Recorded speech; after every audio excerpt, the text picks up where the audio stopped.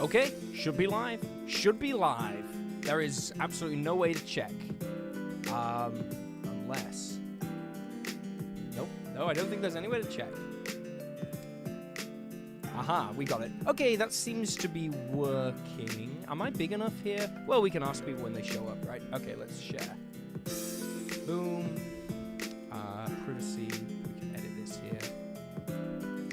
Details. Wow. Really? YouTube? God, YouTube is garbage. Where is the thing? Anyone can send messages, yes.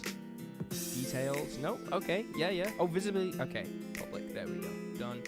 Save. Okay. And now it's Discord o'clock. And people should start popping through any seconds. We're live, baby. We're live, baby. Woo! Woo! There we go. Oh, wait. I should probably tag everyone in that. At everyone. Just be the most annoying person ever. Okay. Yeah. Okay, good. Now, let's see if people have showed up yet. Woo! Yeah, they are. Nice. Okay. Hey, everybody. People have started arriving. Yes. Okay, nice. It's working. Okay, good to see you. Hey, we were supposed to start at 4, but then I thought, you know what? I'm a free man. I don't have to follow what I said. I can come in early. It's great to see you all. Woo! Oh my goodness. Okay, so let me just start by walking. Oh, this is gonna be so difficult, isn't it? I want to be looking over here, which is where the camera is, but the chat is right here. So there's got to be a way to move chat around, right? Pop out chats. Boom. There we go. There we go. Pop out chat. Boom. Yeah, it's lovely to have you all here. Thanks so much. It's going to be really cool. Okay, so if I put chat here, you'll be able to see chat. And then, if I go to Microsoft Power Tools, we all worked this out last time.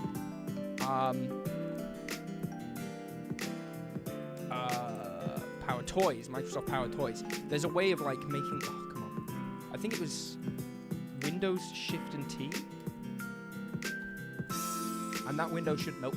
There's a way of making it so the chat window stays on top. So bear with me, guys. I know this is gonna be uber very cringe. For the thing. But there will be a way for me to lock this in place. So Microsoft Power Tools, lock window. Here we go.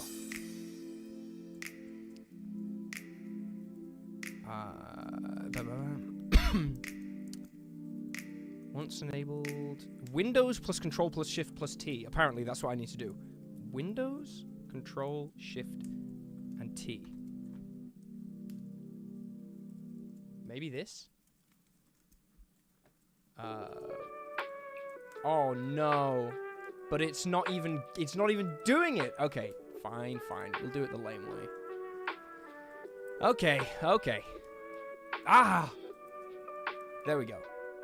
Does that look okay to you guys? Can you see chat? Hello. Okay, that's chat. Okay, that's definitely chat working. Okay, there's a lot I need to do. I probably should have done some stuff beforehand. Now that I think about it, to set it up. But also, that I think that's just coward talk. And I didn't get where I am by being a coward. So, I'm going to do this live. I'm going to have a horrific viewing experience. But we're going to learn on the way. 91 viewers as well. That's crazy. I shouldn't look at that, though. That's going to get me distracted. Thanks, Zendris. Thanks so much. Yeah, 500k is crazy. Although, to be honest, I don't really... at the same time, it's like, it's completely arbitrary. It's not like... like big number make no difference, right? It's about if you enjoy making the content, which I am having a great time. But yeah, big number is big number. You can't deny that. Like 500,000 people, that's kind of whack. So let me just look at this. Okay, so I should be able to set up the most important thing about today, which is the charity sponsor. Well, they're not a sponsor. We're just doing this for charity. I got an email from a guy a few weeks ago. They were like, yo, do you want to do something for charity? I was like, you bet your patootie I do. Penguin D&D, what's your opinion on Valdez Spire's Secrets? I did an ad read for them years ago. I haven't read it all the way through. I haven't read it in years, but from what I saw, it was great.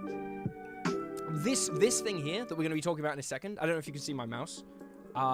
This thing, yeah, this is something I've made, and I believe there is one of these in Valda's Spire Secrets, but mine is very different.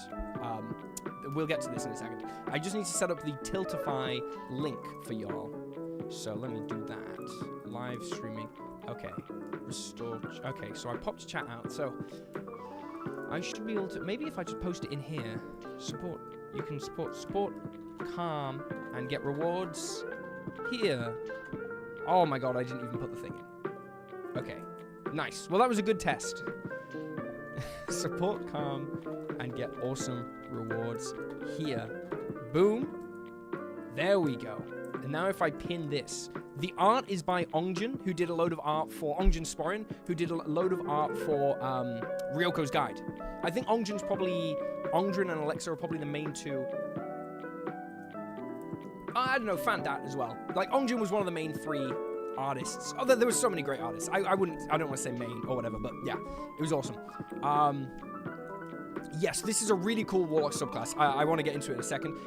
Let's take this one step at a time, though. So if you click on the link up the top, maybe I can just do it. Boom. Okay. So this is the, can y'all see me? Yeah, you can. Okay, good. This is the fundraising thing. So basically, Calm is an anti-suicide charity. They're a suicide awareness and prevention charity. So get this. I didn't know this, but it is kind of spooky to think about. Spooky, I don't know. It's basically 1 in 5 people will have suicidal thoughts in their life, which means, on average, right? We've got like 89 views right now. I think so. That's like what, like 20 people here already. At some point in their lives. Basically, Calm is all about providing resources to people who are going through that, and also, like, just support if you need it. And basically, this is part of a Jingle Jam thing, and I've got a bunch of rewards going as well. So if you donate at any time, you can donate like £5, and I will say anything you tell me to say within. I don't want to say within reason. It can be pretty unreasonable as long as you're not telling me to say anything, actually racist. Or like homophobic or anything like that, any like nonsense, but anything else, I will say. So yeah, if you ever wanted to hear me say, well, I'll let you use your imagination on that, really. What happened? Okay, no, that's fine. Cool. For £10, if I will toast you or roast you, it's up to you. You can just give me a bit of information about yourself in your donation message, and you can be like, yo, roast me, and I'll just improvise a roast, or you can be to toast me, and I'll hype you up. For $20, you can give me any D&D class, subclass, species, or concept, and we'll create a fun combo for it live right away. So if you want, like, if you've been like, yo, make a combo for the leprechaun rogue or something that I've never even heard of, but like, oh my god, that's the thing. We'll do it live. We'll go and make a broken combo for whatever build you're running right now. We will dig into it and we'll make it happen. The Jingle Jam collection, this is on every single one that those guys do. That's 35. You get a bunch of stuff, like loads of PC games. It's not like D&D related, but it's a great deal. For £35, it's a crazy deal. And then for £50, you get the Ryoko's Guide double book deal. So it's just PDFs only. It's PDFs, but it's 2 PDFs. It's the Ryoko's Guide book PDF and the Wrath of the Kaiju Adventure book PDF. For £50, you get both. Together, they'd normally be 60. And all of it goes to charity. And also, I should say, everything we raise up to £2,000 is doubled. So if we raise 2,000, we've actually raised 4,000, which is crazy, right? So if you donate 20, you're actually donating 40. If you donate 5, you're actually donating 10, which is like ridiculous. So that's kind of, it's hard to hear you over the music. Oh, did this ruin everything? Do I have to do all of that again? It's lucky I have nothing to do apart from this today. Is that better? Is that better volume, guys? Is that better volume? Just let me know, guys, if that's better volume. And we'll keep checking in on the Tiltify link, I think. I think that's the best way. That's the only way to do it, right? We've got to keep checking in constantly. Okay, well, I've knocked the music down. If it is now too quiet, feel free to knock it back up again. Yeah, okay, nice. Yeah, I want to. Yeah, we did sort of workshop this at the last YouTube members live stream, which was really fun. But basically, the YouTube members, I do public Private, like, well, private. Like, we have, like, YouTube and Patreon members hop on a live stream. We're starting doing them monthly. We did workshop, like, a lot of the really prescient tech issues, so hopefully those will be dealt with. Yeah, I mean, Oozemaster, it is at the top there, so it is in the pinned message. If you click that, it should be good. If you click where it says support Calm and get awesome rewards here, that will take you direct to the link. We'll have to see. I can't donate myself because it'll put my information, like my bank information, on the thing. But if someone can donate so we can make sure that it's working, let me know in chat if you do. Yeah, and then we'll know. We're off to the races. Yeah, me too. The hardcover to Ryoko's, yeah. The print test is happening right now, so it is really exciting. But it'll be a little while. Yes. But yeah, I'm going to keep mentioning that throughout the stream. But we've got hours and hours to go. So we'll keep an eye on this, and we'll try and make sure that it makes it there. But also, as part of this thing for Calm, I made a subclass. So this art is by Ongjin Sporin on Instagram. You should definitely check them out. In fact, I'll link them in right now. They're a wonderful person, an incredible artist. I think absolutely one of the best in the industry. They did the art, and I just reached out to them. They did a load of art for Ryoko as well, and I was like, hey, can we use this for this thing? That he was a piece he'd already done. He was like, yeah, just for free. He just like let us have it, which is crazy. So it's beautiful, isn't it? Just incredible art. Lovely guy. Definitely worth following. Just if you like good art. But anyway, so let's dive into this, the Future Self Warlock. So this is the first thing. So I'll release this publicly to like today as well. I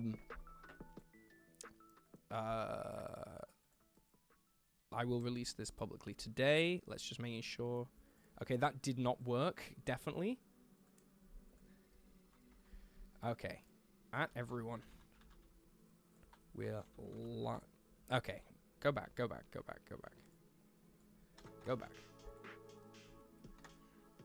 Okay.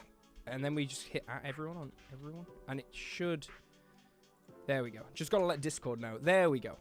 Cool. Sorry for the ping. There we go. Cool. Yes. Okay, so let's dive in. Across the infinite multiverse, power can be found in the most unlikely of places. While some barter strength from gods and demons, yours come from a source even more incredible: yourself across time. Your patron is you from the future, a future of hope, warmth, and light that shines back to the present and illuminates a path forward. The magic of you in a place beyond the now echoes across decades, bringing hazy visions of events yet to come, fragments of power you will one day possess, and faith in a future worth fighting for. So this is basically this is subclass I wrote, and basically, as it sounds, you in the future, after you've finished all your adventuring, you're sending power back to the present to make sure that you survive. That's how it works. So let's dive in. Very cool subclass, in my opinion. Yes, and art kindly provided by Ongjin Sporin. I should also say as well that Doug did the layout for this, Doug Wallace. Great guy as well. So, subclass features. First one is Hope. This is a 3rd level. So this is using the 2024 thing where you get your subclass at level 3. But you could easily change it to level 1 if you wanted. Okay, so Hope. The connection forged through time with your future self fortifies you with an unshakable faith in the future. When you roll a natural 1 on a d20 test, so that's an attack roll, ability check, or saving throw, you gain heroic inspiration if you don't already have it. In addition, you gain heroic inspiration whenever you finish short or long rest. So, this is pretty, I want to say a pretty good reliability feature that triggers if you get unlucky. It doesn't stack great with advantage because you're rolling twice and keeping the highest, but this subclass doesn't give you advantage so much as it gives other people disadvantage, so I think that works out quite well. Basically, just a nice little ribbon feature to kick off. We've got some good spells here. The power of your future self spirals across time, vitalizing your present self with magic. When you reach a warlock level specified in the future self spells table, you thereafter always have the listed spells prepared. So you get Bless, Calm Emotions, Guidance, Protection from Evil and Good, and Spiritual Weapon. I think Spiritual Weapon and Bless are definitely the standout ones here. which is very nice. You also get Clairvoyance and Haste. Haste is a nice spell. I don't know if it's going to be like the best one, but it felt very relevant. Like there's kind of like this theme of energy coming across time as well. Death Ward is obviously, and Resilient Sphere, some really good defensive options, and then Scrying and Telekinesis, some handy little utility options here. And yes, Guidance is great out of combat. And the main feature, the main big feature at 3rd level is Guiding Memory. So this is kind of something to think about. It's quite a doozy. But when you cast a spell that requires concentration from your future spells table, so it has to be Bless, or Spiritual Weapon, or Protection from Evil and Good, or at 3rd level, and then Haste later on, and Resilient Sphere later on as well. So basically, when one of these spells requires concentration, you can choose to focus your arcane energies on deepening the connection between the present and the future. Doing so gives you a hazy glimpse into the memory of your future self, aiding you in avoiding harm. So that's just the flavor. So basically, when you're concentrating on a Warlock spell from that table, for as long as you're concentrating on it, you have advantage on dex saving throws, and attack rolls made against you have disadvantage. So basically, while you're concentrating, you are harder to hit. And, you, of course, also have advantage on dex saves. So, hey, Inside Checks here. Hey, man, great to see you. Woo! Let's just swing back. Whoa, 25 raised already. That is amazing. Oh, hell yeah. Did we get to see who did it? Mayday said, D&D Shorts will run a one-shot for Mayday and 3 of their friends. Haha, JK. Love your channel and your beard. Thanks so much, Mayday. That's so awesome. And Noah T says, hello from Disney World. Here's the build, the Ultimate Scion. Gith Yankee, Githzerai. Okay, you know what I'm going to do, Noah T? I'm going to finish up talking about the Warlock, and then we'll come and dive into this. We got a lot to do. We definitely got time. But we can build something around here. Use as many as you feel like. Okay, yes. So we'll be making a build around that. And Noah's in Disney World. That's crazy. It's great to see everyone here. Yeah. Let me know, guys, in chat, please let me know if anything goes crazy. Because I'm not keeping an eye on the stream. But yeah, it'll be fine.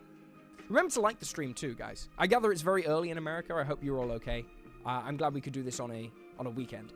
But yes, so basically, really good defensive feature. I think this is really fun. Basically, you can be a Warlock who can cast Bless, which is already great, and you can is it basically 11? Oh, okay, it's not that. It's not that bad. It's 8 a.m. I think it depends where you are. Maybe people in Cali, it's about 8 a.m. But yes, basically, it gives you a boost while you're concentrating. So hopefully, you can hold on to that concentration for longer. Okay, at 6th level, you've got Not Today. Yeah. But, yeah, lurk away, Wine Tao. I hope that's right. Lurk away, my friend. In moments of catastrophe, you are fortified with the vitality of your future self. When you're reduced to 0 hit points but not killed outright, you can drop to 1 hit point instead. You regain a number of hit points equal to 2 times your Warlock level, and you gain a bonus to AC and saving throws equal to your Charisma modifier until the end of this turn. Once you use this feature, you can't do so again until you finish a long rest. So basically, for that one turn, you become very, very hard to kill. Like, if someone knocks you out, you bounce back. I mean, at this level, you're bouncing back at 13 hit points, right? And then you gain, like a +5 to your AC and saving throws until the end of that turn. So it gives you that a little bit more staying power, basically, because one thing I never really liked about the Orc Relentless Endurance trait is that you jump back up at 1 hit point, but then if a bear is mauling you, they just hit you again and you fall to 0 immediately. So this hopefully protects you against that. So very just a nice little staying power. You know, we got to keep things balanced. Couldn't go too crazy. Future Visions. This is pretty cool. This is like, I like to call this one like a balanced Silvery Barbs. Let me know what you think. So you receive a bolt of memory from your future self. This is at 10th level, granting you split-second insight into events about to unfold. When a creature you can see within 30 feet of you succeeds on an attack roll or ability check, or fails a d20 test, you can use your reaction to re-roll the d20. The creature must use the new result. So basically, you can force enemies to re-roll ability checks and attack rolls, but not saving throws, and you can re-roll your allies' saving throws, attack rolls, or ability checks. So, yeah, it's balanced Silvery Barbs. And you can do it a number of times equal to your Charisma modifier, regaining all expended uses upon finishing a long rest. So you've got this really nice I'm talking up right now, aren't I? You should see, I made a short about this. I make it sound like I'm a genius, like I'm so in love with myself. Like, I made the coolest Warlock subclass ever. But I think this is really nice support Warlock. And yes, a balanced silvery barbs, basically, as a feature. You can't force enemies to reroll saving throws. But yeah, it's wonderful to be here. I got to keep refreshing the Tiltify.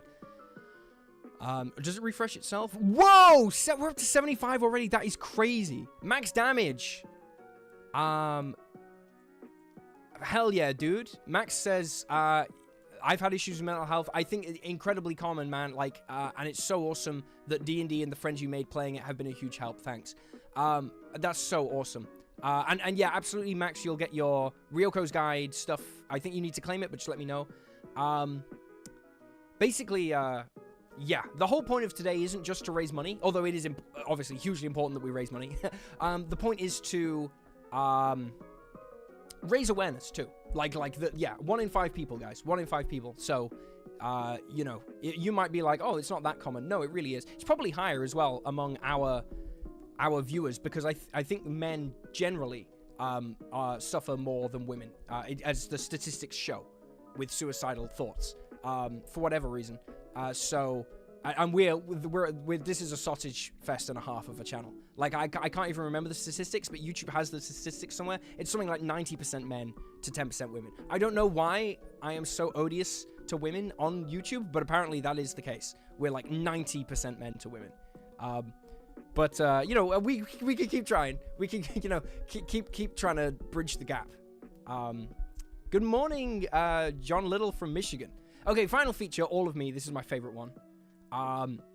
At the start of your turn, you can channel your arcane power into a shining instant of temporal unity. Echoes of yourself across all of the time you've been alive, from a child to your current self and into the future, converge into a single moment. You are more than the present you. This turn, you can take 1 additional action. In addition, you can cast 1 leveled Warlock spell this turn without expending a spell slot. So, that will have to be a spell you know, obviously. But this is absolutely crazy, right? Because they changed the rules so fighters could no longer cast spells with the action surge, but because you get a free casting of a Warlock spell and you get a free action, you basically get to cast 2 spells on the same turn. I'm sure people can go absolutely wild with this, especially at higher levels. You do gain a point of exhaustion after doing this, and you can only do it once per long rest, but it's worth it. This is absolutely crackers. Even if you just use this to cast Eldritch Blast twice and just fire off 8 beams of Eldritch Blast at 17th level, that would still be bonkers, you know. But yeah, so basically I'll release this later. I mean, you can see it now. You can screen cap it if you want, but I'll be putting it up. I'll put up a community post with this on. And yeah, this was for calm, as you can see. But the point that I was going for with the subclass is that it's important to remember that the present is not it's not everything there is, right? Like there is a version of you in the future which looks back at us now and laughs. Hey, Roland's here. Roland is an absolute hero. Is there a way to? I'm pretty sure. I don't know. I thought there was a way to like messages. It's great to see you, Roland. Roland's like an OG supporter of the channel. Absolute legend. It's lovely to see you, man. Roland and I gamed just last week as well. But yes. Anyway. Yeah, I'll be releasing this later. I'll drop a link to it. But, you know, obviously... Whoa. Obviously, a huge part of this is... this is for anybody. I think this is the UK number, but it's for anyone live chat and WhatsApp. It's there for a reason, guys. You know, it's there for a reason. Like, these services wouldn't exist if they weren't used. So, you know, if you need them, use them. There's nothing wrong with using them if they're there. My mum used to work at a similar kind of charity called the Samaritans. I don't know if they exist in America. But basically, it's a mental health support charity. They're like a Christian charity, I think. A Good Samaritan kind of theming. But yeah, and, you know, they people save lives. But it's there for a reason. Like, if you are struggling right now, there's absolutely nothing wrong with talking to these people. It's literally what they're there for. You just drop them a message. You can be like, dude, shit sucks right now. And they'll be like, okay, let's talk through it. You know, it can really help in a way that, you know, I couldn't personally. because I don't know what I'm talking about or doing. But hopefully, you know, that's a huge part of it. And if you believe in supporting people, if you want people to be able to keep going, you can support with the pinned link. We've got another one. That is crazy. Another one from... Wait, oh, I've got to refresh, I think. 130 already. From Imperic.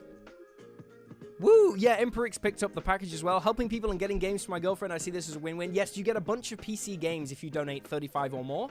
Awesome Christmas gift, you know, just saying. And remember, everything we've raised today is doubled up to $2,000. So if we raise, like, we've raised 130, but actually we've raised 260. So, you know, that's like optimizing. Like, you know, we talk about optimizing on the channel, even though I'm not an optimizer. I never claimed that. But people seem to call me that. It's not true, but they do. They lump me in with that crew. But, you know, talking about optimizing, just doubling your money, that is crackers. So, yeah, thanks so much to everyone who is supporting. Oh, and another 5 came through. Have I got to read something out?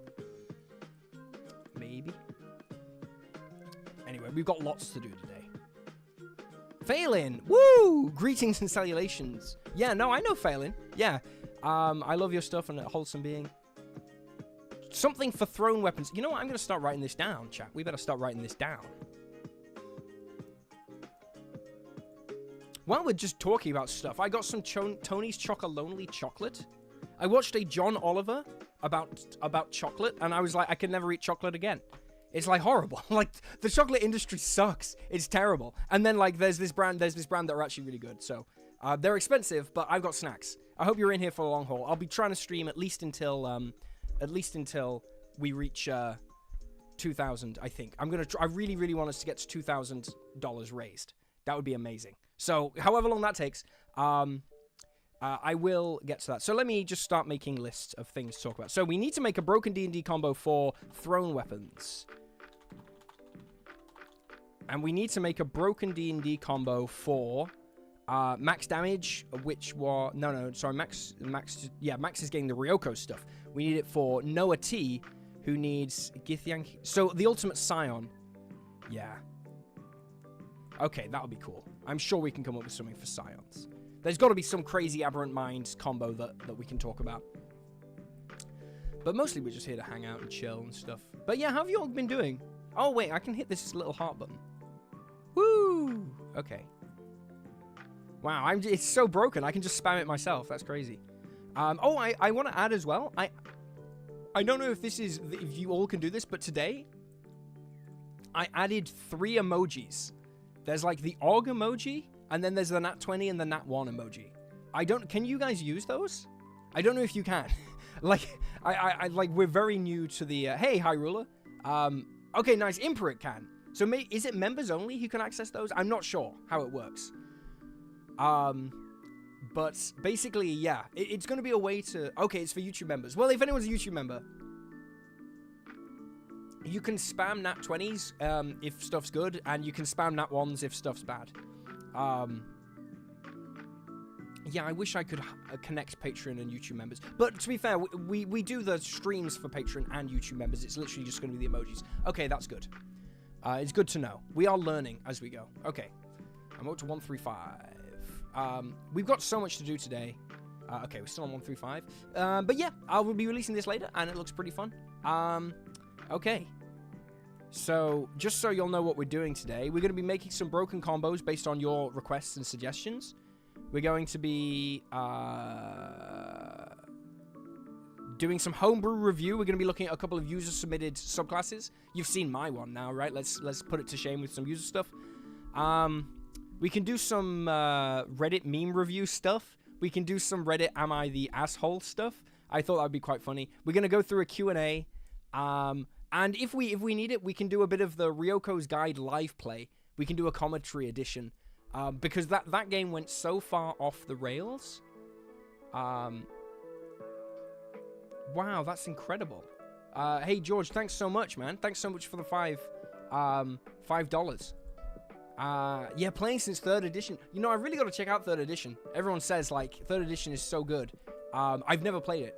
I've never played Pathfinder either, which I know is kind of like the 3rd edition plus. It's kind of like the DC 20. What DC 20 is to 5th edition, Pathfinder is to 3rd edition. Okay. But yeah, I'll definitely give it a shot. Okay. In the meantime, let me bring this over here. Whoa. Am I on... Oh, I'm on Google right now. That's why. Okay. XP level 3's lowest rated homebrew videos are so good. To be honest, I don't know how to even look at homebrew on D&D Beyond. But I gather you can. Somehow. So we will. Yeah, we can take a look. Again, you know, I'm not too precious about this being particularly clean. It's just not really in my style. I'm a pretty unkempt person. But what we can do right now is start on the Q&A. Bada bing. This should hopefully work. Oh, that's horrible. Isn't that horrible? Isn't that like, where's the dark mode? Boom, there we go. Phew! We nearly got cancelled by everyone, I'm sure. So we can do some Q&A stuff. So if you guys have any questions you want me to talk about as well, I'll do it on the side. We're going to be keeping track of this, of course. Are you kidding me? That's crazy, guys. There's a calm down. Yeah, so this is it. We've got we are doubling everything. And we only have 6 hours and 57 minutes. Okay, so that's the aim, chat. I don't know if, you know, y'all don't have to stay the whole time, but the aim is to get to 2,000 by... in 6 hours. I might need to get pizza or something. We're on 425 already. That is unbelievable. What? Has someone just gone... Did someone just donate, like, a huge amount? 55 from Direwolf. Wow. Create an... Oh, that's a cool idea. Isn't that like a Magic the Gathering thing? Nephilim? We can mess around with a Nephilim race. 50 from Monkey. Thank you so much. And this is all doubled. Okay, guys. So, you know the plan. You know the scheme. We've done... Everything you give is doubled. And, yeah. It's currently at 500. Our real goal is 2,000. We're going to make this happen. I'll send you a link. Imperic. Yeah, feel free to DM me, Imperic, if you want. We can take a look at that later. Like I say, we've got a lot of time. Yes. God, you guys are so awesome. This is... I genuinely say... all the time, I brag to other YouTubers about how good specifically our community is, and it's so true. I don't know why, particularly, it is as good as it is. I don't think it's fair. It's, like, not justified. I think maybe it's because, like, it's a pretty casual vibe. Like, it's very un-gatekeepery, you know what I mean? But I do feel like the D&D Shorts community, like, we do so much more than everyone else does. I don't know. It's just so much better. Y'all are just so much better. Than everyone else. Like, it just kicks ass. But anyway. Yeah. If for anyone who just got here, we're raising money for Calm, a suicide prevention charity. Oh my god, we've just... It's going up so quickly. This is whack. Okay, yeah. We're up to 825. That's... Okay, and yeah, we're raising money for Calm. We're aiming for 2,000 raised, and we're doing a bunch of stuff today. Like, suggest ideas that you think will be funny. If anyone wants, yeah, we can just chat stuff. We can review stuff. We can watch other people's stuff. I know Joe Cat did a video. Probably don't want to just sit here and watch Joe Cat's videos. It'll make everyone remember how much better he is. It was great to have Joe Cat back, though. I didn't make a video about it. A lot of people asked me, like, oh, you should make a video about Joe Cat being back. And I didn't because, I don't want to just, I feel like that's his thing, you know? Like, it was his journey. And I think it's awesome that he's back. And I'm so happy. And I know we made a video when he left. Now that he's back, like, you know, in case you didn't know he's back, he's back. But I'm not going to do a video like, Joe Cat came back. What does this mean? Blah, blah, blah. Nah. That's him, man. It's all him. You know, I don't want him to feel like, or anyone to feel like we're just chasing Joe Cat all the time. Like, you know, but it's good to have him back. Yeah, I'll stay streaming. Absolutely, Master, we're staying streaming. But anyway, yeah, in case anyone missed that Joe Cat was back, he's back, and he dropped like an hour-long video as well, which I haven't watched yet, so we will be doing that. Probably not live, but we will do that. Anyhow, chocolate time. I've got a Monster Energy as well, with 0 sugar, so no one can ever say, look, chocolate and Monster Energy, this is what it means to be like a streamer, right? Like, this is it. We did it. Okay. Y'all want to hear like some ASMR chocolate eating? Nice, okay. 835, we're doing so well. This is crazy, 835, and then it says the 500 goal is here. I think this is factoring in the double donation. So we've actually raised 350. Yeah, okay, so we need to get to 2,000. Yeah, I see where we're going. There is a long way to go. Yes, yeah. If everyone can like the stream, it will get shared more, and then we'll get more people to donate to stopping, like to mental health awareness and stuff. Thank you for reminding me. Yeah, it does come in. It comes in like a small bar as well. Tony's Chocolonely. It does come in like a small bar, so it's pretty good. Anyway, Q&A. If anyone has any questions, hey everybody. Like that looks like Red Dragon with numbers. Good to see you, man. Yeah, if anyone has any questions while I go through this as well, just ask them in chat, and I will see them. If anyone super chats, that's amazing. Thank you so much. Although for this stream, generally, the best way to support is to donate here and get some awesome free stuff. Like, well, it's not free. You're donating, but wow, Ragnar donated 100, like effectively 200. That is crazy. Ragnar, are you in chat? Ragnar, that's you are so awesome. Thank you so much. Engaging gaming. Any idea when the physical Ryoko's book? It's on schedule, so it should be the end of Q1 this year, maybe early Q2. So that's like March. Maybe it'll be April, May. So it basically depends on if we can get the big print done before Chinese New Year.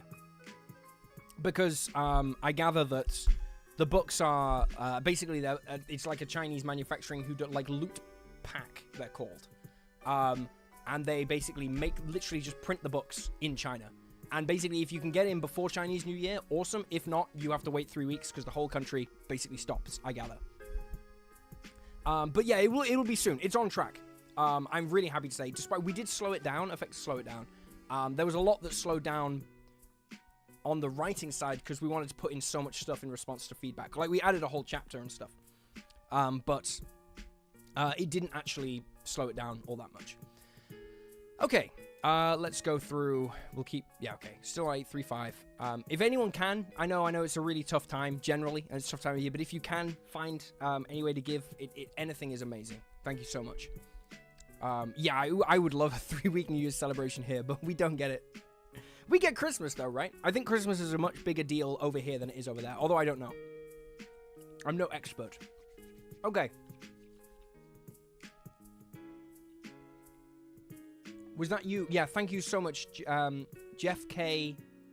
1313. Thank you so much. I wish there was a way to like heart a message, but I can't. But yeah, you're amazing. Thank you. That was seriously awesome. Okay. So, I guess I'll ask Empiric, what's my favorite class in Ryoko's Guide? Oh, man. My favorite... I mean, it's like picking between your children, isn't it, right? Like, that's literally the thing. I did the mechanical side of Ryoko's Guide, so... I really, really like the Spirit Caller Sorcerer in terms of, like, theme, where you can summon, like, you summon your soul as, like, a spirit, and it fights with you. I think that's really cool. I think, what else? Oh, man. I was rereading the Ronin just the other day, because that was the first one I made, I think. I think it was the first one I made, maybe. And I was like, man, this is really cool. The Element Bender is, of course, awesome, right? But you'll know that if you've seen it. Like, it's very cool. Man, I don't know. I couldn't say, honestly. I really think... Catch me at a different time of day and I could give you a different answer. Subclasses. I really like the path of the Kaiju Barbarian is very cool. The way it has so many... there's so many splitting options in that. It's kind of like the Totem Barbarian from 2014 D&D, where you can pick different options all the way through. I think that's a really cool subclass. Yeah. I think the Barbarian's really cool. But they're all good. Like, genuinely, there's not a subclass in that book where I'm like, oh, that didn't really come out the way I wanted. No, I think they're all really, really cool. But yeah. Twindadurst says, what's your favorite aura spell in D&D? Spells that create an aura, huh?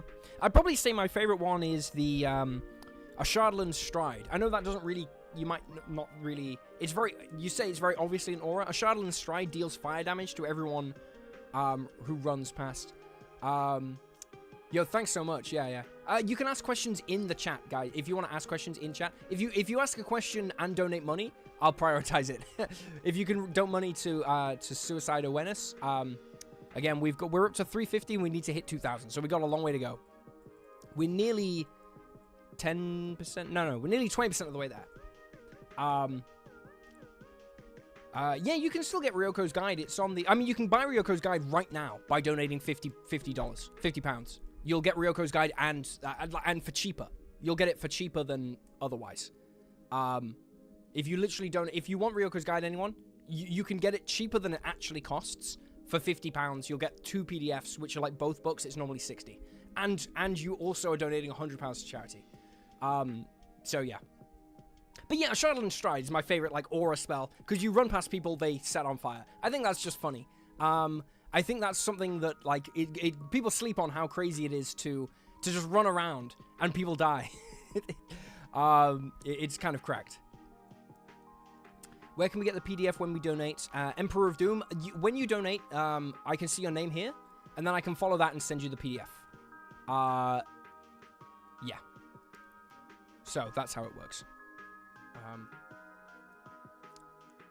I'll do it at the end of this stream. And if you, I should add as well, there was a stream a couple of weeks ago for Make-A-Wish.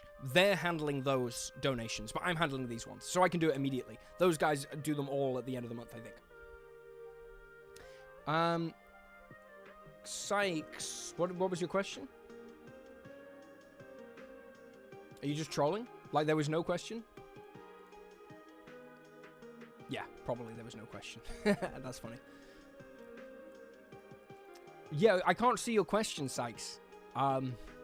Okay, so Ashardlan's Stride. Yes, yeah, exactly. Tempest Cleric, that's hilarious. Ashardlan's Stride, Tempest Cleric, Transmute Metamagic. That's probably worth making a D&D combo video about. That's so funny. Actually, yeah, okay, let's go back to the Q&A. We got lots to go through. What color are my D&D shorts? I actually have a pair of shorts that I wear whenever I go to America and it's hot. I wear shorts, and they are kind of like orange. I don't want to like hunt around my room for them right now, but they are, yeah, they are like orange, and that's it's not. I bet that's not the color you're expecting, huh? It's not the color I was expecting either. Okay, Sykes saying, is the Spores Druid backwards compatible? Yeah, it is. All of them are. Like, all of them are... oh, Symbiotic Entity. You're asking specifically about that. Yeah, oh yeah, totally. Yeah, there's nothing here that wouldn't be backwards compatible. I mean, you get it at level 3 now, not level 2, but that's it. But honestly, I wouldn't worry too much about backwards... Like, you know, backwards compatibility... backwards compatibility is a term that Wizards of the Coast use to sell material, right? Like backwards it means nothing. Like, what do you allow in your games is the question. That's the only thing that matters at all. Like, whatever Wizards of the Coast say you should or shouldn't do is nonsense. You know, you put in whatever you like into your games. So if you want it in your games, yeah, put it in. And yes, it is therefore backwards compatible. Batstar. I can't see your old question, Batstar, so I don't know. Sorry. But we are going through them. How's my nephew and family doing? I have 2 nephews. I assume you're talking about. I actually have 4 nephews, but the 2 older ones, they've been nephews forever. They're like 9. My family's doing great. Yeah, they're really, really good. Thank you for your concern. But the illness that Atticus had, CDH, it's sort of like once it's better, it's better. It's not like a lingering illness, very luckily. So once you're better from it, you don't need to keep going to the hospital or anything like that. It's very fortunately. So, luckily, from here on out, presuming like nothing crazy happens, it should all be fine. And JF 1313 says, "What's your favorite class?" Oh man, it changes. It changes. I like Warlocks a lot. I think Warlock is probably my favorite class. Warlock is probably my favorite class, honestly. I love Eldritch Blast. I love the customize. I think Warlock is the most customizable class built into itself. I love that. Spring Break, yeah, I probably will do another Daggerheart video when it's out. I think I did too when the thing dropped, and I really enjoyed playing it. I really did. And I think they've changed it quite a lot since then, so I'll probably do another one when it's finished. I think someone else asked somewhere on here. Yeah, about Daggerheart. And I haven't played MCDM's Draw Steel yet. But I do work with someone who's working on Draw Steel quite a lot, Willie Abiel. He works at MCDM. He also contributes to the GM Secret Weapon magazine. Imperic, yes. VO9 is the current version. It's basically the final version. It's just there are a couple of spelling errors which haven't been corrected. But yeah, VO9 it's basically the final version. It's current and it's final, pretty much. V1 will be the final, but obviously that's like the printed version. We've just got a couple of like spelling errors to fix.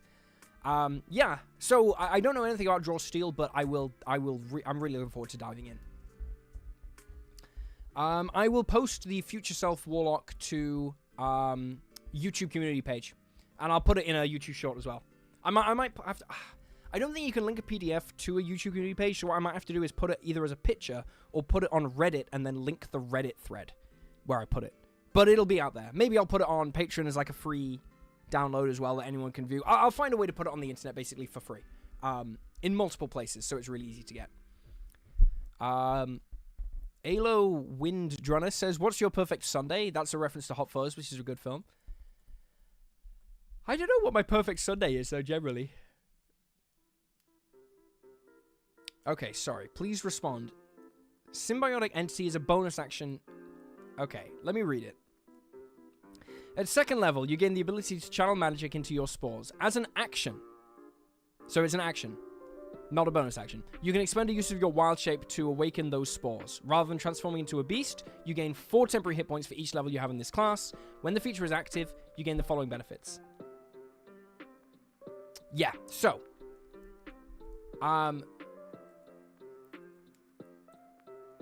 Yes, you're right. It lasts for 10 minutes, but it runs when your HP runs out, your temporary HP runs out, yes. And it's a full action to transform, according to the 2014 rules. You could, however, change it in the 20... You could make it a bonus action and it would be fine. Yeah, Empiric, I might do that.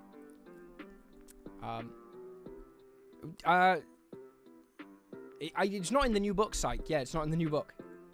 It's literally isn't in the new PHP. So, no, it's not modified. But you can do what you like with it, you know? Oh my god, okay, we've missed so much. I've got to go back. Binary Kitten says, "Best punchy Artificer combo." I literally just made one of these! With the Triton. Yes, okay. Live stream notes. Let's make sure we got this one. Best Nephilim race. And we've got another one from Gnome Father. I've got to say, gnomes rock. And yes, they do. I agree. Gnomes are completely, devastatingly underrated. And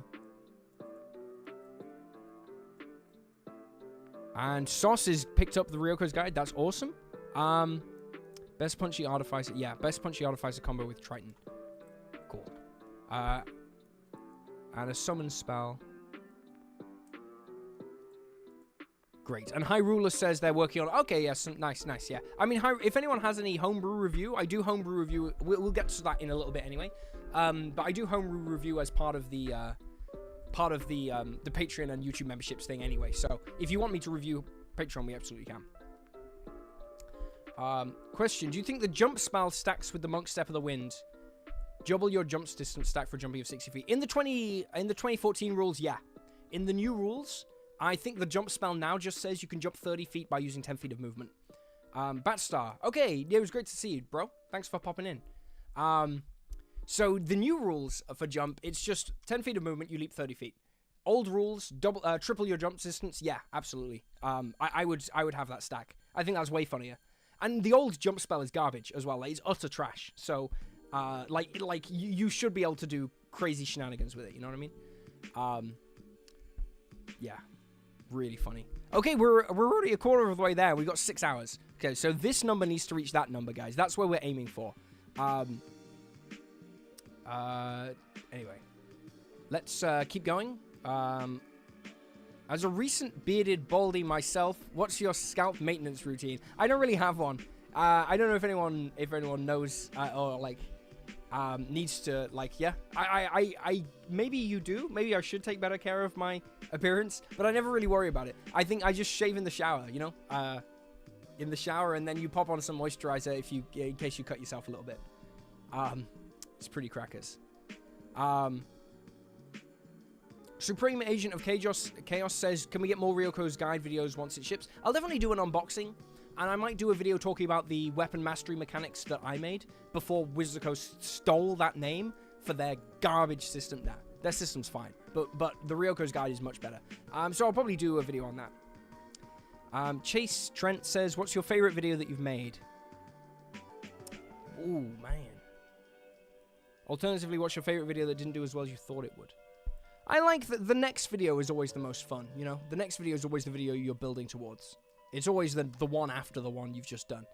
There was an old video that I really liked.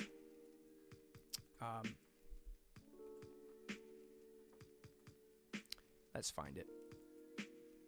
View your channel. This is, oh wow, it'll be on oldest. This video. Man, it was a different time. This video, How to Kill the Beholder, was, this one underperformed a lot on release. I mean, it's done 250,000 views now, 3 years ago. Wow, hasn't time gone? Hey, John F., good to see you. Yo. This video, I mean, this thumbnail was crazy. We were trying to, like, a full Mr. Beast thumbnail. You can see, like, I've messed around with thumbnails a lot. I think this video is the video, this one, Powerful Feats No One Uses. This is the video where I kind of worked out thumbnails that I liked, where it's just text in the top left. You can see I use it a lot now. But yeah, this video I always really liked, How to Kill a Beholder. I remember it a lot, despite it being kind of an underperformer at the time. Oh, is there? Thank you. On Tiltify, there is a button to the right of live donations. I mean, we're doing so well, guys. We've raised 1,465 already. That's bonkers. Like, I know it's like a small thing, but like, well, it's not a small thing. What am I talking about? It's a huge thing. It's like, it feels like a little thing. It's like, wow, 20, well, you know, 20 pounds. What's that doing? You know, how does this make a difference? But 20, you know, 20 pounds, considering it's doubled to 40, it genuinely does. Like, that's an hour of time, or like maybe like 4 hours of time, for someone to be there for someone else who needs them in that moment. I mean, like, how much would you pay? That's kind of how I was trying to think about this stuff. Is like, how much would you give to be like there at the right moment for someone? You know what I mean? Like you can be there a lot for people. Oh, there we go. Live updates. Perfect. Thank you. You can be there a lot for people in life, but actually the really important, you don't get to pick the really important times when it matters. And that is kind of a tragedy, isn't it? Like, we can't, you know, like, you don't get to pick and choose. The best time is definitely, this way you're giving that to someone else. I don't know, it's hard to explain, I guess, but I think this is a really wonderful cause. I think this is a really wonderful cause. But yeah, thank you, Imperic. We found it. Wow. Oh my god. Lord Rahl. Fighter, Eldritch Knight, and Half-Orc. I mean, you guys are basically giving me builds already. I mean, that already sounds like a great build. But yes, we'll come around to it. We will come around to those. I will do these quite soon. I'm realizing that people might be donating and then not... Lord Rahl, that's incredible, by the way. 140. So that's £280 donated. That's absolutely incredible. I don't know the Illrigger, guys. People are asking about the Illrigger. Is that the MCDM one?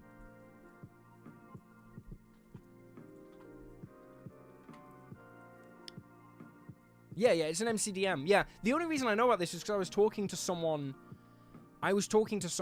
who works at D&D Beyond, and they said, oh, we're importing the Illrigger right now. And I was like, what the hell is that? And they were like, you're an idiot. Like, how are you a YouTuber? Yeah. I've never met Matt Colville. I don't know anything about him as a person, but I do, like I say, I do know some people who work at MCDM, and they're awesome. I think they're a really good company. I think he makes great stuff. But I don't know the Illrigger. I think, I'm really glad. I think the best thing D&D Beyond have done is include content from other people. That's got to be the best thing Wizards of the Coast have done in years. So people are like, oh, you're a bit harsh on them. I'm harsh on every major company for a start, believe me. You just hear me complain about Wizards of the Coast the most, but let me go on Nestle, I tell you, right? They're all terrible. But the best thing they've done is put third-party content on D&D Beyond, because third-party content is the best D&D content out there right now. I can't wait for... I think Heliana's Guide's going on D&D Beyond. I think that will really shake up the whole industry, because the amount of people who won't even look at anything that isn't on D&D Beyond, they just won't even consider it. So they miss all of this stuff. When something as big, as transformative as Heliana's Guide pops up on D&D Beyond and they can see what it's like, it's going to blow people's minds. And Heliana's Guide is like a top 5 homebrew, like third-party content ever made. In case you're wondering, Ryoko's Guide is the best. Yes, it literally is the best. And I'm not just saying that. It is. But Heliana's Guide is like close. I'm really excited for Crooked Moon too. That looked fantastic. That's the Legend of Evantris one. They probably won't update that for a while, Empiric. It's definitely not their priority. They remember, every time a corporation does something good, it's because they're getting money. They don't do anything because it's a nice thing to do, ever. Like, it doesn't even occur to them. They're doing it because they get money, and they're not going to earn money by updating someone else's content to 2024. They just want to put it up there and like, leech off it. But as it happens in this case, I'm fine with that, because it means those creators get money. So, I don't hate companies so much that that when they do a good thing, I'll be like, no, it's horrible. They're doing it for selfish reasons, but other people can benefit too. That's how we make the world a better place, is we make it so the law prevents companies from hurting people, and we make it in their best interest to help people, and then they will. Okay, sorry, we're here. What's your one feel-good food/meal that can instantly turn a situation as horrid as a TPK into a TP? Yay! Wow. I forgot about that TP yay joke. I don't remember where that was from, but that was funny. My favorite feel-good meal. Well, just so y'all know, I'm vegetarian. So when I say a really nice meal, y'all will be like, oh, that's horrible. Like, where's the meat? Sykes, I don't think the Sea Druid is particularly good. It's one of the weaker Druid subclasses. Feel good meal. Okay, I'm gonna write this out for you. The D&D short sandwich. I'm gonna actually write this down because you guys are. Oh, I tagged myself. Whatever. Okay. So it is toasted bread, butter, fried tofu, tomato, cucumber, hummus, guacamole, blue cheese. Okay, they're called crisps in the UK. I think you guys call them potato chips. And then egg over easy. That is the best sandwich ever. And it's something I invented. So you toast the bread, buttered. It says fired tofu, it's fried tofu. Chopped tomato, cucumber, hummus, guacamole. So you put hummus on one slice, guacamole on the other. Then you put the tofu, blue cheese, and yep, you put the crisps, the potato chips, you put them in the sandwich, okay? That is the best sandwich ever invented by man, and I invented it. And I think looking at the way chat's responding, you guys you don't know what I've just given you. Like the fact, I'm guessing, unless every single one of you are playing cool right now, you put butter after you toast the bread. What? Obviously. Don't butter bread and then toast it. Okay. Yeah, remember to toast the bread. Yeah, toast the bread. You don't have it like a soggy sandwich with egg. No. And remember, the egg's over easy. And then you cut it in half and then you eat it. And it's amazing. Okay, yeah. I don't think you guys. I don't know why. I don't know why I bother. Honestly, the fact that you guys are like, well, that sounds interesting. It's like I've literally just given you the holy grail of sandwiches. There, that's good. Aqua Astra gets it. Thank you, Aqua. That sandwich, yeah. That's yeah, it's a sandwich I invented and it's amazing. I like it with we call them walkers in the UK, but Americans call them lays, which is funny because in England, to get laid means to have sex. I don't know if it means that in America, but you've got crisps called sex basically. And the Lay's Sensations Thai chili in that sandwich. Yeah, beautiful. But yeah, you put the crisps in the sandwich. It's wonderful. Or the potato chips. Your whole country is ridiculous, everyone in America. Just so you know. Potato chips, are you kidding me? Because they're chips of potato? Ridiculous. We call them crisps. I don't know why. And what we call chips, you call French fries. Yeah. I've been to America a few times. I liked it a lot. I'm just making sure I haven't missed something. Avery, just wanted to show some support. That's more than some support. That's incredible. Ask if you're playing any video games. Yeah, I play a lot of, I've been watching a show called Gravity Falls. Yes, yeah, oh, believe me, I know England is ridiculous. England is a whole, I mean, to be honest, the whole world is insane, if you ask me. Like, literally, human beings are by default mental. You know, we're just bonkers, every last one of us. But yeah, England is a ridiculous country. It's a joke of a country. But you know, Americans, you call chips French fries, right? So I kind of think you're even more crazy. Yes, okay, that's true. Natalie, I gather that yes, French fries are always skinny, whereas in England we get these chunky chips. Sorry, I wanted to shout out Avery here. If you're playing video games. So recently I've been watching a show called Gravity Falls, which is a kid's show, but it is good. It's very funny, I think, for a kid's show. Anyway. And I've been watching that while playing Yu-Gi-Oh! Master Duel. So I don't know if you guys remember the show, but there's like the game that's in that show. It's a trading card game like Magic the Gathering. And it's kind of fun. And I got to the top rank in Yu-Gi-Oh! Master Duel. I was just blitzing through that. I don't know if anyone, so it's very like, I play for free to play, and it's a very good free to play game. You call them steak fries, huh? Oh, potato wedges. Yeah, just wedges. Yeah. Oh yeah, Yu-Gi-Oh! It's not, well, it's a card game like Magic, but yeah, it's a different type of game. Andre wants to know if D&D Shorts is going to keep playing 5th edition or start talking the 2024. I'm trying to like make videos that sort of cover both. So like, to be honest, it's quite annoying actually as a content creator because I think people are overhyping in their heads a little bit. Wait, turn this on. Yeah. This song's really good actually.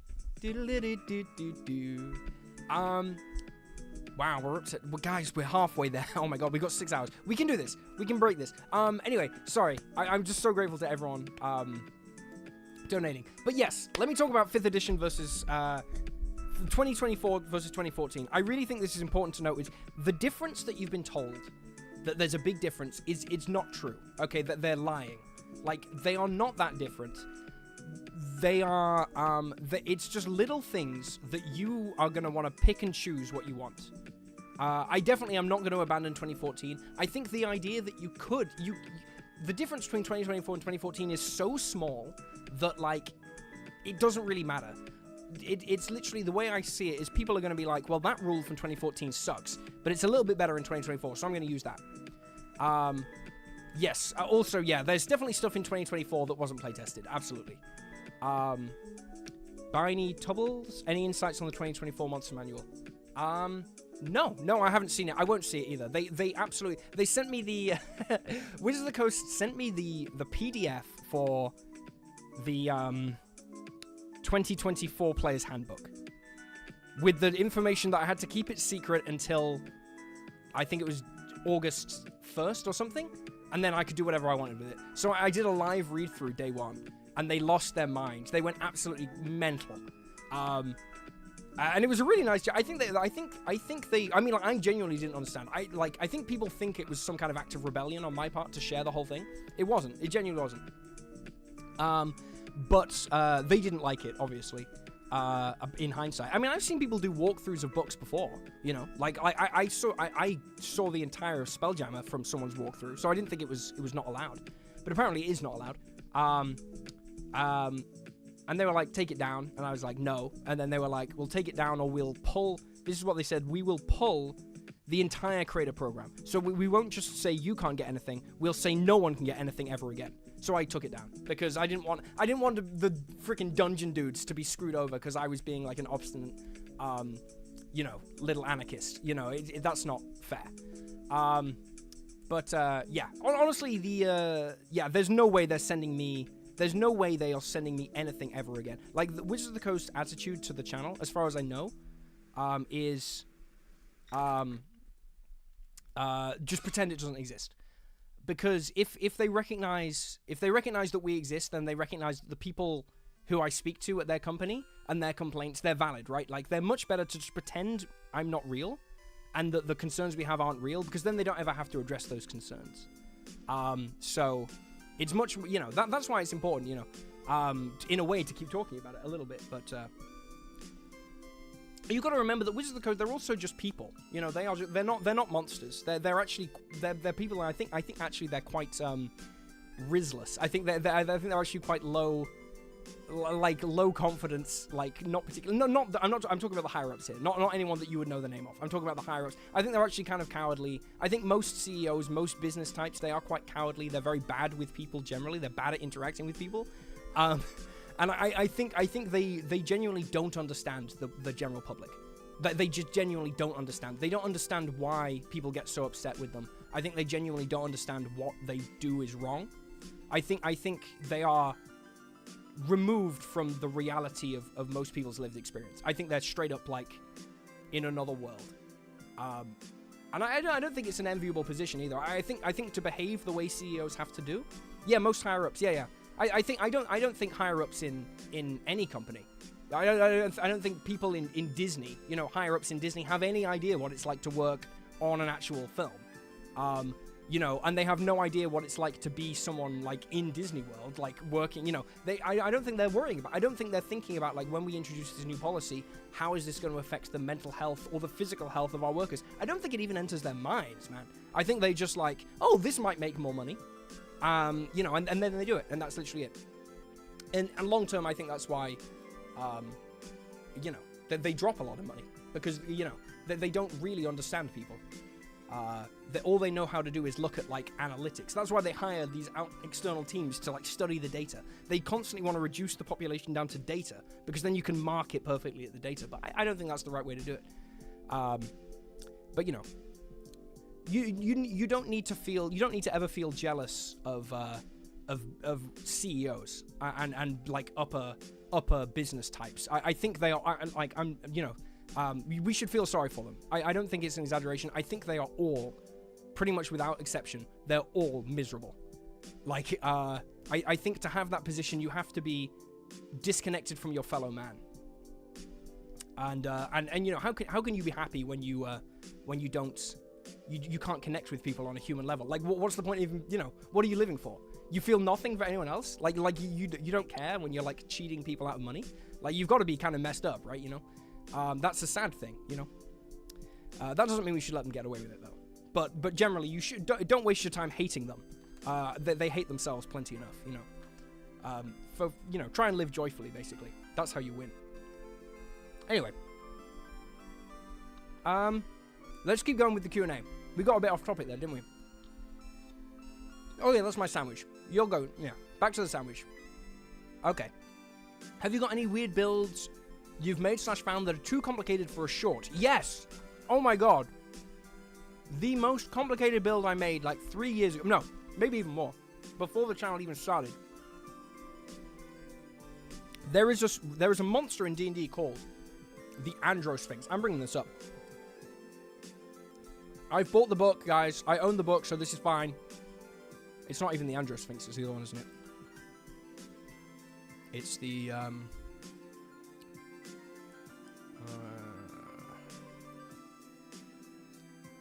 come on. Is it the Gyno Sphinx? Maybe it is the Andro Sphinx. It's one of these two. It is the Andro Sphinx. Man, I'm good. I haven't even thought about this guy in years. Okay.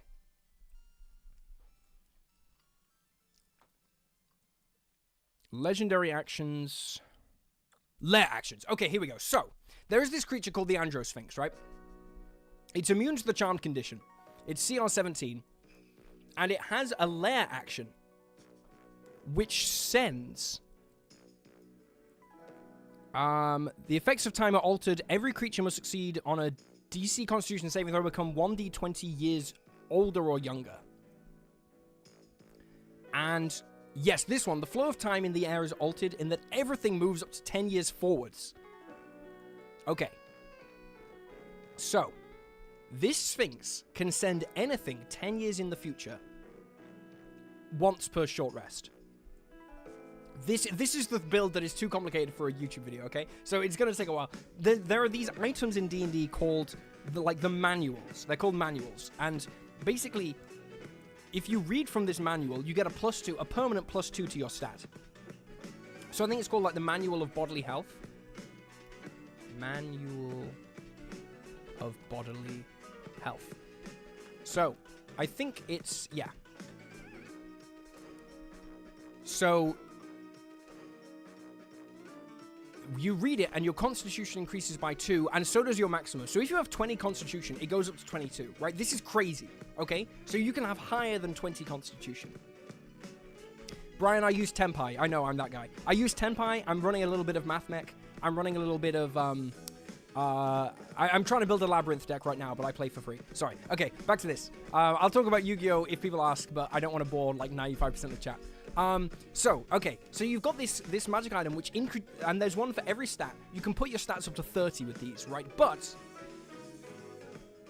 the manual loses magic after you use it once, and it only regains it in a century. However, this thing can send the manual 10 years through time, multiple times a day. So if you could have a best friend, Andro Sphinx, you could send that manual through time 10 times, and then you could read it again a week later. Which is crazy, right? But you can't charm an Andro Sphinx. So the only way to become an Andro Sphinx and do this is to go to its lair, and then you need to use the magic jar trick. And I honestly, this is why I've never made it into a video, because it's not only ridiculously complicated and like very niche, it's also kind of boring to explain. It's like, yeah, magic jar, we know it's a crazy spell.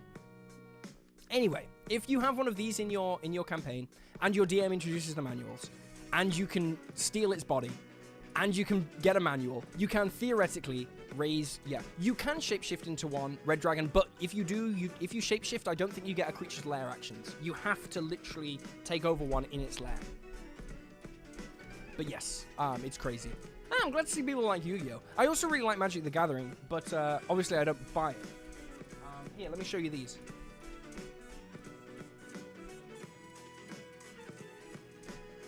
So it turns out, like, for every card game, you can proxy cards. You can just print off your own cards. This is a commander deck of Carth the Lion. Costs about, like, £4 to print a full commander deck. I make this little box out of, like, old milk cartons. Magic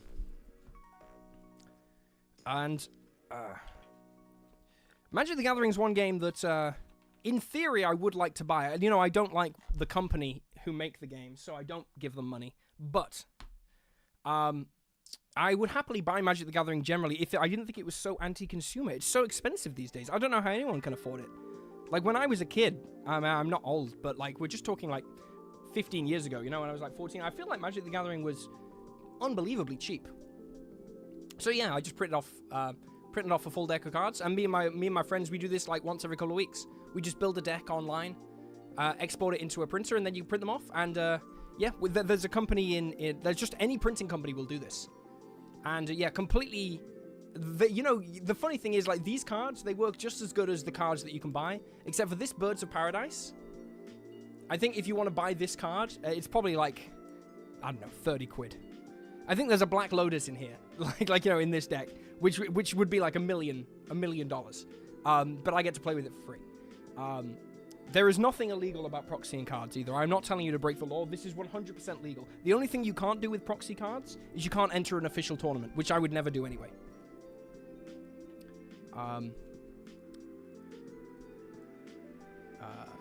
But yes, as long as you're not selling the art, as long as it's for personal use, yeah, you're allowed to print off anything you like. There is no law against printing off art you don't own. There is no law against proxying cards. As I say, you must never sell proxied cards, obviously, and you absolutely must never sell proxied cards pretending that they're real. But for personal use, yeah, you can print off anything. I really recommend it. Very fun. But yes, absolutely do not, don't sell proxies. But yeah, print your own. And in fact, every competitive Magic the Gathering player does run proxies because they test with them. Yeah, Nathan Miracle, you're correct. Yeah, or at least in the United Kingdom. I never looked into. And maybe it's different in America actually. But yes, there is nothing illegal about printing proxies. And Wizards of the Coast have said as much actually. Again, like Wizards of the Coast have no problem with you using proxies. Probably because I mean, it's kind of like them saying like we don't mind, but also like what would they do? They could say actually we hate it. They're not going to stop people doing it. But it's nothing like downloading a movie. Yeah, it's completely legal, but you just must never sell them, and you must obviously never pretend that they're real.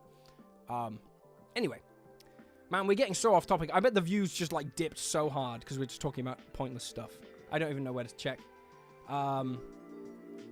I've got 151 views. That's pretty good, especially because it's a Saturday and people are like, in America, they're all waking up. Yes. Yeah, interesting. Anyway, we'll keep going. Do you have any weird builds? Oh, that's the one we just answered? Okay, what inspired you to make your first homebrew world? Man, I feel like you just end up making your first homebrew world by playing D&D, right? Like, you start running it. My first homebrew world is a place called Avantris, which, no, lol. Legends of Avantris, I'm thinking of those. It's a place called Avestris, sorry, which sounds like Avantris, but I didn't know of those guys at the time. And that's just the place where everything... That's a place where everything has, like, a microclimate. So, we could be here right now, and it could be, like, beautiful sunshine, and then literally 2 minutes walk away, it could be, like, a snowstorm. And there's just these, like, ridiculously rigid biomes, microclimates. It's really fun. I made that, that was my first one. It's a really interesting world. And, yeah, beautiful place. I would love to go there, actually. It's full of nice people. My homebrew worlds tend to be very, very peaceful, very utopian. I've got no interest in making a homebrew world where everything sucks. There's enough, like, dark fantasy out there. You can see that in Ryoko's too. If you read through Ryoko's, you'll find there is very little reference to interspecies conflict. Yes, there are some monsters that exist and that kill people, but there is very little in the way of this species hate this species and they fight all the time. Because I personally don't buy it. I think if magic was real in the way that it exists in D&D, there wouldn't be much conflict. There would be no competition for resources at all. Like, it just wouldn't happen. I think it would be kind of utopian. So there are obviously, there's lots of warriors and stuff, but they're more about finding monsters than each other. But that's just the kind of fantasy that I enjoy. I got enough, there's enough person-on-person violence in the real world, right? Like, But, yeah, does anyone in chat have any questions? I feel like we're kind of getting to the end. Favorite D20 dice set is this one. Boop. Always here. This is the one, this is the crimson red metal dragon dice. I think these are actually still for sale on my shop. On D&D, on dndshorts.com. I think you can still get these, but they are limited edition. I don't know if there's many left now. I think they are still up there. They're my favorites. Absolutely beautiful. I don't think you can really tell. This stream is not very good. Like, I'm doing them a horrible injustice by just holding up to the camera like this, but yeah, they're gorgeous. They're hollow. They've got, like, tiny dragons on them. They're crimson metal. Absolutely beautiful. And they're made by a really good company, too. You've got to be extremely careful with your dice manufacturers. There's a lot of dice manufacturers that are basically just massive pollutants with like 3 16-year-olds manning massive machines, just churning out these dice over and over again. That's how people are selling dice for like, you know, $1 for a set or something. Like, they cost pennies to make. It's pretty sus. It's pretty sus. Oh, someone did ask this earlier. Yeah, what spell would you have from D&D in real life? Not wish, and why? So I was actually thinking about this. I think a lot of spells would be broken, even like cantrip level. I think just being able to cast Minor Illusion in real life would be... You'd be like a god with that power. Just being able to cast Firebolt in real life would be... I think the offensive ones, they're not better than a gun, right? So if you wanted to kill people, you'd just get a gun. Not in the UK, you wouldn't, but in America, right? Like, we can't... You know, in the UK, you'd have to get a knife. But, like, something like Cure Wounds would be such an insane... Or Healing Word would be so good. Wouldn't it be amazing to just be able to... Just kind of... On someone's face, just... Like that. Just go up to someone, and you're like... And boom. No more cancer.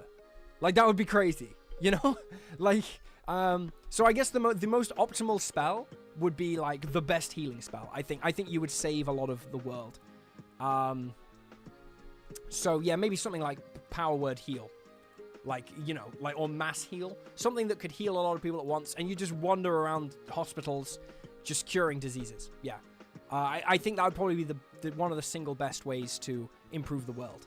That would probably be the one spell I'd pick. But, you know, I mean, there's also options like Revivify is kind of crazy. You know, if you could actually bring people back from the dead in real life. Like True Resurrection.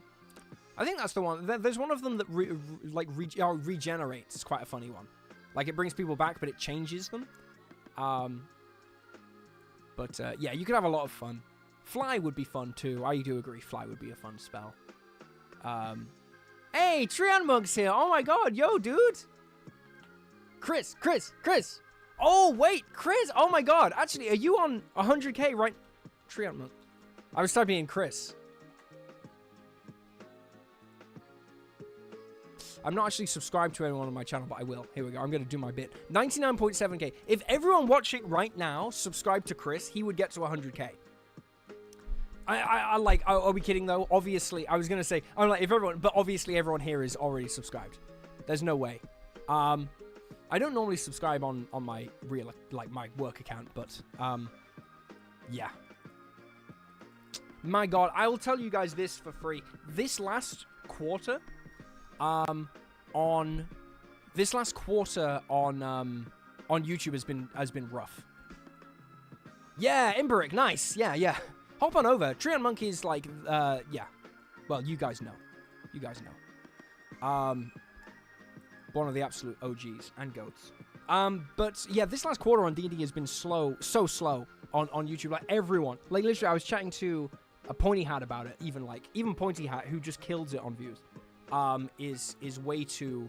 He was saying, like, yeah, I'm just not growing. I'm just not growing at the same way I used to. I was like, yeah, no, dude, everyone is. It's like, I would say I get, like, half the growth since, like, summer than I was before.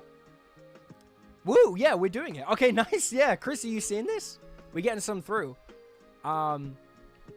Yes, clone would be crazy powerful. Yeah, so, it is really cool to see creators, like, still hitting these milestones. Because, man, it's been rough. I don't know why. I think it's because there's not as many new people coming into the hobby. But it might be like, it might be just algorithm. I think Colby was saying he thinks it's just algorithm based. Colby's probably coming up to 200K. There's a lot that's happening. People are still growing. One thing that hasn't happened this year that normally does is, like, there hasn't been, like, a new channel that's really popped off. Which is a shame, because there's usually one a year. But it doesn't really feel like there has been this year so much, and I don't know why.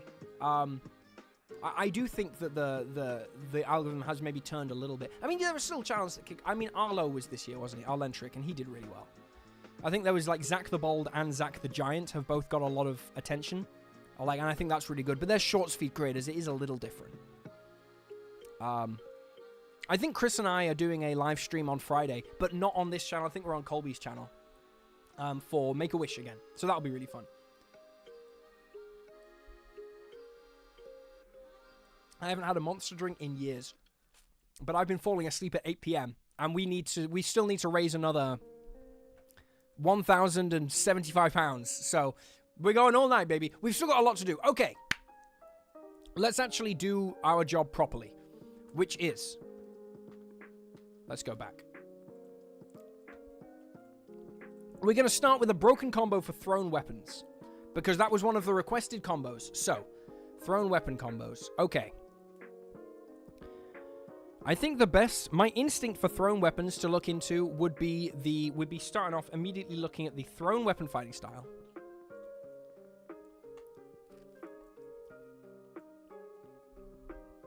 So that's a +2 bonus to the damage, right? And then you can... Thrown weapon fighting is a feat. Okay, this is definitely one of those... Yeah, this is just the same again. Okay, so that's because the fighting styles are feats now. So if you can combine that with the archery fighting style, I'm pretty sure... Yes. So do thrown weapons count as ranged weapons? Do thrown weapons count as ranged weapons? People are asking about Baldur's Gate 3.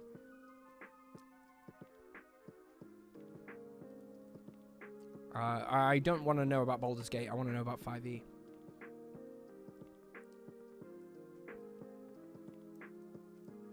Okay. Yeah, there you go. This person seems to say that they are. Okay. I think I would rule that they are. What do you guys think? Dueling and thrown weapons stack as well. Yeah, that's cool. Dueling and thrown weapons. Dueling. That's the fighting style that gives you +2... Yes! Oh, he's on it, you guys. So that's a +4. Dueling plus thrown weapons, it is a +4. That's cooking some gas, though. Oh my god. That is kind of funny. Okay. So, would you include archery, Chris? Treant Monk, would you say archery counts? Because I would say it would, right? Even though it doesn't sound like it would. Of course, yes. If you're talking about weapon mastery, yeah, the weapon mastery feature would apply to thrown weapons too. So they would get like the Vex property, I think that the darts have or something. I think there was a really good darts. Okay, no, throwing a melee weapon doesn't make it a ranged weapon. Shame. Okay. So it's just dueling. Still, that's a +4 damage. That's pretty good. And I think in that case, you'd want to make... the build you'd be wanting to do if you're making thrown weapons is probably to get the most of it, right? You want to take advantage of the weapon itself. And the advantage of thrown weapons is that you can both throw them and attack at close range if you have to. So, and if you're getting a +4 damage on every hit, you're going to want to be a character that attacks a lot. So I would actually say the best option here would be fighter. And you'd want a fighter with both of those fighting styles, which they get anyway. They get 2. Yeah, monks are good too, but remember, your flurry of blows, your 3 attacks as a bonus action at level 11 onwards, that is only unarmed strikes, unfortunately. So I think, yeah, you'd want to be a champion fighter with the expanded crit. Or maybe there's a battle master maneuver that helps too. That's pretty interesting. Yes, I think probably I would go fighter to make as many attacks as possible and stack the dueling and the thrown weapon fighting styles, because then you are constantly getting that +4. You're attacking over and over again. And yeah, I mean, that +4 damage when you're attacking 4 times a turn, or like 8 times a turn with action surf, that's a lot of extra damage. Granted, it's not as much as like a wizard with Conjure Minor Elementals or something, but it's significant. But yes. Oh, Barbarians now also get a rage bonus to thrown weapons and reckless attack too. That's fantastic. That was actually one of my... That's an example of a change from 2024 that's really good. Is that Barbarians can now get the rage... But like, rage is easier now, and it lasts longer. Was it Arlo here? Oh, I don't know if Arlo's here as well. Oh, I think you're just mentioning Arlo, Spirit Prof. Yeah, Arlo's awesome. Lovely guy. There isn't anyone in the community who's bad. I really... Well, okay. there was I saw like there was some drama. I don't know the channel. But like there was like a channel with like 2,000 subscribers who were being like misogynistic, right? So I don't want to say that like yes, literally every D&D YouTuber is lovely. Because yeah, okay, you can probably find one or two very small channels that are weird, you know, that are just weirdos who do talk about the game, but they also veer off into this bizarre, like they're racist or homophobic, so you know. But like anyone of any credible size is wonderful, and yes, Arlo is as well. Arlantric. Sorry, I keep calling him Arlo. That's his name, but like Arlantric is his game. But yeah, that's a broken combo for thrown weapons. I didn't know that, man. Like yeah, I mean it goes to show, right? Like Chris is coming in hot.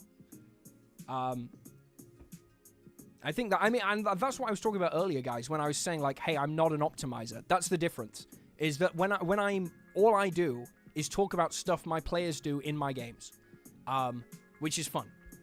And, you know, I come up with stuff myself, too, but mainly it's like, we come up together and we laugh about it. There's a huge difference between that and someone who knows the game inside out, who reads the game book every day, who plays D&D every day. There is a difference, and that is the difference between our channel, which is just memes and jokes, and, you know, and having a good time. And channels that also have a good time, but, like, no, they are taking it very seriously. They you know, they know. They're playing all the time. And that's Treant Milk. That's, I'd say D4 Deep Dive is, I'd put in that group. Who else would I say is an optimized channel? There was a channel, I don't know if they upload anymore. There was a channel called Bill Bronze and Dragons, I think they were called. Those are, like, real. And I'd say, like, channels more like D&D Shorts, more like, maybe, like, Dungeon Dad kind of channels are more about, like, general, like, D&D stuff. Yes, and of course, sorry, we're talking about rules as, like, Wizards of the Coast rules here, but yes, if you want thrown weapons to be good, and you have Ryoko's Guide, use the thrown weapon Advanced Weapon Mastery from Ryoko's Guide. It's amazing. Okay. Aris Morales says, D&D Shorts, I love your channel. Sorry, let's go back to Tiltify. Keep forgetting. Okay, we're halfway there. We're 2,025 pounds. Okay, we're like halfway. We've got 6 hours. We're gonna be fine. That's awesome, Spirit Prof. I'm really happy that you like them. Zendrist, yeah, thank you. So anything anyone can give it is incredible. I'm so grateful to everybody. Literally, there is no. It's not about like who gives the most. It's about if everyone gave just like $5, we'd be there instantly, right? Everything is amazing. Anyway, let's take a look at this Nephilim race. So I'm pretty sure the Nephilim.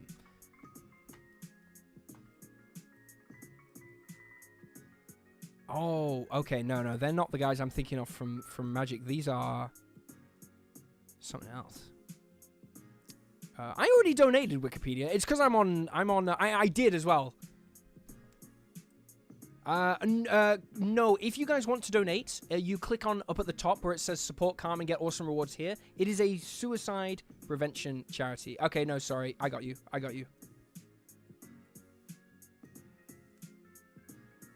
There we go. Ooze Master, I do not have mods. I could ask some friends to hop in, I'm sure. Oh, that guy was spamming Ohio. I just thought this was like a meme. I was like, oh, people from Ohio are here. That's cool. I'm pretty sure Ohio isn't real. That's a meme, right? Ohio's like a made-up state that no one lives there? Or is that Wyoming? There's one of the states is fake. I know that for sure. There's 50 states in America. It's like, nah. Now there's 49 and there's yeah. Yeah. That's it. That's the least insane person from Ohio. Is just spamming Ohio over and over again. Ohio being a fake. Is it Ohio taking over the world? Is that the meme? I'm pretty sure there's a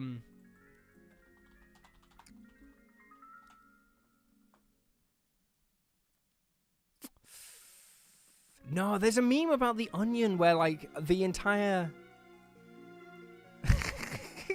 The Onion is so funny, man. I don't want to watch The Onion like just like there's a meme on The Onion where there's like a state. Indiana? Is it Indiana? No, man. There's like, you all know what I'm talking about, right?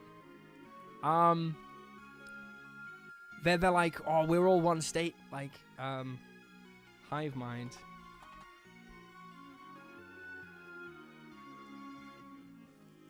The Onion is such a good freaking news outlet.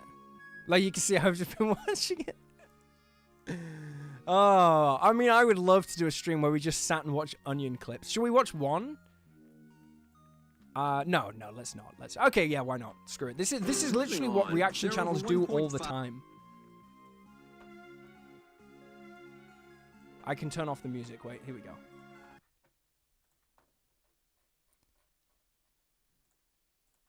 5 million diagnosed paranoid schizophrenics living in America today. Should our healthcare system be doing more to make sure they're safe to themselves and others by watching over them 24 hours a day? Yes, we need to monitor these people to make sure they're safe. Hide cameras everywhere they go, in the street, in their homes, in the eyes of people at the convenience stores where they shop. Cameras aren't really enough. I read it in a medical journal recently that a number of doctors have already begun to place microscopic tracking devices under the skin of schizophrenics, which is a great way to make sure that they don't. It's so intense.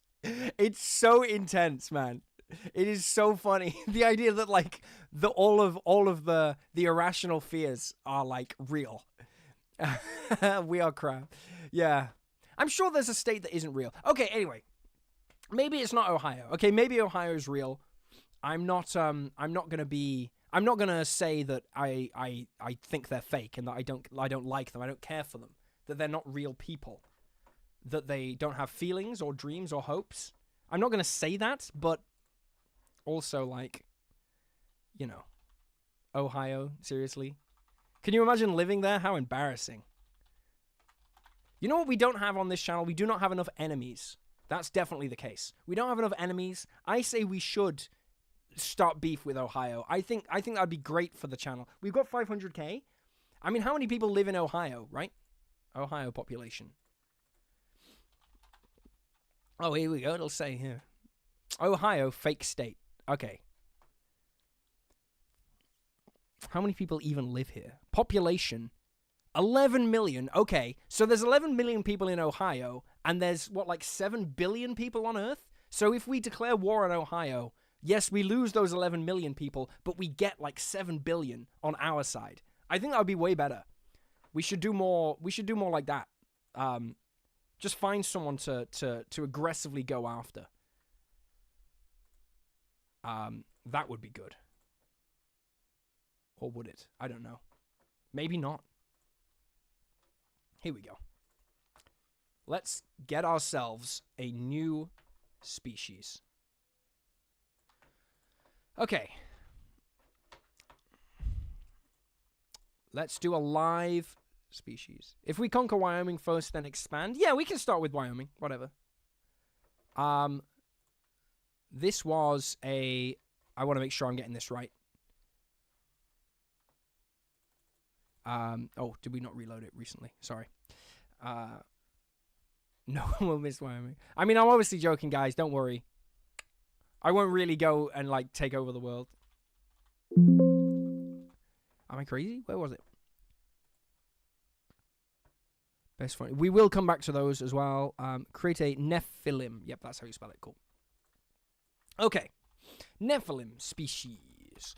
Okay, we're going to do law, whatever. Okay, as a Nephilim, you have the following traits. Boom. And let's just make this even easier for ourselves. What I can do... You know what I should do is I should actually make a template for ourselves. Ability score, increase, creature type, size, speed. Okay. So if anyone's interested, this is how you make a book. you just start doing this and you don't stop until you've written like 1,000 pages. Now, normally, if I was making content, this is where I would go to an expert. I would like literally, you know, say like, hey, are you an expert in whatever Nephilim are from? Like the Bible, I think. And people would be like, yeah. Actually, no, let's do this here. There we go. Okay, Nephilim. They are half angels. So what we want to make sure that we do is oh, okay, they're from Diablo 3. I have heard of that. Let's put on the music. I just realized it was getting very real. It was getting very intimate right there. Did you guys feel that? There was a lot of like tension in the air. Like it felt very. I felt very connected to you guys. That was way too much for me. Okay. They're mysterious beings or humans in the Bible, traditionally imagined of being great in size or strength, or beings of great power or authority. So, let's flick back and forth here.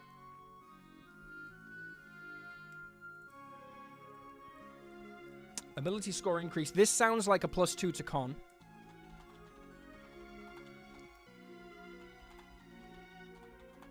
Endure. Now, normally when it's a religious race, they're pro wisdom, but I actually think strength score increases by 1. I think that's pretty good. It's basically we're gonna lean into the giant side of things. Now, what we can't do, even in their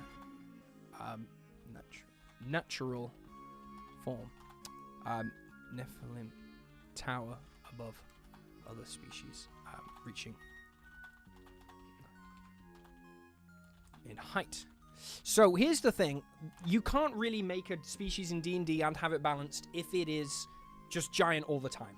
It's just too your size, medium.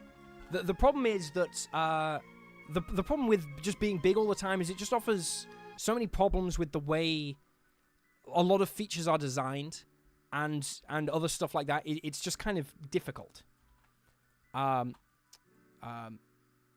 Here we go though. Your base walking your walking speed is 35. I think 35 walking speed.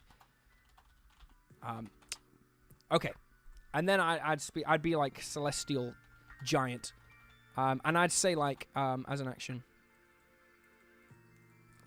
Yeah, we'll be as an action. You can increase your size. And then you become large if there is room. Reach increases. We're just going to go in notes by 5 feet, and movement speed increases by 5 feet. In addition, advantage on strength based. Is it crazy to say attack rolls and saving throws? That would be pretty cracked. That would be a good species trait, wouldn't it? If you could go 10 minutes. Would you reckon 10 minutes or 1 minute? 10 minutes. I think 1 minute. 1 minute. And you know what I'm going to say as a bonus action? I think this is basically, the way I look at it is every species can have one thing that's crazy. So, for some species it's flight. For some species it's like kobold. It's like like the thing that gives everyone advantage. The cutoff for large is 10 feet. Oozemaster. Nephilim. But yes. Okay, what else can we learn about Nephilim? So, they've got this kind of giant feature. I think, so basically you've got this species 35 feet. As a bonus action, they can go up to large if there's room, giving you advantage on attack rolls if you're using strength. These internet tabs are... sorry, this is Tiltify. This is the... we're currently making a race based on the Nephilim, because I believe it was someone... Oh, where were they? This is... Oh, hey, Chris! Yeah, excellent cause. Thanks so much, Chris. Yeah, this is a wonderful charity. This really is. Treant Monk approved. Remember, like, the support we give today, it reaches someone exactly where it needs. Yeah, this is Direwolf's suggestion. So, Direwolf, this is for you. So, we probably want some kind of, like, nice little ribbon feature as well. Don't we? Ooh, fallen angels. I love that as an idea. Giving them feather fall. Fallen angels. Giving them feather fall is so funny. The idea that angels fall from heaven, they're like, oh no. Anyway, and they just like feather fall, boom, no damage taken. That's so cool. The earliest statement.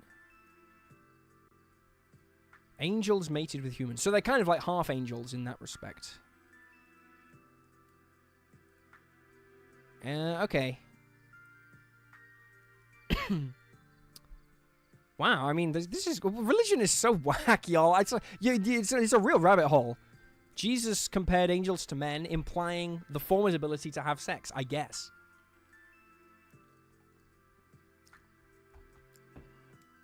Yeah, this is probably what they were getting at. Celibacy sounds like the kind of thing an angel would do. But I don't think we should make our homebrew race unable to have sex. I mean, that feels like a little... You want to talk about a GM stepping over the boundaries. Right, okay. So they're kind of like... They've kind of got this cursed element to them. You know what I'm going to... I think that's such a cool idea. Let's call it Heaven Hunted. We'll say they're Heaven Hunted.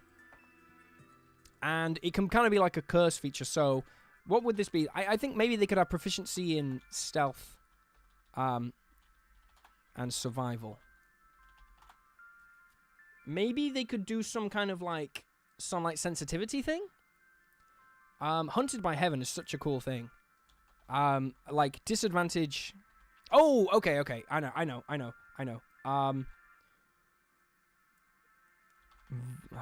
I mean, is it crazy? Runnable. When you take radiant damage, I think that there's a really cool, flavorful thing we can do here. I was thinking weakness to radiant damage, yeah, Kyle. But actually, that might be too punishing. Like vulnerability to damage is huge. It doubles the damage you take, you know? I don't know if I want to give them a spell list as well as the ability to grow large. We could change this. You know what? You're right. You know what? Let's change this. You know what? Give them spells. Spells. We'll just give them spells. Let's say they get enlarge reduce. That at level 5. They can get a first level spell at level 3. Detect good and evil. That's a first level spell, right? And what would they have? Guidance at level 1? That would be the cantrip? Or maybe, would there be a more fitting cantrip? Can you guys imagine? Guidance feels like a very... Would Sacred Flame, maybe? Sacred Flame. Sacred Flame feels pretty appropriate. There we go. Okay. Proficiency in stealth and survival. And then we need something to happen. Like, okay, so you get a couple of proficiencies and then some kind of negative. When you hit radiant damage, you...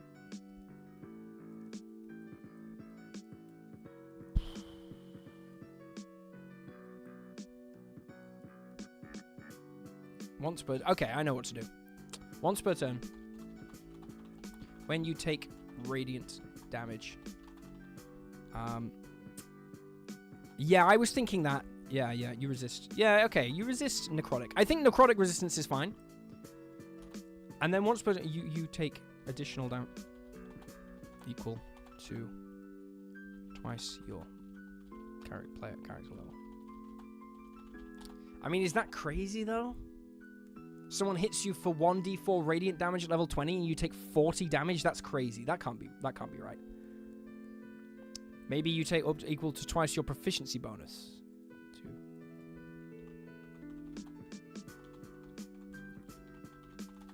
That's pretty big.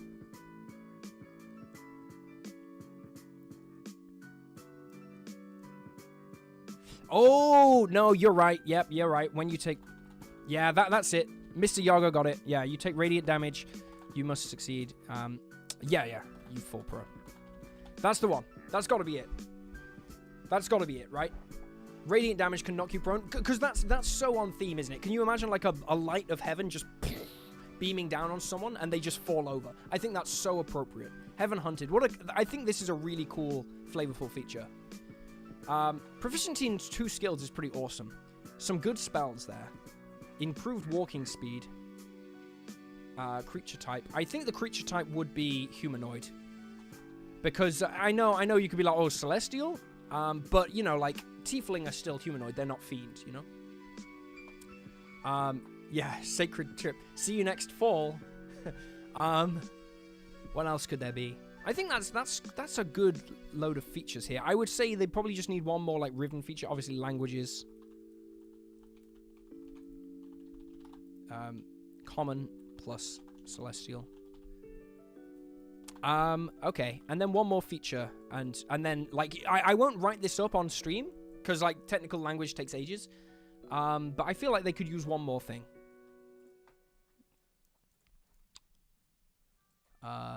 In popular culture, in video games.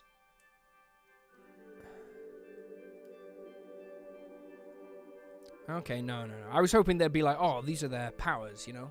Fossil remains of giants. Interesting.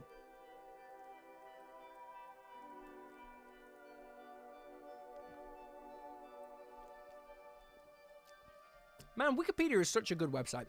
I'm glad that I do donate every year. They bug me every year. I'm like, yeah, £2 for literally all the information in the world. £2's worth it. Yes, yeah. A weapon skill would be. I mean, they've got proficiency in two.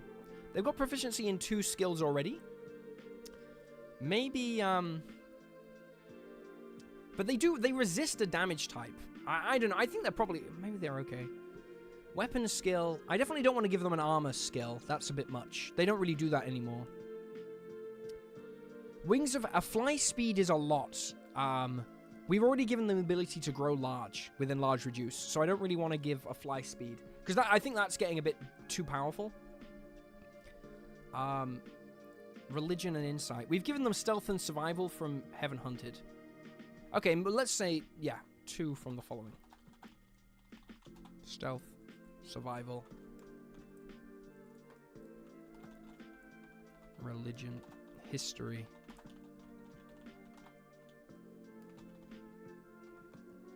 There we go. So you get a lot of options there. Something about a broken halo. That's such a cool idea that you could throw your halo at some odd job stuff. That is really cool. Yeah. I mean, the way it usually works, Mr. Potato, with fly speeds, is you get them at level 5. That's like something they've been doing a lot now. So if we were to give them a fly speed, it would come in at level 5. But I think it would be a bit much. Magic resistance. Ooh, I mean, that's a hell of an ability. I think magic resistance. If that's your ability, that's basically all you get. Like gnomes, what do gnomes have apart from magic resistance? Basically nothing. It's because it's so good. Unless you're UNT, obviously, and you're just broken. But they changed that since. But I am down to consider advantage on maybe one type of saving throw. Maybe that would be good. Advantage on one type of saving throw? Yeah. I would say maybe they could have advantage on con saves, because I think that's actually pretty good. Heavenly Constitution. This probably isn't the best. This probably isn't the best name for it. We workshop the name, but I think advantage, because that way they've got a feature that works well if you're a fighter, right? Like if you're a melee combatant, enlarge reduce is really good. If you're a spellcaster, advantage on con saves is really good. And then Heaven Hunted is just generally a kind of like a flavorful ability. I think this is looking pretty cool. And we've given them a strength increase. I think this is how we do it. And you know, I might actually work this up into a full species, because this looks really cool. Yeah. So I don't know if was it Direwolf is still here? I don't know if you're still here, Direwolf, but that's what I would give you. I could also consider charisma saves, yeah. Advantage on charisma saves could also work. Yeah. Flight without the ability to hover is a very interesting trait that I'm not sure about, personally. Just because I don't see... Most people run flight as the thing. Okay, we're halfway there, guys. This is the time, like, if there's a time to give, it is now. Remember, you can grab the entire of Ryoko's guide and the other book as a PDF for like nearly 20% off, and by buying it, you're giving £100 to charity for £50. So it is kind of whack. But yeah. Of course, only give what you can. Much more important, actually. Sorry, we haven't done our duty here. If you're feeling like crap, that's literally what this is for. There is nothing like shameful about that, right? If you're feeling bad, it's probably because other people have like messed you up by lying to you or treating you like crap. Okay? This is like the first step. If you need it, literally, this is what calm is for. So hit them up. There's nothing wrong with that. I know a lot of men are like stubborn. We're a stubborn bunch, you know? We're a stubborn git. I know my dad is a stubborn git, right? He's a lovely man, but he's a stubborn git. There's no way he'd ever be like, well, I'm not messaging some blah, blah, blah, blah. No, dude, for real. Okay? That's what they're there for. If you need it, jump on in. It's wonderful. Yeah, thank you so much, Red Dragon. It's amazing. Yes, sorry, so what it says is we have matched. So this is what we've raised is 975. And they will, if we get up to 2,000, they'll donate the rest. So altogether we've raised 2,000, but we want to get this number to 2,000 because that is how much we've done.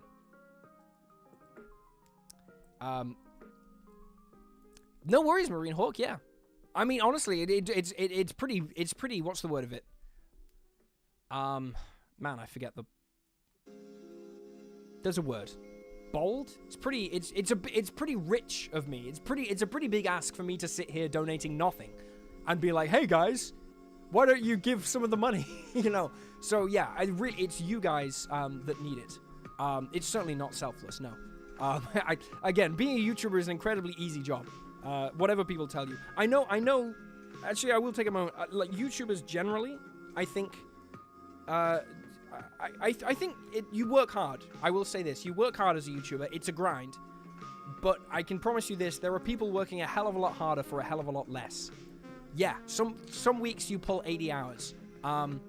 The nurses on the NICU ward, when my nephew was in hospital, they were pulling 80 hours every week. And nurses in the UK, a lot of them are on food banks. They're not paid enough to even eat.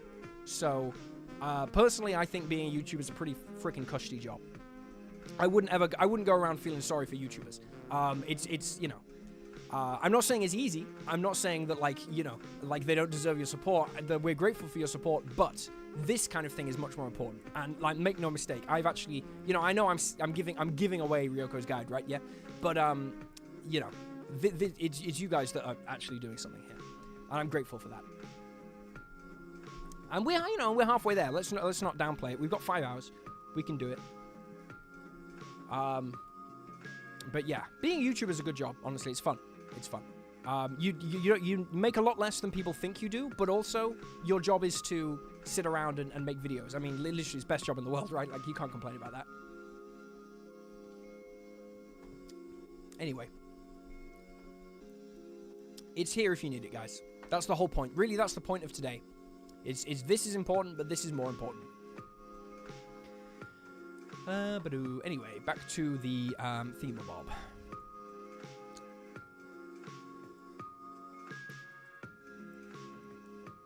We have the best punchy Artificer combo with Triton.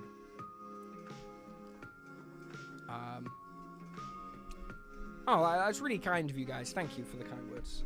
I do appreciate it. It is nice, and like I say, I do think, like, you know, this community is crazy. You guys have been a lot kinder to me than,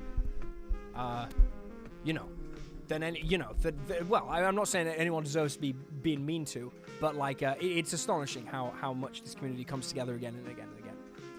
Anyway, we are looking at the best punchy Artificer combo with a Triton. So, Artificers. Oh my goodness. This one. Did we just close down? This is high risk, isn't it? Yeah, okay. We'll put the Artificer combo under here because I think this is actually a really fun combo. So the best punchy Artificer is definitely... I need to get on Blue Sky Red Dragon. I really do, but I'm not. Kier Bitch. No, I don't. Kier Birch. Sorry, did I just call you? Kier Birch. I don't live in America. I live in the UK.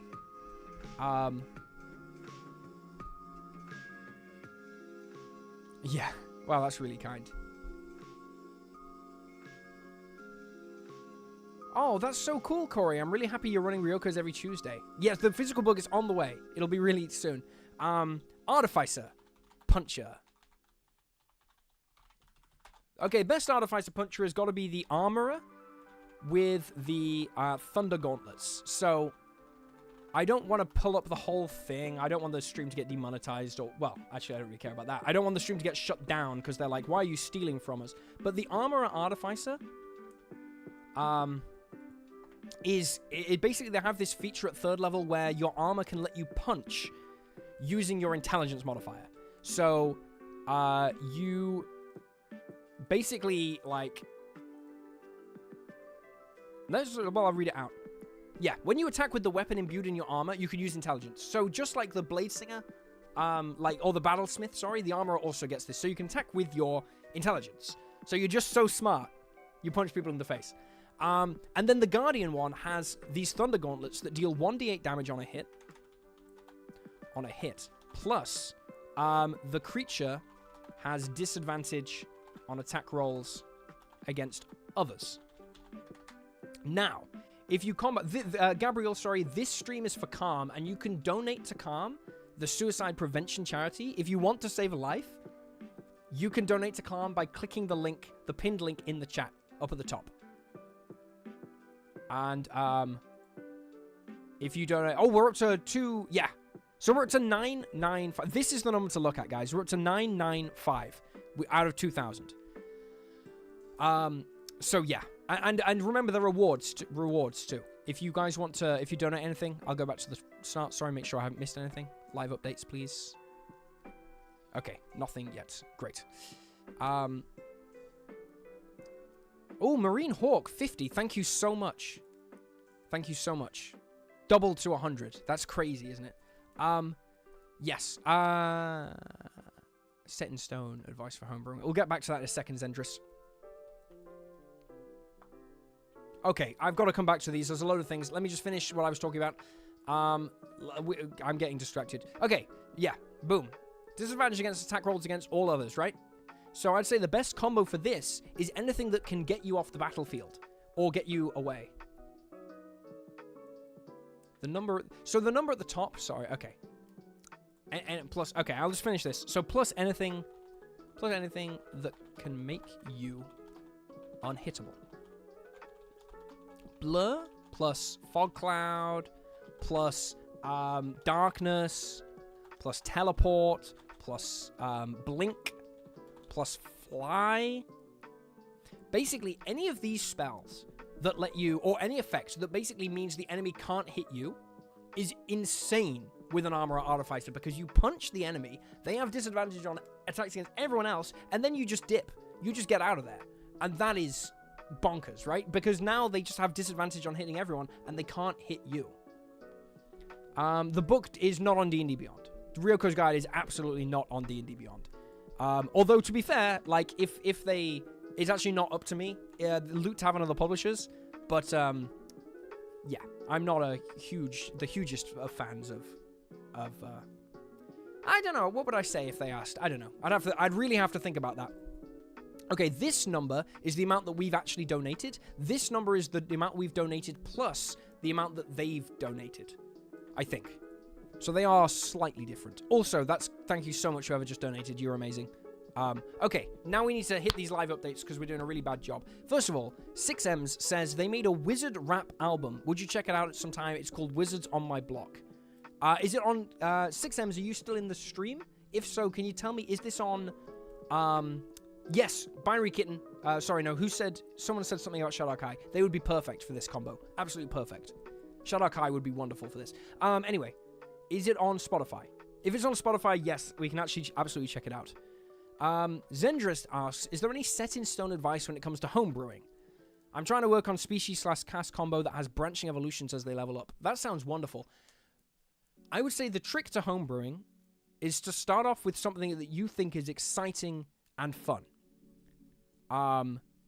That's by far the most important thing. Ooh.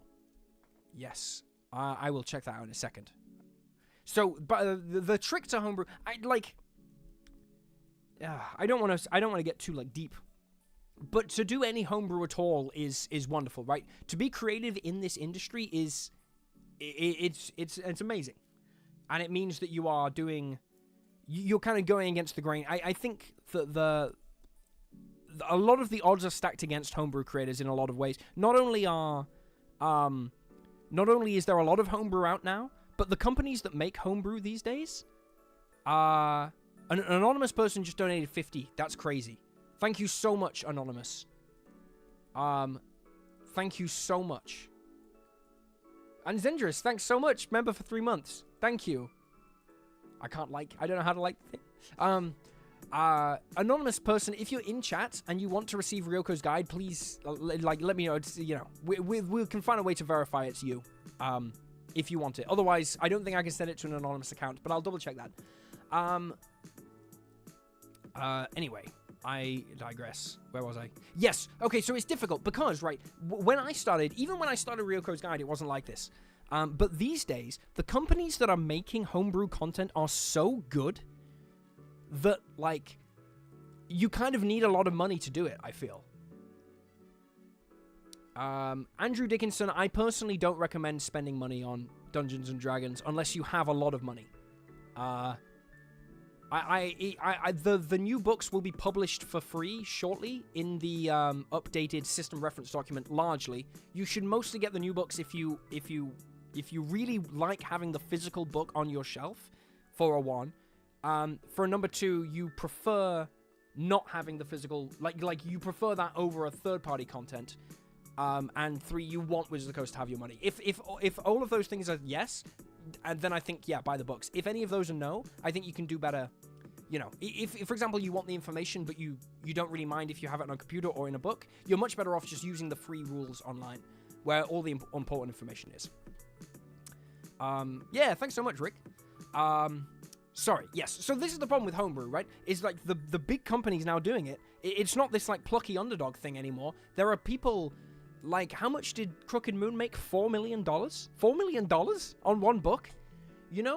Like, so the thing about homebrew, I think, is not to don't worry about comparing yourself to the big dogs so much. Like that, you have to work your way up to there, and to work your way up to there, the only way to do it is to dive in with a lot of passion and appreciation for what you're doing, and make a habit of it.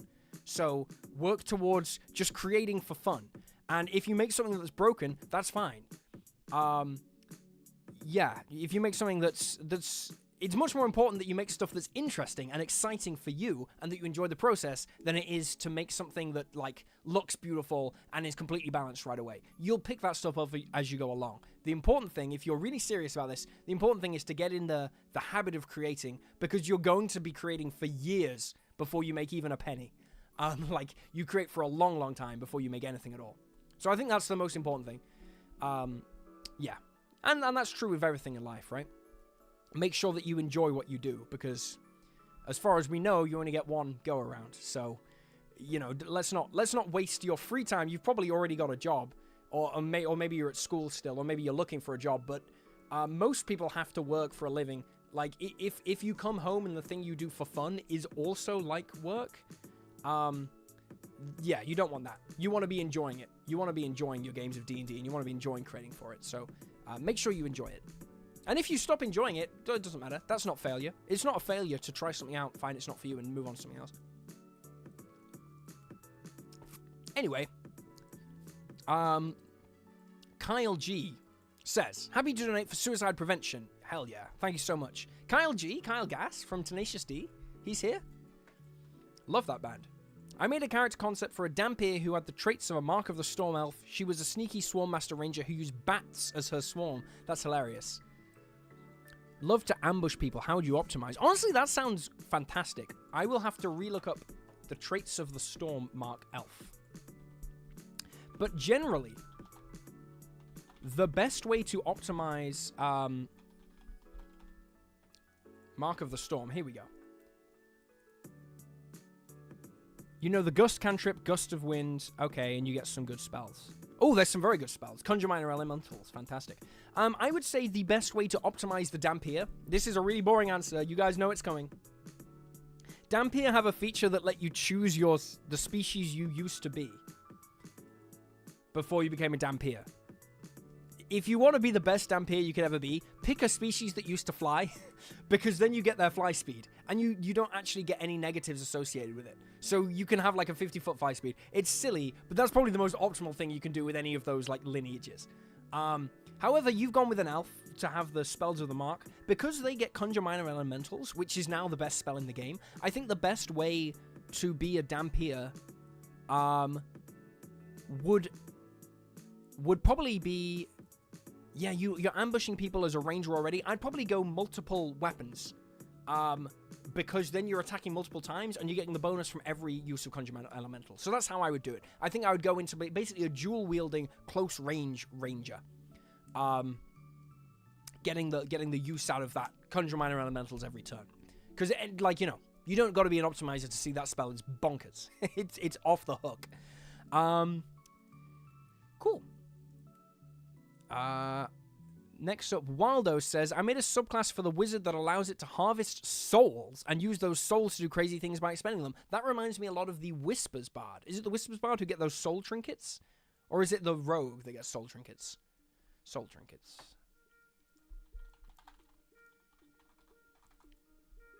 There is one soul trinkets. Y'all know who I'm talking about, right? It's the Phantom Rogue. Yeah, it sounds a lot like the Phantom Rogue. Oh, she had Fog Cloud and Blind Fighting. Awesome. Yeah. Kyle. Yeah, that's so cool. It would look like a wonderful thing. Yeah, Phantom Rogue. Absolutely filthy cool ability. I wish Phantom Rogues were a little bit stronger, actually, because I think they're so cool. But if I remember correctly, most of the Phantom Rogue's really awesome features come in at, like, level 9. And you're kind of scrambling around in the early game without too much juice. Like it only really gets good when you reach... Yeah, Tokens of the Parted at level 9. That's when it really all comes together. And I think that's quite a long time to wait for a new... Like, for your core feature. Level 9. You know what I mean? Maybe not. Maybe that's okay, especially if you start late. But for me, level 9 often feels like the end of the game. Yeah, there's a spell called Soul Cage.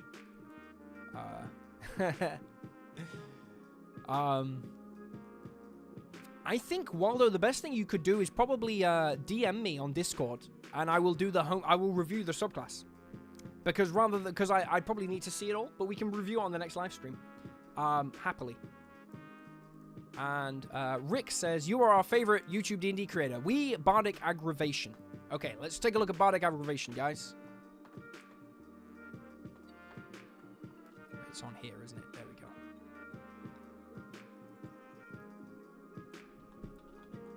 Bardic Aggravation. So this is a DC 20 channel.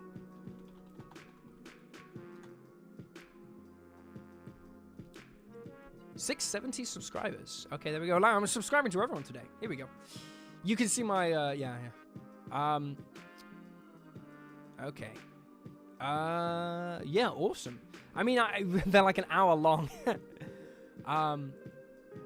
This is interesting. I would watch this. I hope they come... Here's the thing. I mean, what do you guys think about D&D consent forms? Personally, I really struggle to understand what could be wrong with a D&D consent form. I don't understand, like, how it could be a problem, but I know some people hate them. I don't get why you would mind other people being like, oh, yeah, please don't kill any babies in our game. And I'd be like, yeah, sure. Like... but yeah, some people hate them. I personally, I think they're fine. I think they're good, if anything. Maybe some people... I think sometimes people get upset about stuff. They get upset about stuff because they feel like they want to live in a world where it shouldn't be necessary. They're like, to me, it shouldn't be... it's like a D&D consent form. It's basically like you go through and it's like, hey, do you want, like... It's kind of like it's session 0. It's just session 0. It's session 0. That's all it is. It's like, hey, is there anything you don't want us to cover in this game? And you can be like, look, hey, I DM'd a guy he's like a war veteran, and he was like, look, bro, I seen some shit. I've got some shit, you know. I'm recovering. I'm on the way better, but please, can we not, in this game, can we not have any dying children? Because he had worked as like a medic overseas and had supported and lost children. And, there's nothing wrong with that. You know what I mean? There's nothing wrong with being like, yeah, obviously I'm not going to like put that in a game. And I think that's literally, it's just session 0 stuff. I think calling them consent forms is a bit like, it sounds a bit like, what? Like that sounds very rigid and intense, but it's just session 0. It's just a discussion with also you just have a form. We'll have to watch the video though. But they seem like a cool channel. I love to see channels discussing stuff that isn't just D&D, you know? Yeah, it's just do's and don'ts for a game. Nothing wrong with that. I think people tend to imagine in their head, like, when people object to this kind of stuff, they're imagining, like, I don't know, like some kind of, like, maybe, like, a load of crybabies or something. They're like, oh, everyone's like, nah, I refuse to have any scary things in the game. And everyone's like, oh, I refuse to have any, this in the game. And they're imagining, in their head, they get it. They're like, oh, this sounds horrible. Like people are ruining the game. It's meant to be a bit scary. But actually, it's not like that. It's for people, with very realistic concerns. It's like, hey, just please don't put that in the game. And you're like, yeah, because we're friends, right? We're playing with friends. When I did the live stream with Chris and Colby and Josiah and everyone for the Make-A-Wish, we had one. We went through and we're like, is there anything you don't want to come up in this live stream? And yeah, there was a couple of things on there that I was like, yeah, I'll miss me with that, Do I consent to murder hobos? I mean, I don't. To be honest, I don't. I mean, I've DM'd like thousands of games now, probably, or at least hundreds for people all across the world, and I haven't really ever had a murder hobo, like a real one, like a problem one. Personally, I think that's fine if everyone's down for it. Like a hack and slash game, I actually find them quite boring though. But for me, I prefer D&D where it's more heavy on the improv. So basically you get away from the rules a little bit more and you really lean on the improv side of things. And murder hoboing is usually not the best way to do that because you don't have the back and forth if you're just killing people all the time. It's just a combat simulator. But every now and then we do run level 20 Let's Kill God games on the D&D Patreon. In fact, we're doing one in January. January's game is going to be Let's Kill God. So everyone will make level 20 characters. They'll go in, they'll fight like Tiamat, then Bahamut, then the Tarask back to back until they die. And that's basically just murder hoboing, isn't it? It's like there's no roleplay here. I don't even care about your character's name. You're going to go in and you're going to bring the best build you can and he's going to go crazy. And that's very fun. But not for a full campaign. I think, for me, that would get a bit boring. Red Dragon, I think that would be cool. A game where the party are the monsters and they're getting hunted would be cool. Yeah. Again, anything can work. I think a lot of people on Reddit and stuff, they ask questions and I'm always like, I feel like you're really just looking for affirmation from the community. Like, if you have an idea, it's awesome. If you think about it and you think it sounds cool, then it's cool. And that's the only opinion that matters, is what you think and what you want to play. Literally, that's the only thing. But yes, thanks so much to Bardic Aggravation. And I'm really excited to see DC20 live plays. Because DC20 is a fantastic game. And speaking of DC20, while Chris is here as well, I don't know if he's still here, but Chris did, I don't know if he literally did design for DC20 or maybe he just advised on it. But it's fantastic. Yeah, Josh, that's a great point too. Yeah, nice. Hey, he's still here. Yeah. Did Chris, you literally made you advised, yeah. I think one of the coolest things it's got to be, I mean, surely this was the coolest thing that happened in our community this year, is the success of DC20. I think to see a company made by just a guy. I mean, like, I think Alan said, the dungeon coach said, like, they basically were packing up. Like he couldn't do it. Like, he was like this close to going bankrupt. To go from like this close to bankruptcy to $2 million 3 months later is unbelievable. Can you imagine? What a success. I mean, we all know Kickstarter. Okay, Kickstarter, $2 million. Wow, nah, like overwhelmingly that goes on. That goes back into. It goes back into the product, right? Dungeon Coach isn't just going to be sipping martinis in a jacuzzi, smoking Cubans. Like, he'll be working his butt off. But it's you know, even so, it's amazing. Hey, thanks, Philippe. Yes. Yeah, DC-20 had a very turbulent production. In fact, I did an ad for DC-20 and he couldn't afford to pay. He just dropped me a message. He was like, yo, I can't pay you. And I was like, yeah, don't worry. Just pay me after. Because I was sure he was going to be a success. I knew it was. I'd played it. I knew how good the game was. I'm really proud to, of the community, honestly. I mean, I know, like, all the credit goes to Dungeon Coach, but at the same time, it took a community who were willing to take a chance on something, right? And they did. And yeah, the reward is they get this wonderful game. Although, to get wonderful games, I still need to check out Draw Steel. I still need to check out the new Daggerheart. I still need to play Shadow Dark. I've got a video coming out soon about a Critical Role RPG that everyone forgot. Literally, there's an amazing Critical Role RPG I've been loving playing. No one talks about it.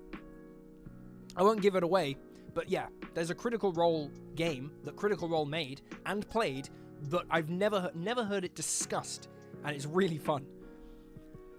I'm gonna make sure that I'm not missing any.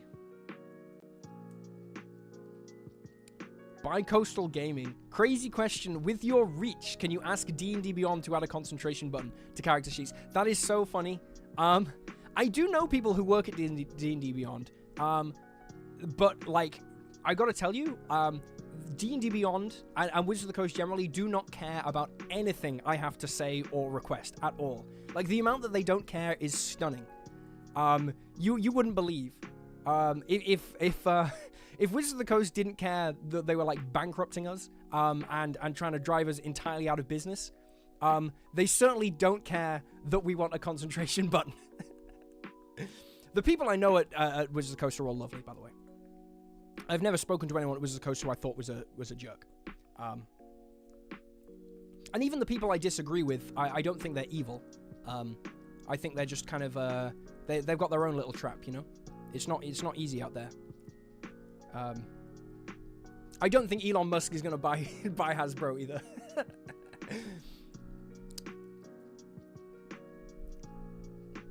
A ninja subclass, zombie direwolf, a ninja subclass.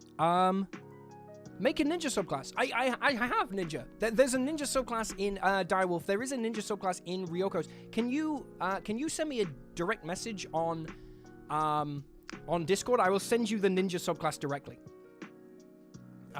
Yeah. No. Sorry, I Soda Pop Barbecue. I'm really sorry. I did not explain. DC-20 paid all the advertisers, yes. What they did, though, is he booked an ad with me and then said, I can't pay you until after the campaign. He didn't not pay. He paid.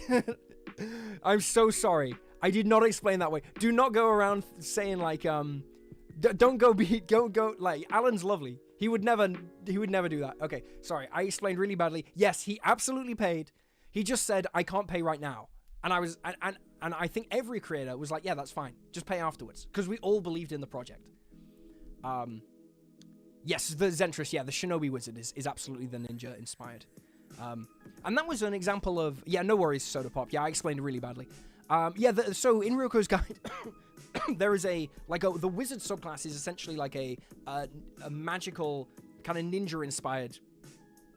And initially I wanted to do it with the rogue, but that was actually Max's, Max from Loot Tavern's idea was like, no, everyone's going to expect the rogue to be like this generic ninja. But ninjas in popular culture, and you know, have this, have kind of almost magical qualities, right? Like they do things that are kind of like magic, like teleportation, duplication, you know, ninjutsu arts. Let's make it a wizard. I think that was such a wonderful idea. One of the best ideas. You know, I mean, he's contributed so many wonderful ideas, but yeah, absolutely fantastic. Ryoko's draws a lot from popular culture. Yoshinori Frank literally worked on Naruto and Pokemon and Death Note. Like he does pop culture stuff.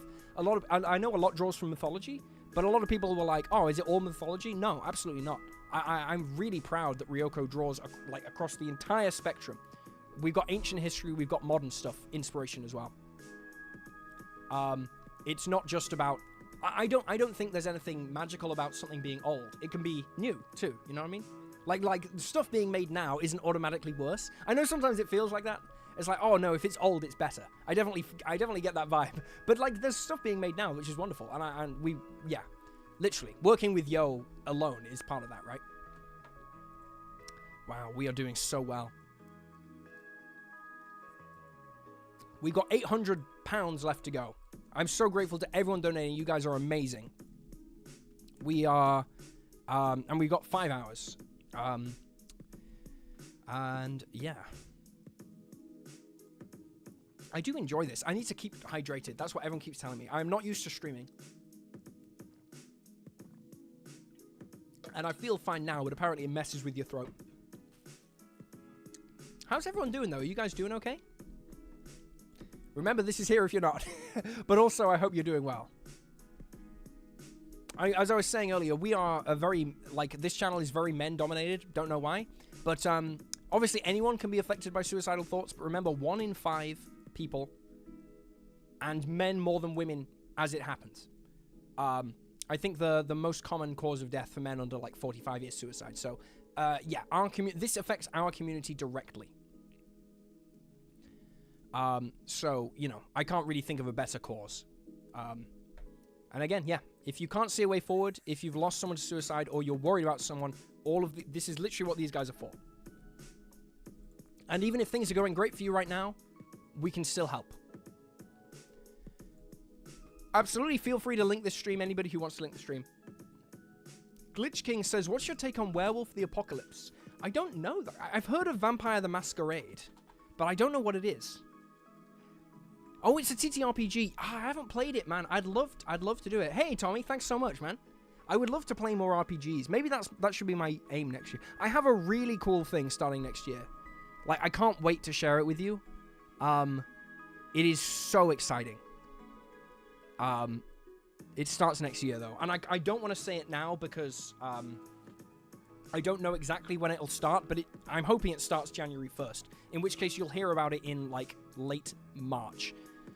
But, yeah. What a stupid thing to say. Hey, this thing I can't tell you about is going to be really cool. Do you know what I hate? When creators are like, hey, I'm working on this really cool thing, and then they come out with a product. You know what I mean? It's like, oh, thank you. No, the really cool thing is just a way for me to give you more money? Thanks, dude. No, it's not a product. It's not something that's going to cost any money from you. It's like a bonus. It's like it's a complete shift in direction, kind of. And I can't wait to do it. I can't give you a peek, Oozemaster. The NDA shield, yeah. No, it's nothing under NDA. It's just like a personal thing I've wanted to do for ages, but we're finally getting to the point where we can do it. It's going to be incredible. Kind of TTRPG related, yeah. It's nothing to do with the, the content will stay roughly the same. I've got a cool video coming out soon, though, that is kind of a different type of video. Maybe we could preview that later. But in the meantime, there's still some live stream stuff we need to do. By the way, anyone who's curious, yes, this is the new Warlock subclass. Don't worry, I'm giving it away for free. So y'all can get it. It'll be out very soon. 6Ms. I don't think I'm masculine enough to be an anime reaction channel. Aren't those guys like you know, the gods, basically living gods? I think I'm just way too twinkish. To be honest, I actually don't watch any anime. I watched let me think. I watched Death Note and I thought it was awesome. I've watched Full Metal Alchemist Brotherhood. I thought that was fantastic. And I watched the Yu-Gi-Oh! Show and the Pokemon show when I was a kid. And I think that's literally all the anime I've watched. Not because I have anything against anime, but because I basically don't watch TV. Like I say, like I've been watching Gravity Falls lately. That's like the newest show I've seen. Cowboy Bebop. You know, I used to be a drummer. I'm a former musical prodigy. You're getting some lore here. I have a master's degree in music, and I was in loads of jazz bands as a kid, including big bands. And yeah, the Cowboy Bebop theme, we played that. That's a hell of a theme. I remember that. I was in a couple of jazz bands that played that. Big bands. Favorite Yu-Gi-Oh build? I mean, I've only recently gotten back into it, so I only know the contemporary stuff. But I really... the best deck right now is definitely Tenpai. I played Tenpai last season to Master 1. Fantastic deck. I actually really like playing it, and I like playing against it. I know that's unpopular, but I actually really like it. My favorite deck generally to play, though, is I like Cyber's infinite combo decks. So I like, where you just go on forever, like Mathmech and Salamangrate. I love both of those decks. They're not very... They're okay. Mathmech is pretty good. Salamangrate's kind of just bad, though. It just folds to max C. And how many subscribers did we lose talking about that? A lot, I bet. Because none of y'all know what I'm talking about. I'm sorry. Oh my goodness. Where is it? Well, whatever. Ah, beautiful music. But yeah. Oh, you found Ninja. Oh, great. There you go. Yeah. You just missed it. That's fine. Anyway. I hope everyone's doing well. Let's keep rolling. I think the time has come to do some homebrew review. So we spoke a little bit about... oh, my doggy's here. Hey, girl. Okay, there we go. Yes, we did a little look at my custom subclass this month. I mean, there's a different subclass in the magazine. This is free. But bada bing, it's time to look at something. So, every month, people submit homebrew that they've created to me to review. Either if you're a YouTube channel member or on Patreon. And yeah, I think it'd be fun to go through. So this first one, wow. Okay, no, that's fine. This first one is from Brandon. And it is a warlock called the Primordial Patron Warlock. So, we're thinking like elemental vibes here. So let me know what y'all think. You can spam the Nat 20 emote if you think it's good. Oh wait, if you can.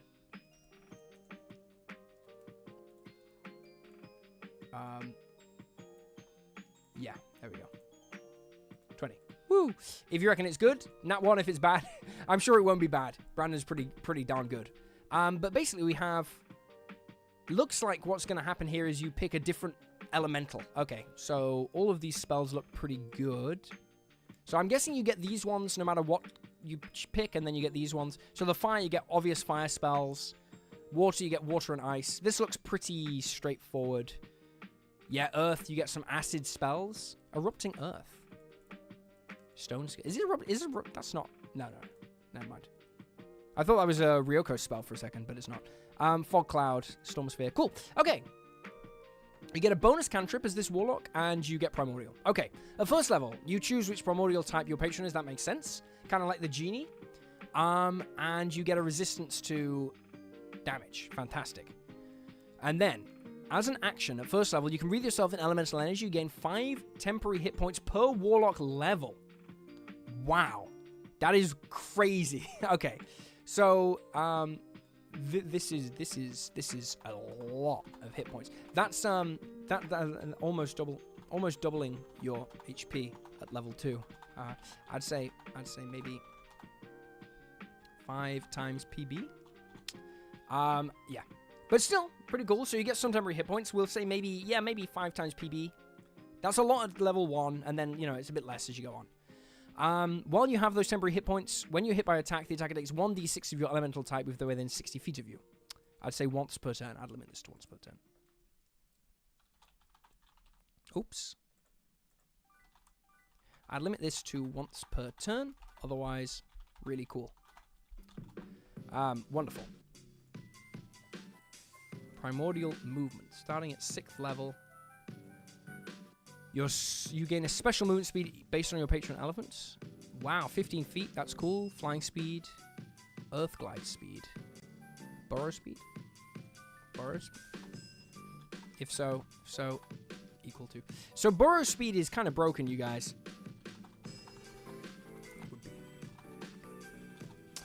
I think Earth Glide is like specifically an Earth Elemental feature, isn't it? The Earth Glide, I think that's like an Earth Elemental. Oh my goodness, I can't spell.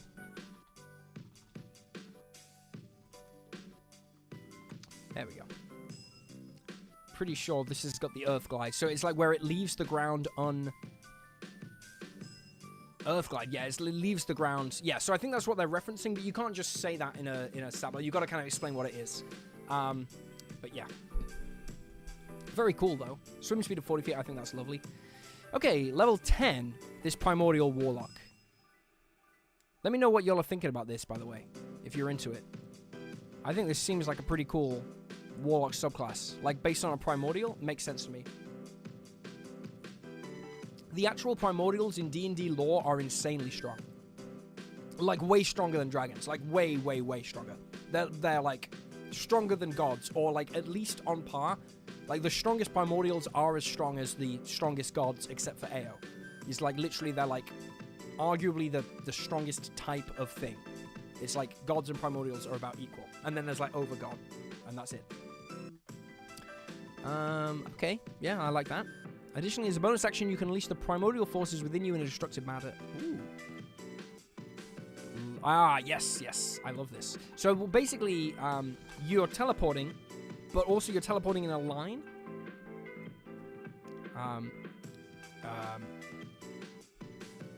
Yes. Fantastic feature. I think that's very cool. Very cool. Yeah. Okay. At 14th level, your primordial spark becomes extremely difficult to extinguish. When you drop to 0 hit points, you instead regain hit points equal to half your hit point maximum and are surrounded by elemental energy in a 10-foot radius. Until the start of your next turn, any hostile creature that starts its turn within the area or enters it for the first time takes 2d8 damage based on your elemental. Okay.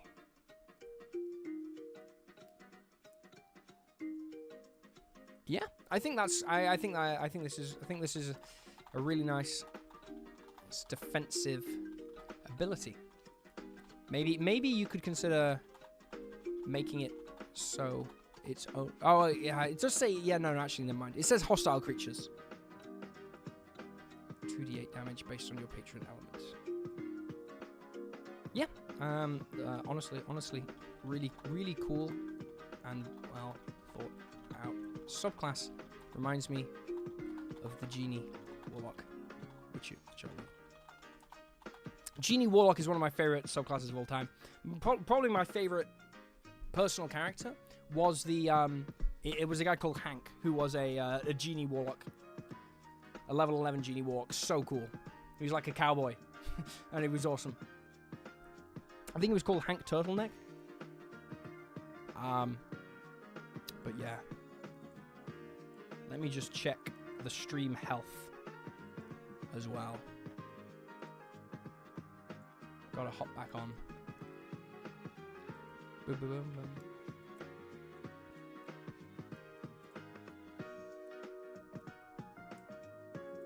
Yeah, it's doing okay. It says there's 143 of us right now, which is pretty good, I think. But it's been a while, man. There is a thing that, like, it's kind of like YouTube folklore, but I don't know if it's true, where apparently, like, streaming a lot does, like, affect your analytics negatively. Like, essentially, if you stream a lot, it kind of slows down your, like, your views. I don't know if it's true, but it's interesting, isn't it? I don't know if chat just isn't uploading, or if just no one posted in a while. I can go to fan funding, whatever that means. Okay, that's awesome. Yeah, that's all my supers. I think we responded to every super. Oh, I missed one from Nosferoctu. Here we go. Okay, I'm glad I saw this. So, Nosferoctu, congratulations on 500k. Okay, there we go. Congratulations. Thanks so much. Any progress you can share about the Roll20 version of Ryoko's? Okay, so what I can say is that the Roll20 version will come out after the book comes out because they need to get the book to do it. But I think they work pretty quickly, so it won't be long because the book is done. So it's literally just a matter of like getting it to them. Yes, I'm unfortunately it's the thing I'm like least involved in is like that's much more the publishers than it is me. But I do meet with them a lot, and I say the book is finished, so it will not be that long. However, I don't want to be like, oh yeah, February, because it might be, I don't know. But I would personally be, I would be kicking off. I will kick off to them if it's not done by like April. Like I would be amazed if they hadn't done it by then. I can't promise, but I'd be amazed if it wasn't done by April. That would be a bit suspicious. Like, you know, but I can't force Roll20 to do it faster. Like, it is up to Roll20 to literally, they have a team that implements it themselves, I think. I can't force them to do it, but, like, they should, right? Like, you know. Yeah, that's really funny. Devil Dog, you haven't played since Basic. And now they've just changed it on you. That is so, like, typical. But yeah, don't worry about the changes too much, guys. Honestly, the changes aren't that, like, crazy. How do I go back? I am so bad at streaming. But this is how you learn. It's got to be healthy to be failing so publicly, right? This has got to make you guys feel better about yourselves, I'm sure. Surely. To see like a professional YouTuber, quote unquote, like messing up consistently. You know what? I don't know how to go back. I don't know how to go back. We can do it the old-fashioned way. We'll bring it back again.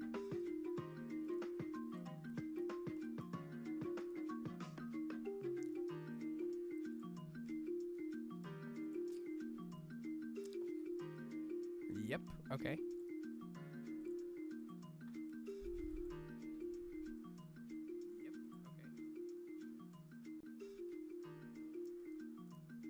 Oh my god. There we go. Thank you, chat. I thought it was weird that the chat stopped updating. I'm glad we changed it. I'm so sorry for the long delay. I'm sorry, guys. I'm sorry. You're back.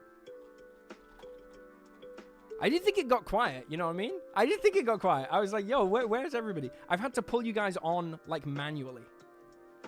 We're back. Okay. You guys are amazing. I'm so sorry.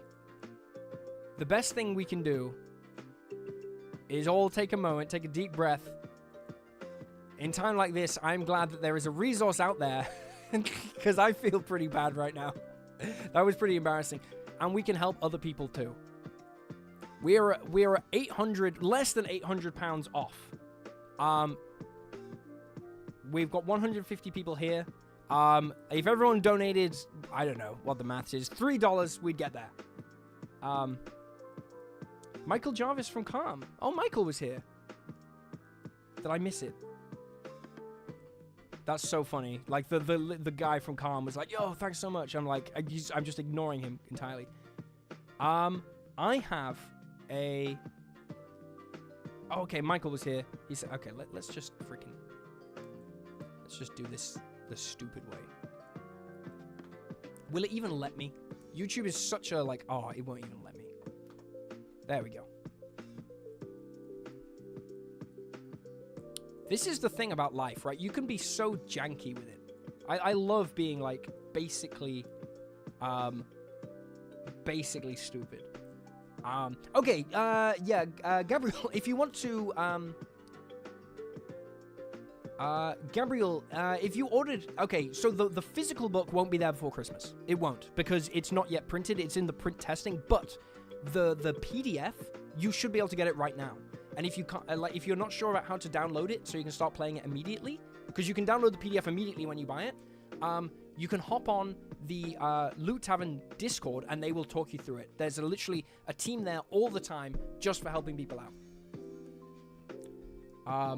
Yeah, I think Michael's probably gone. He's probably really busy over at Calm. But what did he say? We can like address the... Okay, we definitely were there. Delicious in Dungeon? Oh, I forgot about that show. I saw a few clips. It looks amazing. I need to watch it because it'll be fantastic. It'll be fantastic for my for like getting clips from when talking about D&D.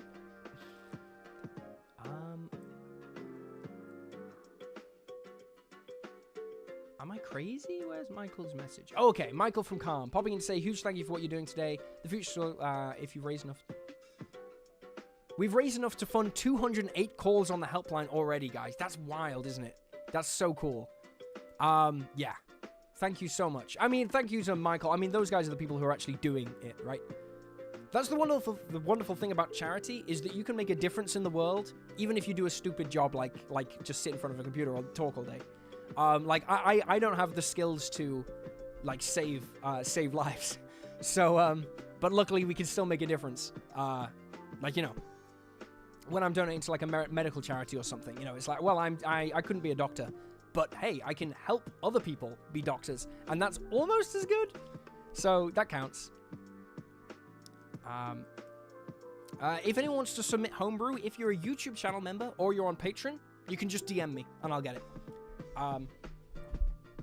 But unfortunately, just to the volume of requests that I get, it is only, at the moment, it's only open for Patreon members and Homebrew.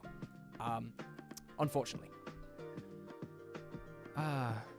Oh, Pointy Hat did a video on the Genasi recently, didn't he? I haven't seen it yet. I love that guy. If anyone's wondering, Pointy Hat's awesome. But I was saying this earlier, they're all awesome. Literally, I haven't met someone who's mean or cruel. Literally. I mean, don't get me wrong, sometimes people disagree. Sometimes there is, like, in small bits of drama. Like, a couple of YouTubers, like, piss each other off. It happens. Yeah, because we're people, right? And you've got to be a little crazy to be a YouTuber anyway. You know. So, but generally, it's an incredible group, and they're lovely.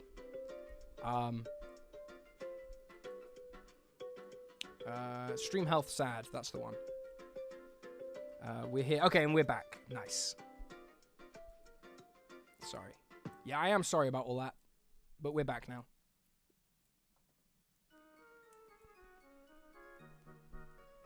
Well, I'm glad that Genasi. I mean, how do you guys say it? Genasi? Genasi? I say Genasi. Ganassi, maybe. Like GIF versus GIF. I think that'd be a good way to annoy a lot of viewers if I just started calling them Ganassi. What other ones could we mispronounce?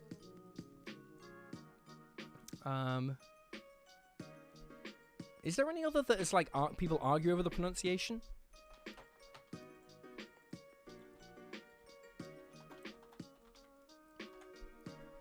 The Gnome. Yeah, the Gnome. Or the Genome. Genasi. Wow, the Genasi. That's crazy. The Gnome? The Halfling. Like, you just enunciate it weirdly. The Arsimar. Yeah, the Gnome. Gnome. Gnomi. The Knight. Oh, yeah, that's it. Tiefling. Tiefling. That's the one that, like, trips up. That's how you identify. You know that scene in that movie where the Nazi knows he's, like, an American because he says 3 the wrong way? Like, he puts it on his hand, he's like, oh, there's 3. And that's how he knows he's, like, a spy. I feel like that's how people can tell someone's, like, a fake D&D fan. When they're like, oh, yeah, the Tiefling.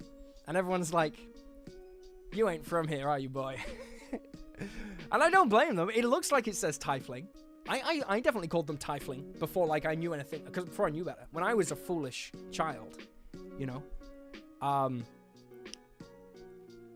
But yeah, Tieflings. Yeah, the TIE Fighter, exactly. Changalanga for the Changeling. Yeah, that is funny. Sverf Neblin, that's a fun one to say. Oh well. I've been doing a lot more lore reading recently. I gotta say, most of the D&D lore is bad. Like, actually, it's not well written and it's confusing and it's contradictory. I actually think it's one of the missed opportunities, in a way, that like I think they failed to capitalize on. Is like, unlike Magic the Gathering, or like almost any other fantasy world, D&D really struggles to have like lore that people care about, because I think it might be a good thing. It's because people make their own homebrew worlds. But I think there would be a lot of like potential like revenue and like money if they really invested in making like this awesome world that people wanted to dive into. Yeah, Mr. X is cool. I think I did a DC 20 game with him, and he's an awesome guy. I don't know him especially well. I'd love to get to know him more. Honestly, I'd love to hang out with him more. I say Thrycreen, I think. Yeah, I do. I think I say Thrycreen. Yeah, previous edition. I mean, to be honest, when I say I'm reading lore, I'm going on the D&D wiki, which is like, it covers all lore. So yeah, like basically D&D suffers in a way from like a confused lore that's been written by hundreds of different people who don't care what other people have written before. So it's very contradictory. So it's like, what happened? If you wanted to make a timeline of D&D, you'd have to basically accept that you're going to have to ignore half of the timeline because it directly contradicts the other half. You've got to kind of just make it up as you go. And whereas unlike something like, Lord of the Rings, whereas like, oh my God, let's dive right in. But anyway, I would love to dive into all the versions of D&D and take a look at their species and bring them into 5e. I think that'd be a lovely video, and I'll do that one day. But I don't know enough about the previous editions to do it right now. I don't remember the Hero Quest ad. I don't know it, Red Dragon. I've forgotten it. But yeah, Mr. Rex is awesome. And there's so many great YouTubers. I mean, I'm trying to think of, like, Z-Bashu was always one of my personal favorites. I like the animation channels, honestly. I always liked Z-Bashu. I always liked Dingo Doodles. Joe Cat, obviously. Personally, they were the ones that I was watching before obviously, I've learned to enjoy all of it because, you know, I make it now. But before I really made it, I learned to get into it.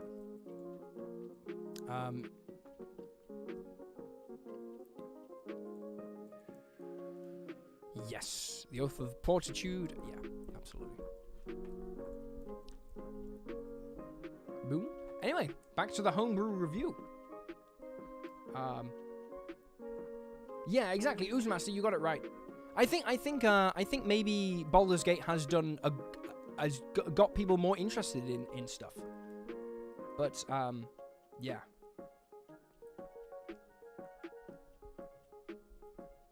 Yeah, there's definitely that. People tend to freak out a little bit about, like, when people say old lore is, like, bigoted or whatever. They're like, whoa, you can't judge them by the standards of today, blah, blah, blah, blah. But no, it's true.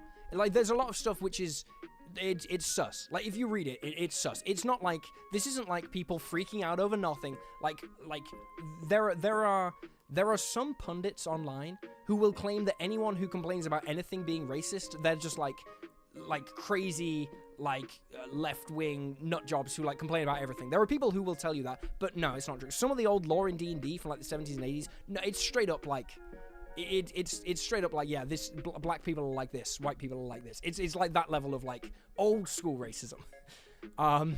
You know, it's pretty on the nose, you know.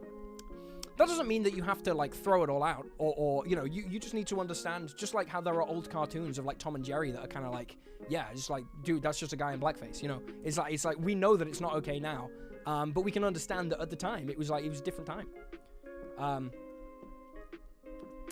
I don't think it has to be this, like, you know, I don't know why people defend it so much, because it's like, yeah, it sucked at the time, but we got better. It's kind of a good thing, you know? Anyway, we're going to take a look at a subclass from ZCK here. This is the Oath of Fortitude Paladin. This is quite small, actually, so I'm going to try and... I think... Zach, are you in chat right now? Let me know if you are. There we go. The Oath of Fortitude is not for the faint of heart. It demands courage in the face of adversity. Those who choose to walk this path must commit to stand your ground for yourself, for the party, and for those who cannot stand up for themselves. This oath is not about revenge, it's about being in the moment and doing what is necessary to help and protect those who need it most. Okay, so we're talking about a kind of classic hero here. The Oath of Fortitude might vary, or the path might vary, but the tenets of the oath are rooted in a foundation that all paladins who take this mantle must abide. I've got to say, this is one of my favorite things about the Paladin, is that I feel like it's the only class in the game where the lore is baked into the features. Like it's the only one where... Nice, okay, nice. So, you're here, good. So, any feedback you're going to get direct to the source. This is really cool. Yeah, exactly. Yeah, just to like... and also, you can change anything you like, right? That's the wonderful thing about D&D. Nothing is set in stone. And anyone who's selling you stuff is... they are, you know... They're selling you convenience. They're not selling you absolution, right? So if you buy rules from Wizards of the Coast or from me, if you buy Ryoko's Guide, you're not buying something to tell you what to do. The only thing you're buying is like, oh, it'll save me time doing it myself, so I'm going to buy this. And then you can ignore anything that you like. No one has an authority over your games but you. In that way, that's why D&D and all role-playing games are awesome. Because, you know, if there's a bit of a... If you're playing God of War and you get to a really boring section of the game, tough luck. You got to slog it out or you got to stop playing. D&D, if you don't like how it's going, you just change it. But yes. Grit, stand true as the plateau and never let fear back you down. Okay, cool. Yeah, restraint, stay your hand, be the rock your advisories will break themselves against. Adversaries. Just a misspelling there, that's fine. Let others show their true selves to you. Safeguard, you are the abri that those in need... I don't know that word. Is this some American that I'm too English to understand? Oh, yeah, shelter or place of refuge. Very cool. So be the shelter that those need will find protection in. There you go. You're the shelter from chaos to protect from the weak. Awesome. And you're unwavering and lasting as the mountain. Never succumb. Rise and rage against the storm. Yeah, awesome. Very cool. Yeah, that's some good language, man. Some good words. And I'm technically a professional writer now, would you believe? I will say that I write a lot better than I speak. Yeah, I know, Krellin. Yeah, I'm just making fun. Christopher, if you send stuff in, if you're a YouTube member or a patron, you can send me as a direct message on Discord or on Patreon. Those are the best places. So it looks like we have a pretty cool spell list here. I will just say, if this subclass was going to be sold, you can't include all of these spells, because, like, Melf's Minute Meteors, I think that is not SRD, but as a general spell list, this looks really good. Probably want to decide if you're going all capitals or all non-capitals. For Ryoko's, we did all spells in non-capitals. That's how it's done. But yeah. Yeah, don't worry. Yeah, spelling is hard. I'm not penalizing anyone for spelling here, you know? The important thing is that you're creating, you know? You want to create without worrying about, you know, like, oh, I spelled the word wrong, you know? It's over. Okay, Channel Divinity. So you can use your Channel Divinity to make your skin as stone for 8 hours. Wow. And as long as you're not wearing any armor, your base AC becomes 10 plus your charisma modifier plus your charisma proficiency bonus. So, that's going to be at level 3. So, okay, let's just say at level 20, that's going to be 21 AC with no armor. I think that's fine. I think this is good. The other thing you could do is AC plus 10 plus dexterity plus your charisma modifier. That's kind of the more common way of doing it, I would say. That's like how monks do it, you know, or barbarians do it, or the new dance bard does it. But proficiency bonus, that works too. This effect ends if you don't armor. You also resist poison damage and have advantage on saves against poison condition. Makes a lot of sense, yeah. There's a theme in D&D of, like, stone being immune to poison or resisting poison. Same with ghosts, absolutely. Tactical Basalt. You can use your Channel Divinity to imbue greater force into a weapon you can touch. For the next 1 minute, that weapon becomes a magical weapon with a +1 bonus to attack rolls. So you want to give an action cost here. So yes, we know you expend the use of your Channel Divinity, that makes sense, but you want to yeah, you get hard for 8 hours. Yeah, if you stay hard as stone for longer than 8 hours, consult a doctor. You're gonna have to give an action cost here. So does it happen at the start of your turn? Which I think would be fine for Tactical Basalt. So, like, at the start of your turn, or do you want to make it happen as a bonus action or as a full action? Apart from that, it looks great. I would say maybe make this one at the start of your turn and maybe make the Stone Juggernaut as an action. That's what I would do. Exarch of Stone. When you take this over at 3rd level, you've chosen to bond with Rock and Stone, giving you an Earthen Familiar. Ooh. Yeah, you get a couple of cantrips. That's very nice. Magic Stone and Mold Earth. Very good. Hey, Christopher, welcome. Thanks for being a member. Remember, guys, all donations are really appreciated. But the best place to donate for this stream is definitely to Calm. Yeah.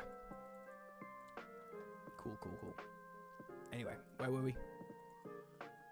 Ah, there we go. Earth of Fortitude. So you have an Earthen Familiar. As an action, once per long rest, you can summon an elemental spirits, only one at a time, which is fine. Yes, okay. The Geonid. I'll have to double check the Geonid. Because I don't know that on offhand. It is a CR1. Yeah, okay, it's fine. It's a CR14, one quarter. So it looks about right. It gains hit points equal to your Paladin level times 2. That's quite a lot of hit points. But I think also that is fine. The spirit lasts until it drops to 0 hit points, or use a bonus action to dismiss it. That makes sense. It always obeys your commands. Okay. It takes its turn immediately after yours. This is all pretty, yes, this is all pretty standard. You basically have to use your bonus action to command it to take another action. This is all very standard stuff. It looks good.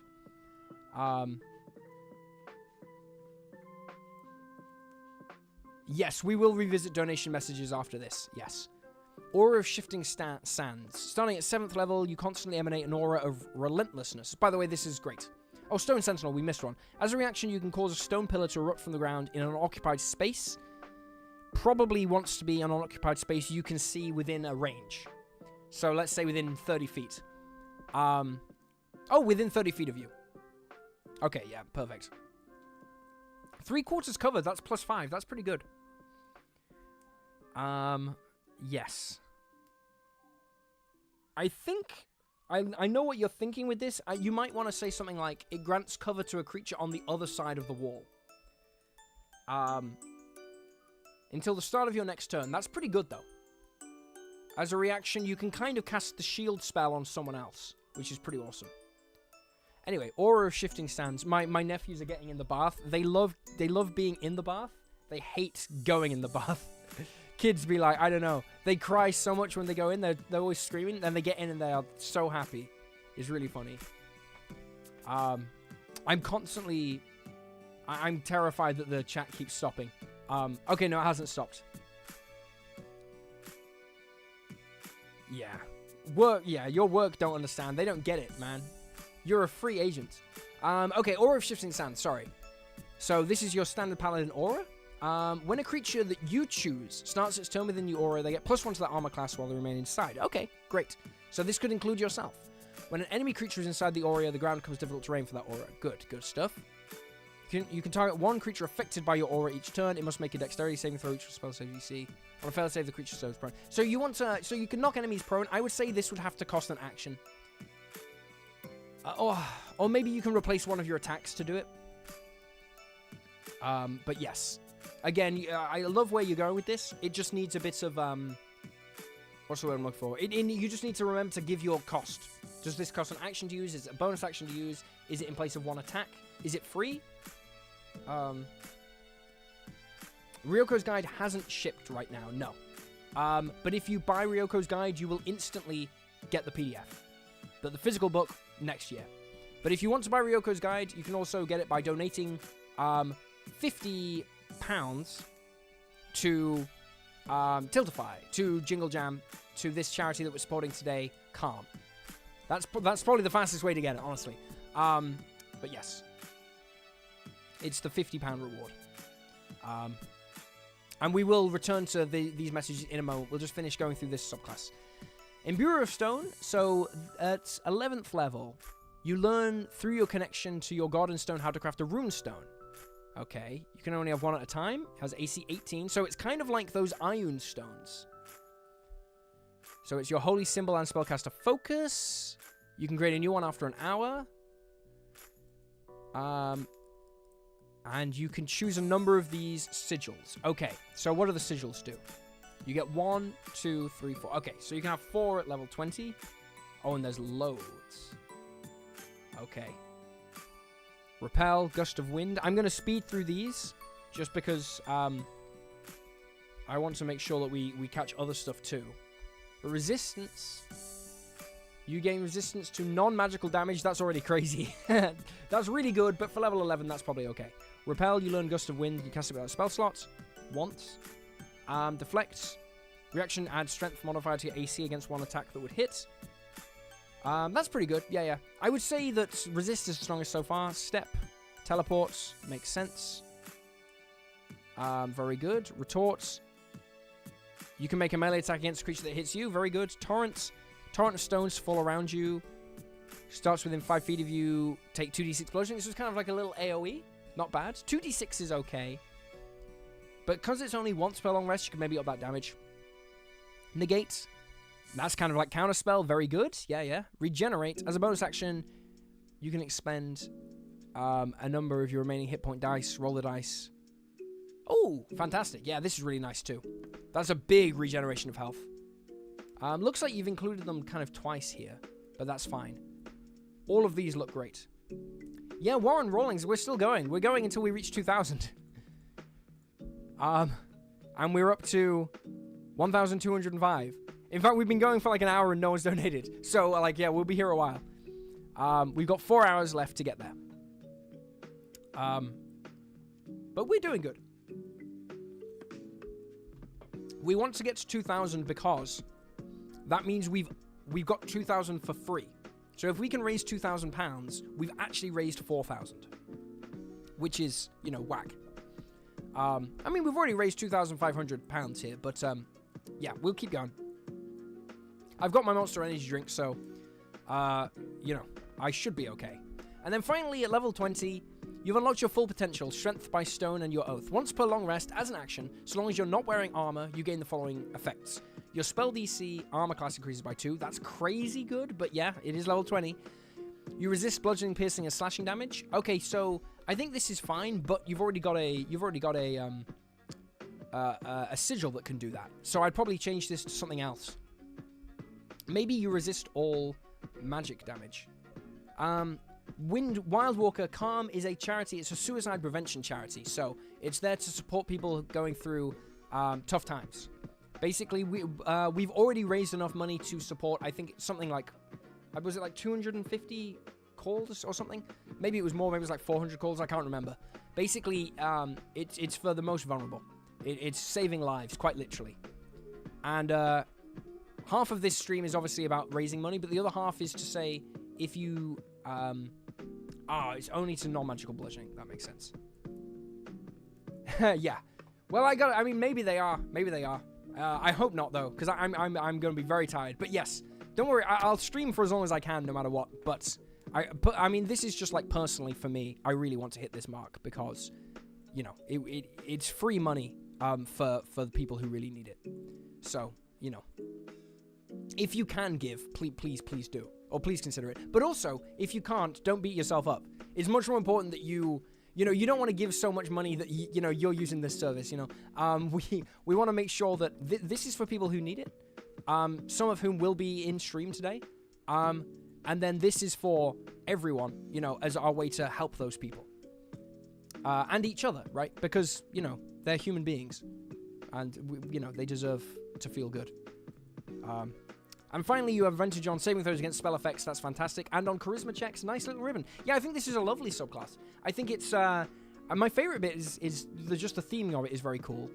I get the sense of you're being this defender that defends other people, but also, as you get higher in levels, it's kind of as much about defending yourself, which is really cool. Anyway, yes, we are long overdue a comments check. So, live updates. I might need to refresh the page here. I don't know why this live updates thing keeps shutting off. Maybe it shuts off when I refresh the page. So I will just refresh to get it.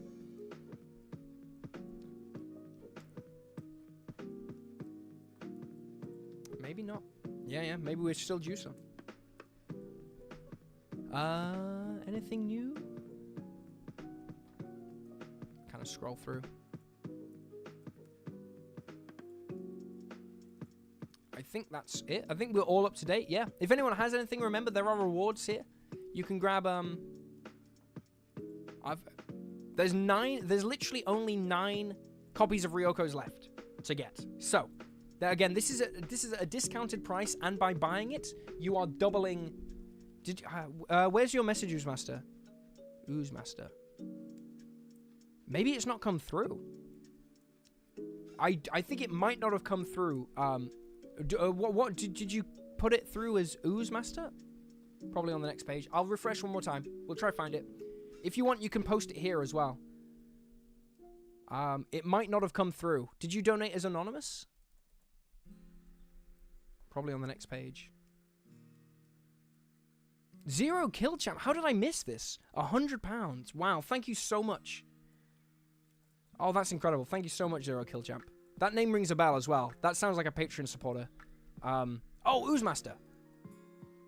Yes, here we go. Words on running a successful Kickstarter. Okay. Man.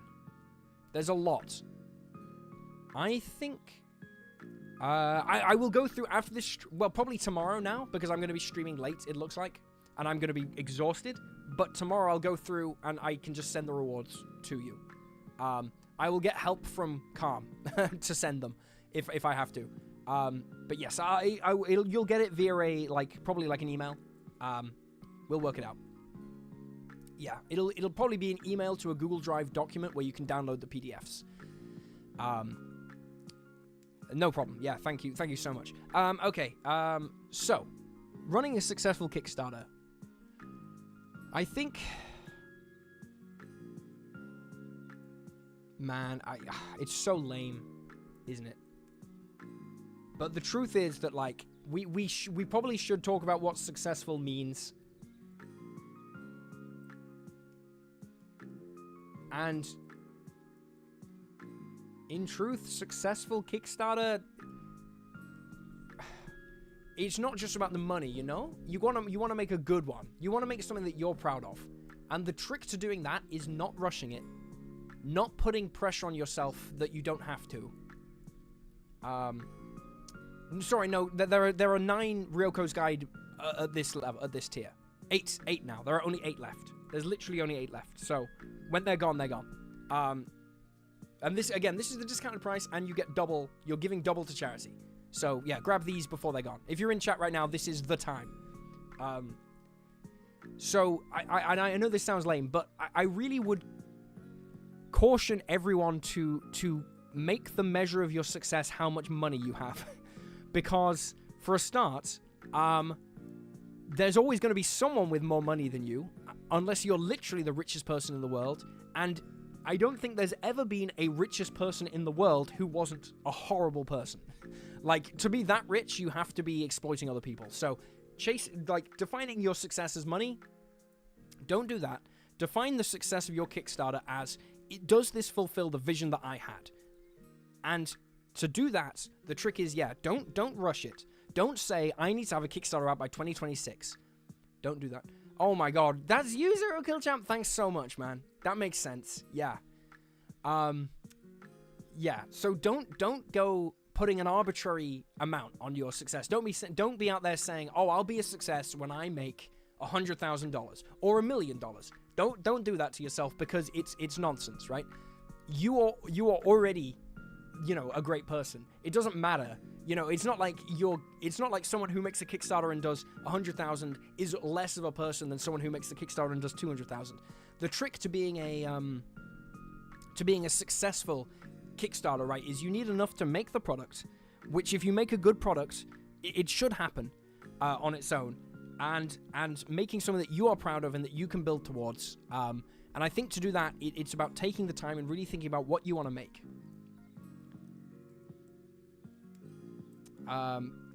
Yeah. Oh, I'm sorry. Yes, the rewards of the donations get sent later today, or probably tomorrow now, because again, this stream's going on late. Luckily, like I say, we've got Tony's Chocolate Only Chocolate, not sponsored by the channel, but these are the only chocolate people I buy from now. And to be honest, I probably will end up going vegan and have to give up chocolate forever. I'm really thinking about going vegan. If there's any vegans in chat, hit me up. It's just going to be difficult giving up cheese, man. I do really like cheese, but I like cows more than I like cheese. You know what I mean? I don't drink milk already, and I'm like, oh man, cows are so cool. I don't want to be drinking, drinking they milk. Hey, great to see you guys in Brazil. I always forget that, like, that like with the way time zones, everyone's not like right now. I'm like, oh, it's like quite late, right? But no, for you guys, it's like in the day.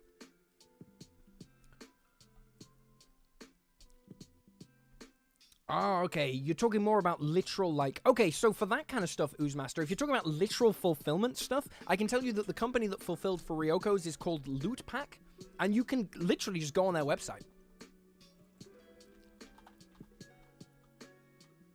Wait, let me find this properly.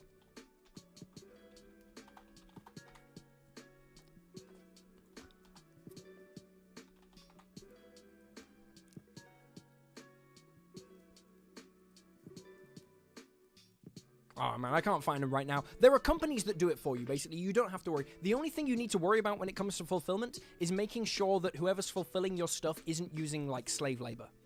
It's not worth it, you know? Make sure you know where the people who you support, the people who you work with, make sure you know as much about them as you can. Hey, Bono, thanks so much. Thanks so much for the 50. Thank you so much. Yeah, we're doing great. I'm powering through. I really appreciate it. Yeah, the only thing that matters is that you, that you're enjoying it. And then, yeah, if it comes to fulfillment, there are companies to do that for you. You don't have to be the person to do everything. That's actually good advice, too. Working with other people is the best thing you'll ever do, but let's not beat around the bush. It sucks. Other people are stupid and they don't agree with you all the time. Why would you ever work with someone else? You know? When you know, you have all the good ideas, right? You're a genius. Everyone else is stupid. Sometimes you have a creative idea and someone disagrees with you. What the hell is with that? You know, if I say something, it's a good idea. And yet, these people that I'm working with on this book, they're out there disagreeing with me? Me? 500,000 subscribers and you're disagreeing with me? No. Yeah. So working with other people is annoying. Let's not beat around the bush. Seriously. It's tough as a creative person to work with other people because they're going to push back on your ideas, and that's annoying. But they will also usually be right. I've had ideas that I was so passionate about, that I was so sure were good ideas. And people disagreed, and we went back and forth and back and forth and back and forth. Respectfully, I'm exaggerating. We weren't like shouting at each other. And in the end, yeah, they were right. They were around 100%. But yeah, working with other people can be hard because you have to give up some measure of control. You can't make a big book completely on your own. You just can't do it. Like, no man is an island. You can't. So you've got to kind of get used to the idea. Yeah, you've got to let someone else handle the fulfillment. But that is what these companies are for. And yeah, some of them are good. And, you know, and those are the ones you want to find. But yeah. Just make sure. There's a lot of content out there that is... They hide how it's made. If someone can't tell you how their content is made, it's probably not made well. I wouldn't trust them. You know what I mean? If someone can't say, yes, it's made in this factory by these people who abide by these contract laws, don't work with them. How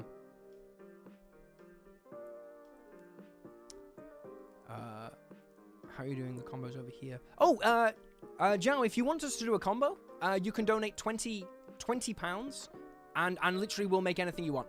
We'll do it live. Any D&D class, subclass, species, or concept, we'll make a full combo for it right here. Yes, it is hard. It is hard to find help. And remember, if you donate, it's doubled. So if you donate 20, they're actually getting 40, which is crazy. Yeah, no worries, yeah. We'll get it. Anyway, what were we doing? What were we talking about? We've made the species. We made the Artificer Puncher. I want to make sure I'm not like screwing anyone over by missing their request. Oh yeah, we had a request for a Fighter Eldritch Knight Half Orc, and the funny thing about this is that I kind of feel like that's already a build, isn't it? A Fighter Eldritch Knight Half Orc. I mean, what more is there to add to that? So let's remind ourselves here what the Eldritch Knight is all about. Eldritch Knight.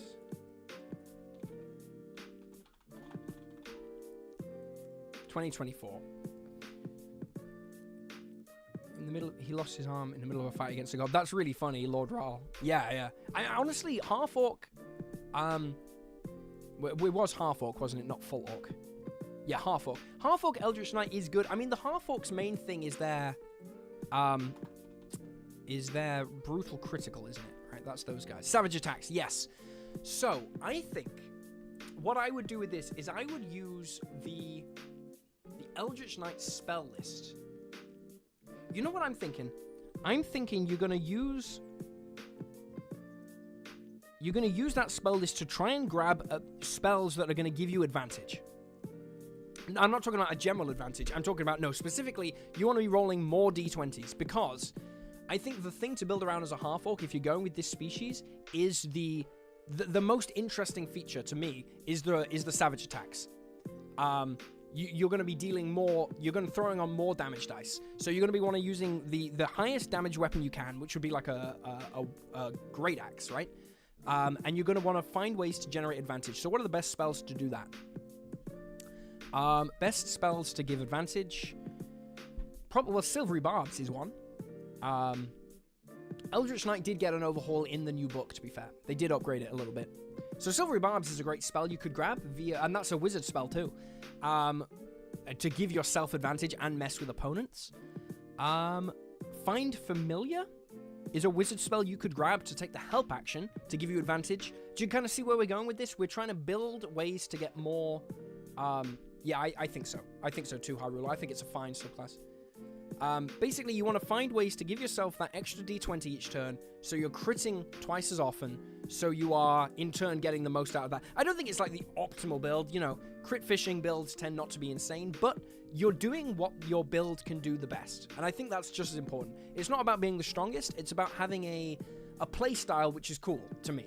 And I'm like, yeah, when I see a half-orc, I'm thinking about scoring critical hits, and if you're doing that as an Eldritch Knight rather than a champion, I think you're going to be using spells to do that. So I'd be looking at those kind of spells. Maybe I'm missing one. Can anyone think of a spell that generates reliable advantage on attacks? Outside of some kind of heavy obscurement effect that you can bypass? I'm definitely thinking Find Familiar is good. Fairy Fire, right? Is that a wizard spell? Fairy Fire. Okay, but Fairy Fire isn't a wizard spell, but you can get it via Magic Initiate at first level. And then you can cast that with your spell slots. So you could be looking at a Fairy Fire kind of build where you give yourself advantage, you give everyone else advantage, you attack a lot as a fighter, you get hits, and then you get crits, and then you the love. Yeah. You're just murdering people. I think that'd be a pretty cool build. I think that'd be something I would like to play. I like fighters, honestly. I should play a fighter. I haven't played a fighter like properly before. And I like building with them. I think they're fun.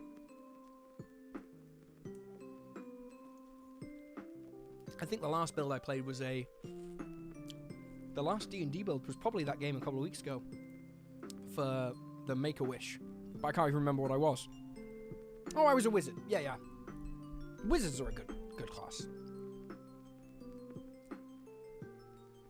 Yes, yeah. You got it exactly, William. William Cancer's got it exactly. Canceller. Bada bing. 1260. Maybe this is what it comes to, you guys. Maybe this the deciding moment is going to be like how exhausted do I get before I just give up and donate the rest. I'm like, okay, I can find 740. But for real, the entire campaign ends in 4 hours. Remember, there are literally only 8 of these left. So if anyone wants Ryoko's and hasn't got it yet, this is the best time to get it, full stop.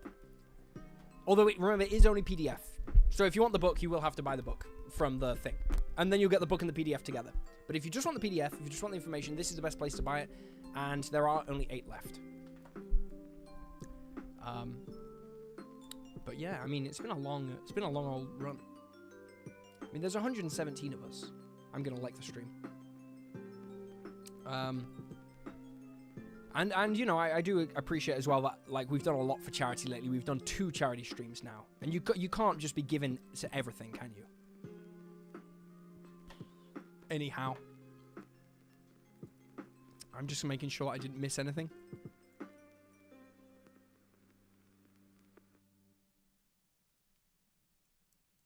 Great. If anyone sent me any Discord messages, I'll have to check those tomorrow. Just so you know. Okay, cool. Yeah, let's keep rolling. Generally speaking as well, if anyone is a YouTube member, we'll be doing, you know, we do these every month. They're usually a bit more like intimate, for want of a better word, because there's fewer of us. But But yeah, John F, Gary Camden, Roxode Pro Team, Abhorsen Aelin, and Random Encounters on Twitch. Thanks to all of you guys. Those are the legendary legend supporters. So thank you so much. That's John F, Gary Camden, Roxode Pro Team, and Abhorsen Aelin. And Abhorsen, if you're here, you're amazing. I don't think we've ever spoken. I don't think I've ever seen a message from you in chat. But yeah, thank you so much for the support. Yes, Eldritch Knight with Shillelagh, so cool. Shillelagh plus True Strike, fantastic. Yeah, the new True Strike is a really good spell. That's one of my favorite changes from the new book. They did a good job of those garbage spells. They made them better. There was a couple of really trash spells like True Strike that were just jokes. They made them really good.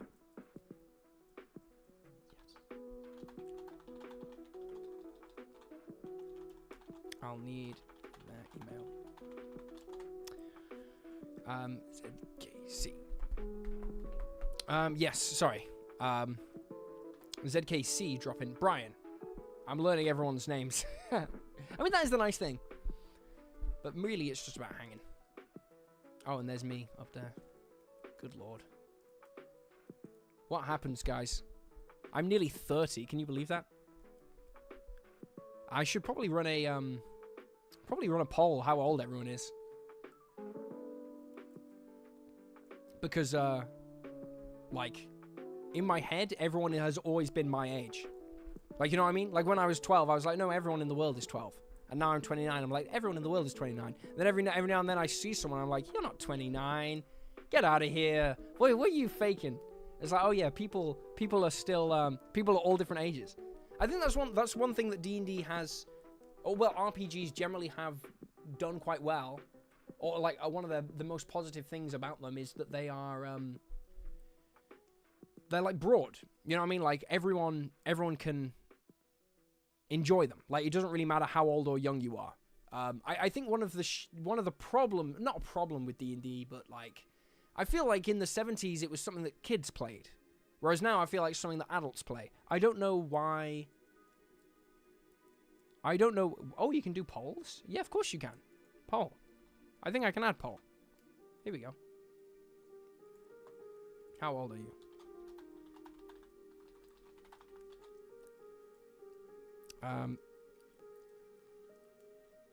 Let's see. Less than 18? I'd be very surprised if there was people younger than 18 here. Like my analytics are like.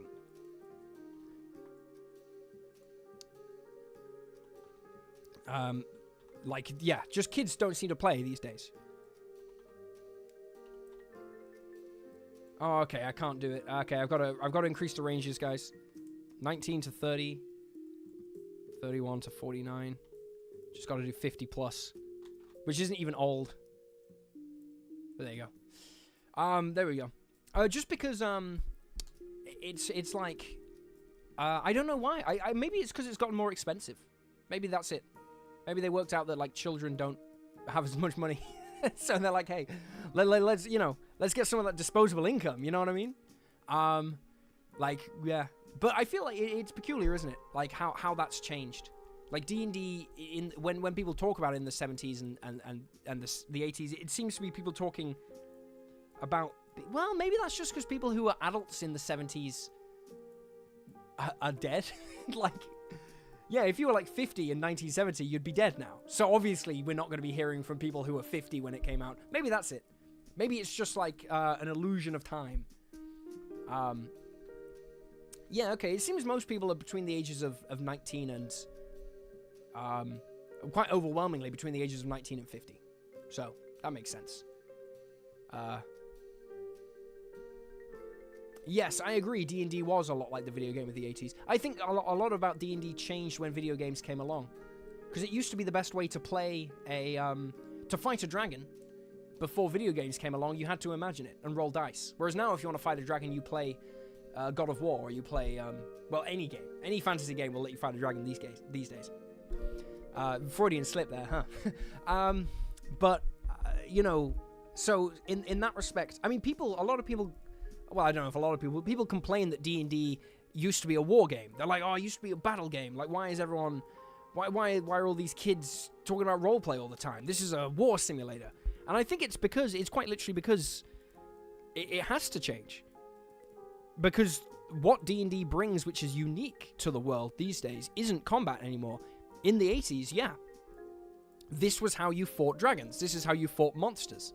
Now, if you want to do that, you play a video game. The unique thing that D&D has, and TTRPGs have, is the roleplay stuff. You can't get that from a video game.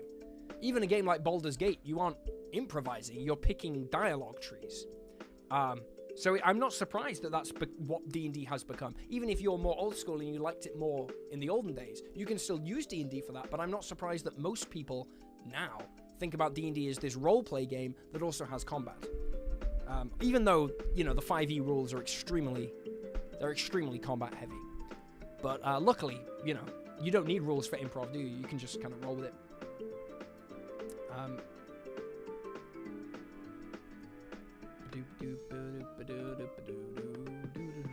Remember, if you want me to do any kind of builds, you can get them by donating. Oh, we're up to 1,300. Awesome. That means someone donated. Live updates. Anything? It might have been this one from Korogara102. Thanks so much for the 25. Yeah, I'm really grateful, guys. This has been really wonderful. We're doing such a good job. I know we're basically just hanging out. Yeah, Anton, thank you so much. Yeah, we've kind of already done. Should we do some stuff? Should we dive into something a bit different? I think it's probably time, isn't it?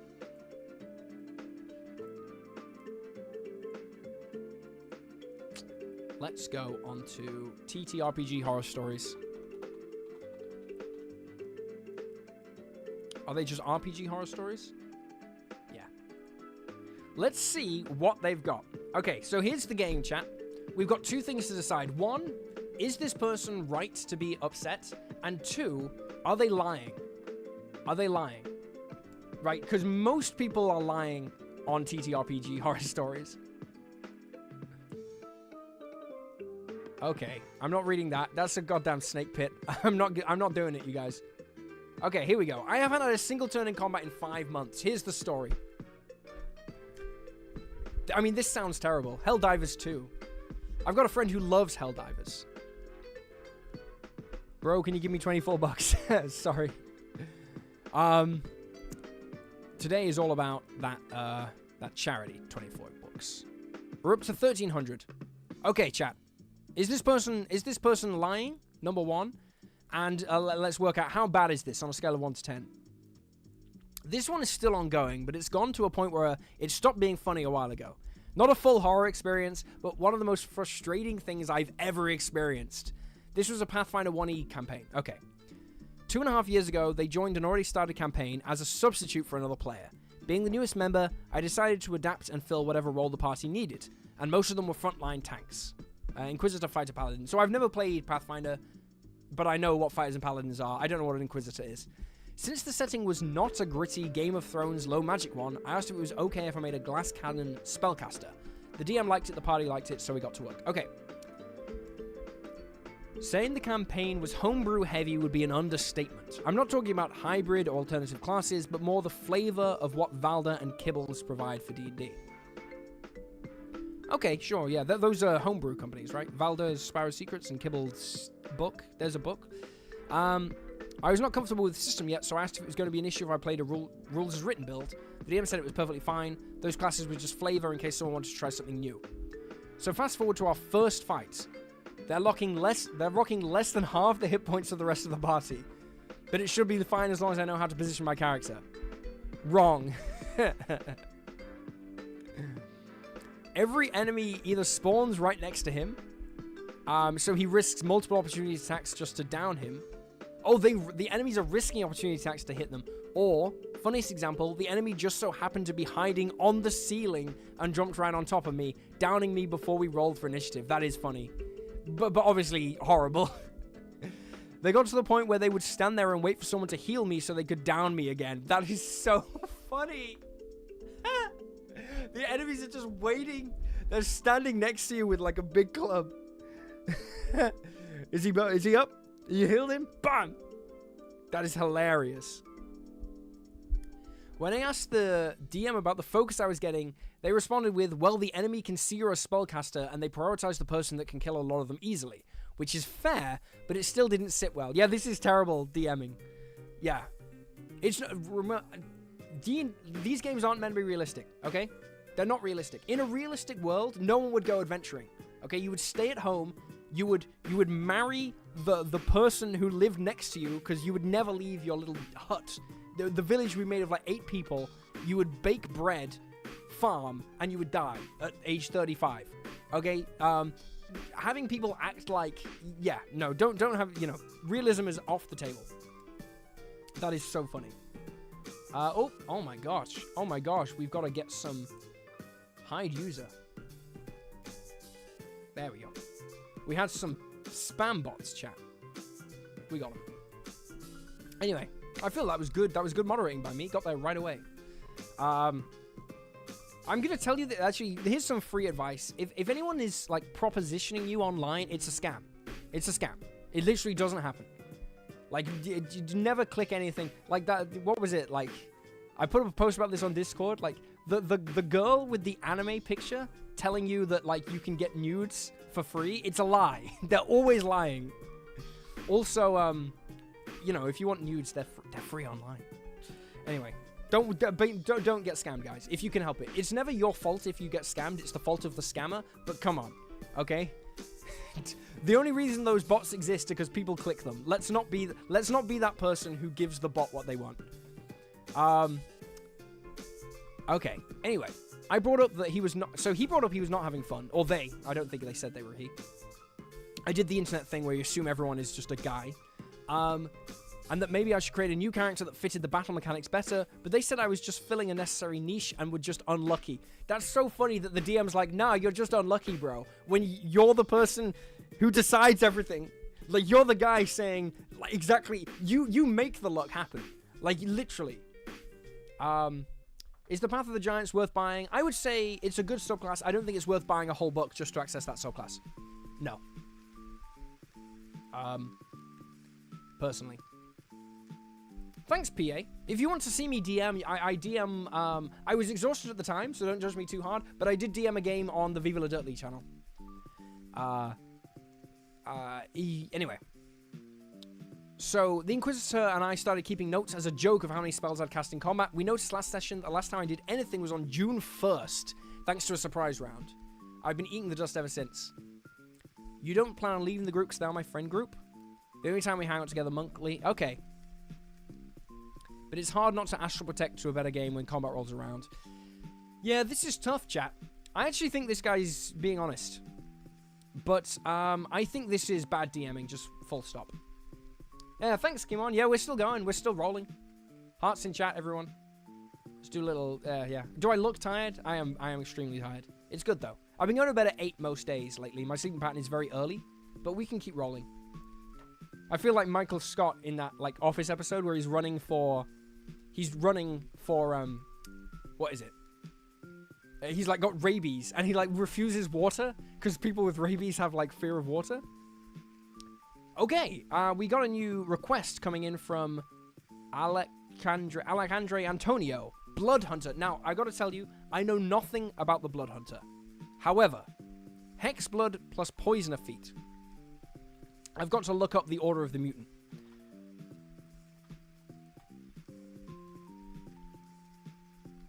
I'm really sorry I can't do a good build for this, because I don't know much about it, but I can tell you Hexblood are a fantastic species. Absolutely fantastic. And the Blood Hunter is the one where you create mutagens. Does anyone in chat know the Hexblood well? We can kind of workshop this together, because I do not. I do not know it. But it looks like the Order of the Mutant, basically you're mutating yourself on purpose. The Poisoner Feat though, that got a big facelift in the new rules. I really want to be able to do this for you, but I'm so bad at Blood Hunters. I've never played one. I think I've DM'd them a couple of times, but like I never really like know what's going on. I just trust that the player isn't cheating. I'm like, yeah, sounds good, man. Poisoner feat, though. I know this feat got a lot better. Yes, so... Your bonus action apply poison to a piece of ammunition or weapon. And whenever... Yeah, and then you can poison creatures or deal 2d8 poison damage. Yes, okay, so it forces a con save. Yeah, honestly, Hexblood is such a good species that they can work for anything. It sounds like, to me, this is a really flavorful build. This idea of kind of this witchy character who's poisoning stuff and is also mutating themselves all the time.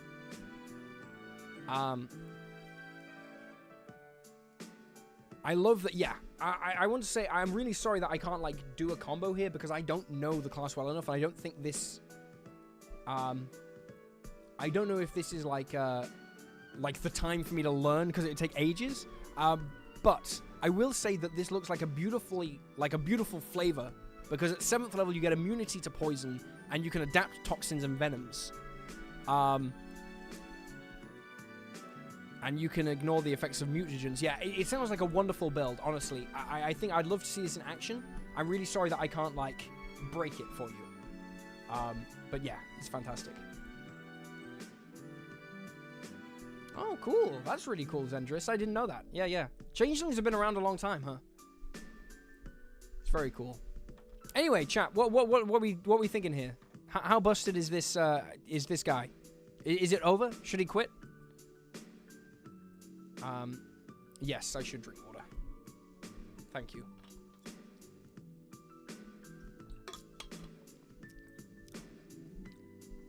But yeah, well, let's see what this guy says.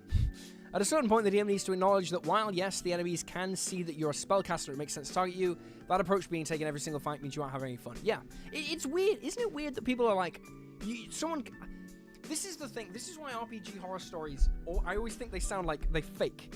Because I can't imagine a situation where you say even just to not even to your friend, just to a person, I'm not enjoying this game. Can you change it? And they're just like, no. Like, does that happen? Hey, Keeman, I'm not a dad. It's my nephews. But thank you so much. It's lovely to be. It's lovely to have kids in my life. Genuinely, I went from not caring about children to like kind of understanding why they're cool. You know, they are very magical. It does a lot for you.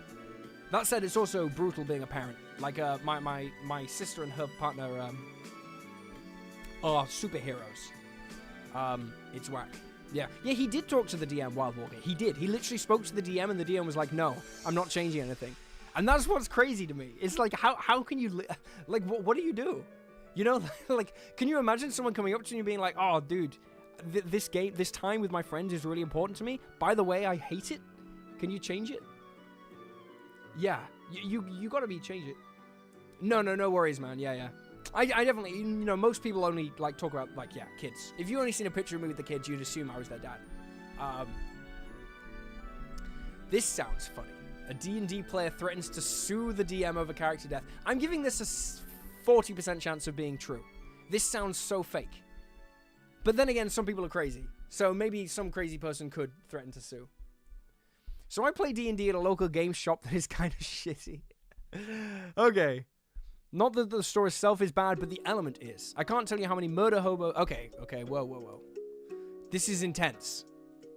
And general bad players they deal with. Okay. I mean, where do these people come from? What country are you in? There's some, like, risky language here, guys, so... This one guy takes the cake. We're playing campaign years ago. He was a Dragonborn druid. That guy was a tiefling barbarian, and our DM was running a Dark Souls Elden Ring style campaign, but with more roleplay. We lived in a castle with a lord who would send it on missions. That sounds pretty cool. To help the battered towns in the area from various monsters, demons, and magic wielding warlocks. Okay, that sounds really cool. Warlords. That guy was not the sharpest tool in the shed. He was constantly assuming NPCs were out to get him or secret spies or whatever and would kill them or mouth off or accidentally reveal secrets and mess up the mission. And potential allies in this campaign were in short supply. Okay, so he is basically a murder hobo. He also argued with the DM a lot and accused him of trying to kill the party or railroad us. Yeah, this, like, victim complex from players is very sus, right? It's like, if you don't trust your DM, what are you doing? Just leave. Like, at that point, like, if you don't trust that your DM is trying to give you a good time, then the game is not going to work. You need to like each other to play this collaborative game. You haven't missed too much, Empiric. We're looking through some RPG horror stories right now. The final straw was when this character died after a brutal confrontation with a particularly nasty, undead, spellcasting warlord character who we had heard horror stories about. The rest of us fled after he died. So he began summoning backup in a fight we were already losing. Wow, so they just ditched the murder hobo. The murder hobo died and they just ran away. Yes, you're right. Yeah, this guy's complaining about character death in a game where... Well, the murder hobo's complaining about character death in a game that is based on Dark Souls. He was livid. He accused the DM of targeted harassment and being unfair. And the DM just told him he could roll a new character and the death was part of D&D. I mean, to be fair, I would always say, like, death, personally. You can call me a little snowflake if you want, but I always actually say death is actually up to you, not up to the DM. So if your character dies, but you don't want that character to die, I would allow a story reason for you to come back. But I understand that not everyone's like that. The guy says, I'm paying you $20 a session just for it to be all about nothing. I want my money back. Oh my god. This is why, like, can you imagine? Honestly, at that point, I'd just be like, I'll just take the money and go. Like, the guy is so toxic. Just, like, give him the $20. Just get out of my life. It is funny. So, oh, he wanted all the money back. He didn't want that one session. He wants the entire campaign's worth of money back. Wow. Yeah, that's nuts. You can't be like, oh, we're 50 sessions into the campaign. Give me $1,000. Wow. That's crazy. And then he said, you'll be hearing from my lawyer. And then he never got in touch with his lawyer. I mean, what do you think? Do you guys think this is true? I could believe this is true. It's funny. I kind of hope it's true. But at the same time, it sounds a bit fake. But maybe someone like this exists. Yes, this is why session zeros are important. If only to identify people who are like problem players. You can be like, hey man, we decided we don't want to play. Like, we found a different group. Man, I would say this is like, I said 40%. I'm going to give this a 30% chance of being true. I think it sounds a bit fake. It sounds a bit like, I can believe character dies, guy freaks out, he's upset.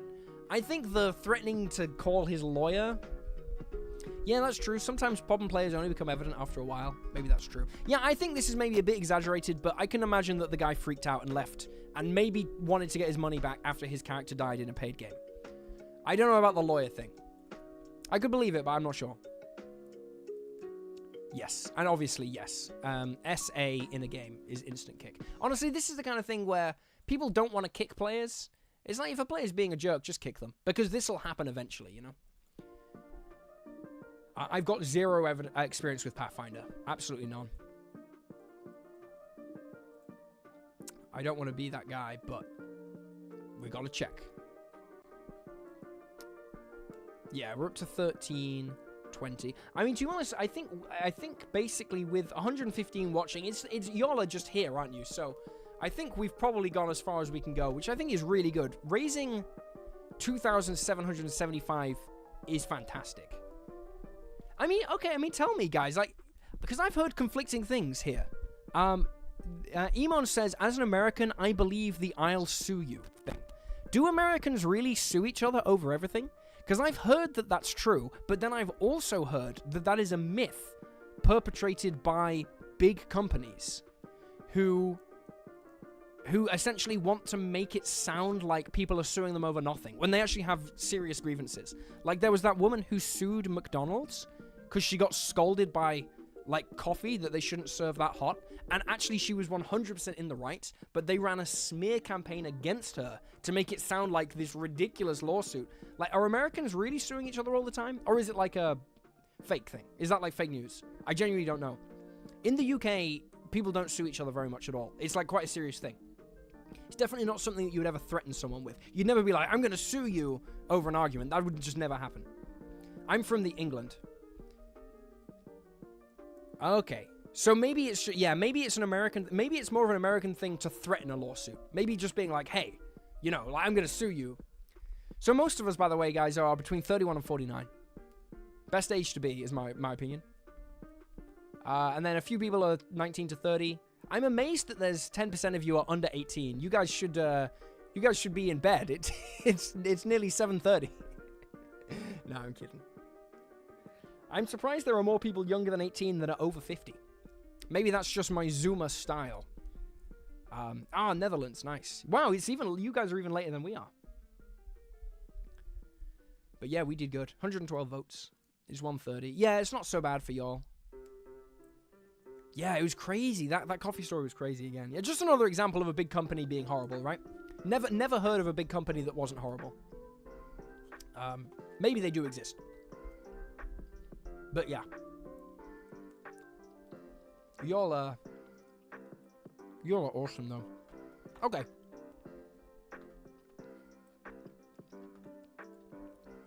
But it seems interesting.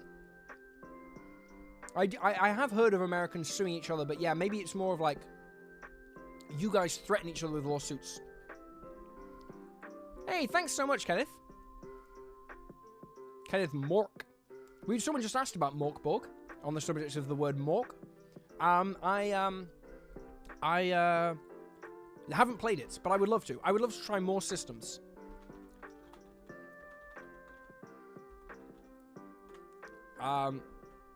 But unfortunately, it's just one of those things that you never really. It just feels like you now have the time. You know what I mean? Ever hear the phrase "behind every fortune is a great crime"? Yeah, maybe.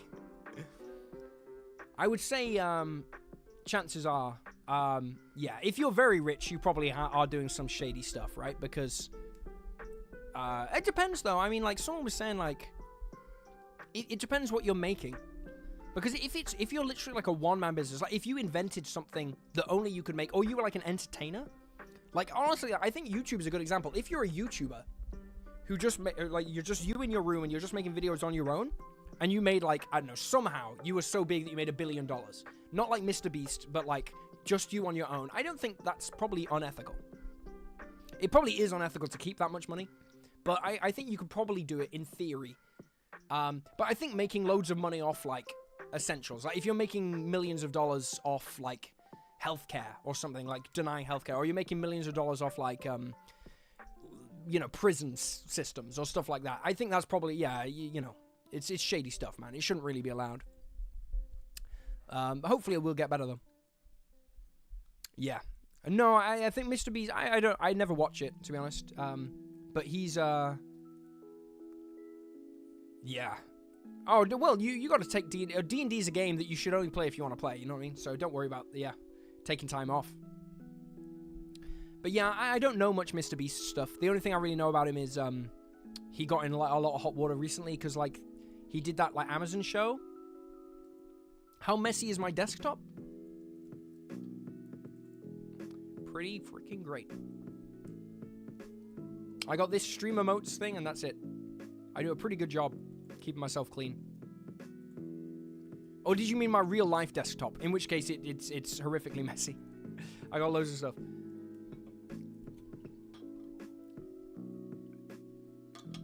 Yeah, man, I keep a tight shit around here. I got a lot to I do a lot of work from this computer, so I need to keep it like incredibly like focused. I don't have any games on my work laptop or anything like that.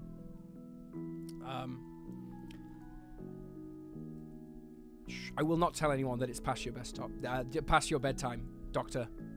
That is, we'll take that to my grave. Yeah, clean screen. I do have a lot of like tabs down here. I don't know if you guys can see my tabs. I've just got a Premiere, Photoshop, and After Effects, and then Blender, which I never use. And Reaper is my DAW of choice. I'm practicing streaming. As you can tell, it looks very bad. Oh, that's awesome, John. I'm glad that the videos could help out. Yeah, I you know, I enjoy making videos, so it's always nice when people enjoy watching them. I don't want to take too much credit, you know what I mean? There is no channel without you guys, and I'm making videos because I want to make videos. It's wonderful that other people enjoy them as well, because I enjoy making them a lot. I've got two streams. No, honestly, I really appreciate that, AK, but genuinely, over the next year, we're going to get a lot. If you think this is a good stream now, which is really nice, you know, I'm moving house for a start. I'm going to have a dedicated streaming room. Going to have, like, little things that pop up. It's going to look great. It's going to have nice lighting. And that's what the YouTube members are helping me out with. When we stream, we're going to chat. We're going to work on improving stream stuff. Work at getting better at streaming. We will probably keep them quite cozy, but generally I'd like to get to the point where we can make content out of a stream. So like, I won't be taking any clips from today's content and uploading it as shorts, but maybe in a year's time, I'll get good enough at streaming, chatting with you guys that will, and going through fun stuff that will actually make a video. You know, we can go through stuff and check it out, you know? But anyway, let's have a look. There are still 8 of those left. I think I might have to call it, though. That's the only problem. Because I am so exhausted. But I think we did a wonderful job. We raised 3,000. This is probably the last chance. I'll give it 10 minutes, guys. This is probably the last chance. If you have any questions, or if you want to grab Ryoko's guide, again, this is the last chance before it closes. Yeah, we're running this is the Lo-Fi Pokemon Beats to Chill/Study to. Live 24/7. That's what we're running today. Yeah, I know. I'm not even 30 and I'm like, oh, I'm so tired at 7:30. It's because my sleeping pattern is really bad because I was really ill. This stream was supposed to be last week, but I got the flu. So, that's why there's been no content either. In fact, I should message Tim. Any word?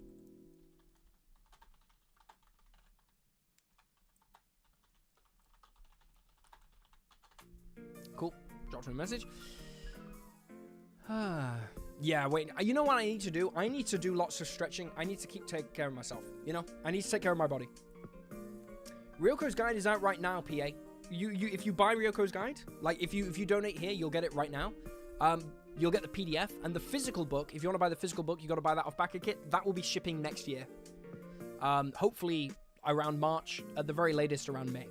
But like if it's May, that's the absolute latest. Like basically it depends. If the factory makes it before Chinese New Year, it's March. If they make it after Chinese New Year, it's like April. And then depending on where you are in the world, right? It ships out in April. If you're in like America, you'll get it quite quickly. If you're in, I don't know, like Argentina, it might be a bit slower, but it goes all over the world, you know. Yeah, there's still ways to get physical Ryoko's guide. If you go to the Ryoko's guide Kickstarter.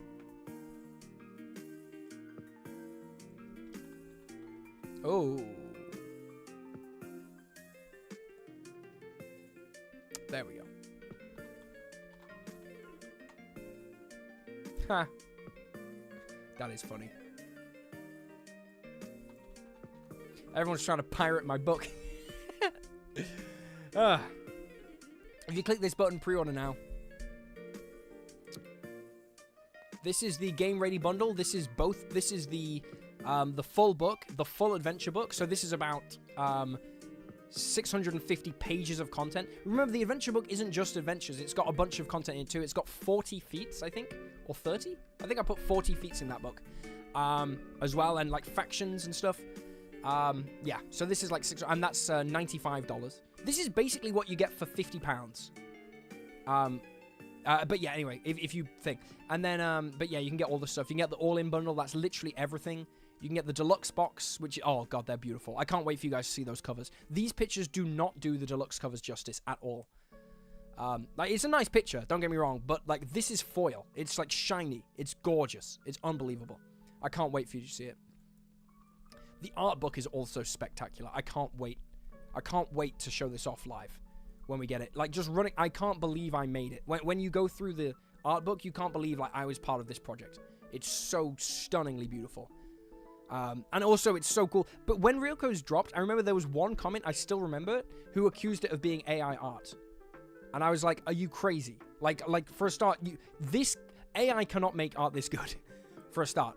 And second, we have an art book that shows every art piece in progress. Like, you can see, like, the initial sketch and then the renders and then, yeah. Yeah, they're just mock-ups, that's why, yeah. The art book is gorgeous. But yeah, all of the stuff's on BackerKit. So if you just go in Ryoko's Guide Kickstarter, I guess I'll put it here. If anyone wants to buy the physical books, that's the place. Yeah, I mean, Ryoko's took, like... I was working on Ryoko. It wasn't called Ryoko's. It wasn't anything to do with, like, all of this influence, all of this, like, cultural influence, that comes from, like, people like Yoshinori Frank, Daiji Ronghi, Jacob Tao, loads of people.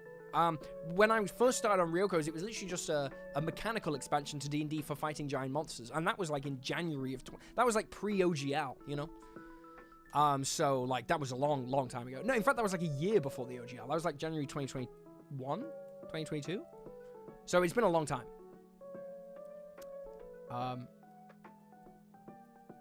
Thanks, Louise. Yeah. I mean, it's been awesome. Yeah, the dice. Oh, the dice are so beautiful. But, yeah. It's nice just to hang out with you guys, honestly. I feel like maybe I can't wait to get better at this. Get engaging, you know? But it's all about practice, staying hydrated. Yeah. We'll get there. I don't have a P.O. box right now, Alex Lopez, but I will get one. I will get one. But yeah, you guys are awesome. It's been fun. Honestly, I mean, 500K, I mean, we haven't really spoken about it. The truth is we didn't celebrate, like... 100K, we didn't celebrate 300K. The truth is, like, it's a very arbitrary number, you know what I mean? It's like, it doesn't mean anything to have 500,000. You know, it's like, it's not like you, like, the day, if I lost, like, 4,000 subscribers tomorrow and went back down, I wouldn't be less of a person. You know, it's not like someone with 100,000 subscribers is worse than someone with 500,000, so it kind of, like, doesn't mean anything. So it feels silly to celebrate it, but it's nice to hang out and just kind of chat about it. If you're more of a role player, Ryoko's has a lot of lore. And there's a lot of snippets of lore too. So it basically, if you're looking for like stuff to inspire you to create a character, I think it's a wonderful book for that. I think Wrath of the Kaiju, the adventure book, has a lot of like stuff about factions and how different factions operate. There's a lot to go on in terms of creating a story, but Ryoko's is not a world book. It's more of a bunch of player options. Yeah, I hope to do more of these yeah. But there's got a load of lore to build characters out of, but if you literally don't care about any mechanics, honestly, the book is more mechanics than it is lore. So, you know, bear it in mind. You want to make sure, with every purchase you ever get, like, evaluate it on how much joy is this going to bring you, you know? Is this actually gonna, you know... I mean, Ryoko's is beautiful. It's a beautiful book, but, you know, would you get more for $30, you know, for the $90 for this, you know? Or $60 for the physical book? Are you going to get more value out of that money elsewhere? If the answer is, I will be happier if I spend $60 on, I don't know, a different book than get the other book, you know? But I think Ryoko's is worth the $60. I think it's much better value than like you know, Wizards of the Coast content. I think most third-party content is much better value than Wizards of the Coast content. I think if you've got $60 and you're wondering whether to buy Ryoko's or Crooked Moon or, you know, one of the Drakkenheim books or like the New Player's Handbook, I think you do a lot better buying third-party. And that's not me just saying like, oh, buy my book. I genuinely think you'll get more value out of that. I think you'll find more to influence your game. But yeah. Anyhow. I think we're going to have to call it, though, guys. Seriously, before I literally fall over. But I think we did an amazing job. Where did we get to? We got to... Yeah. 3,000 here. We got a load, yeah. And considering this was a stream after I was being ill, we couldn't really prep it much. We couldn't hype it up too much. We did so well. Thank you so much to everyone who's donated.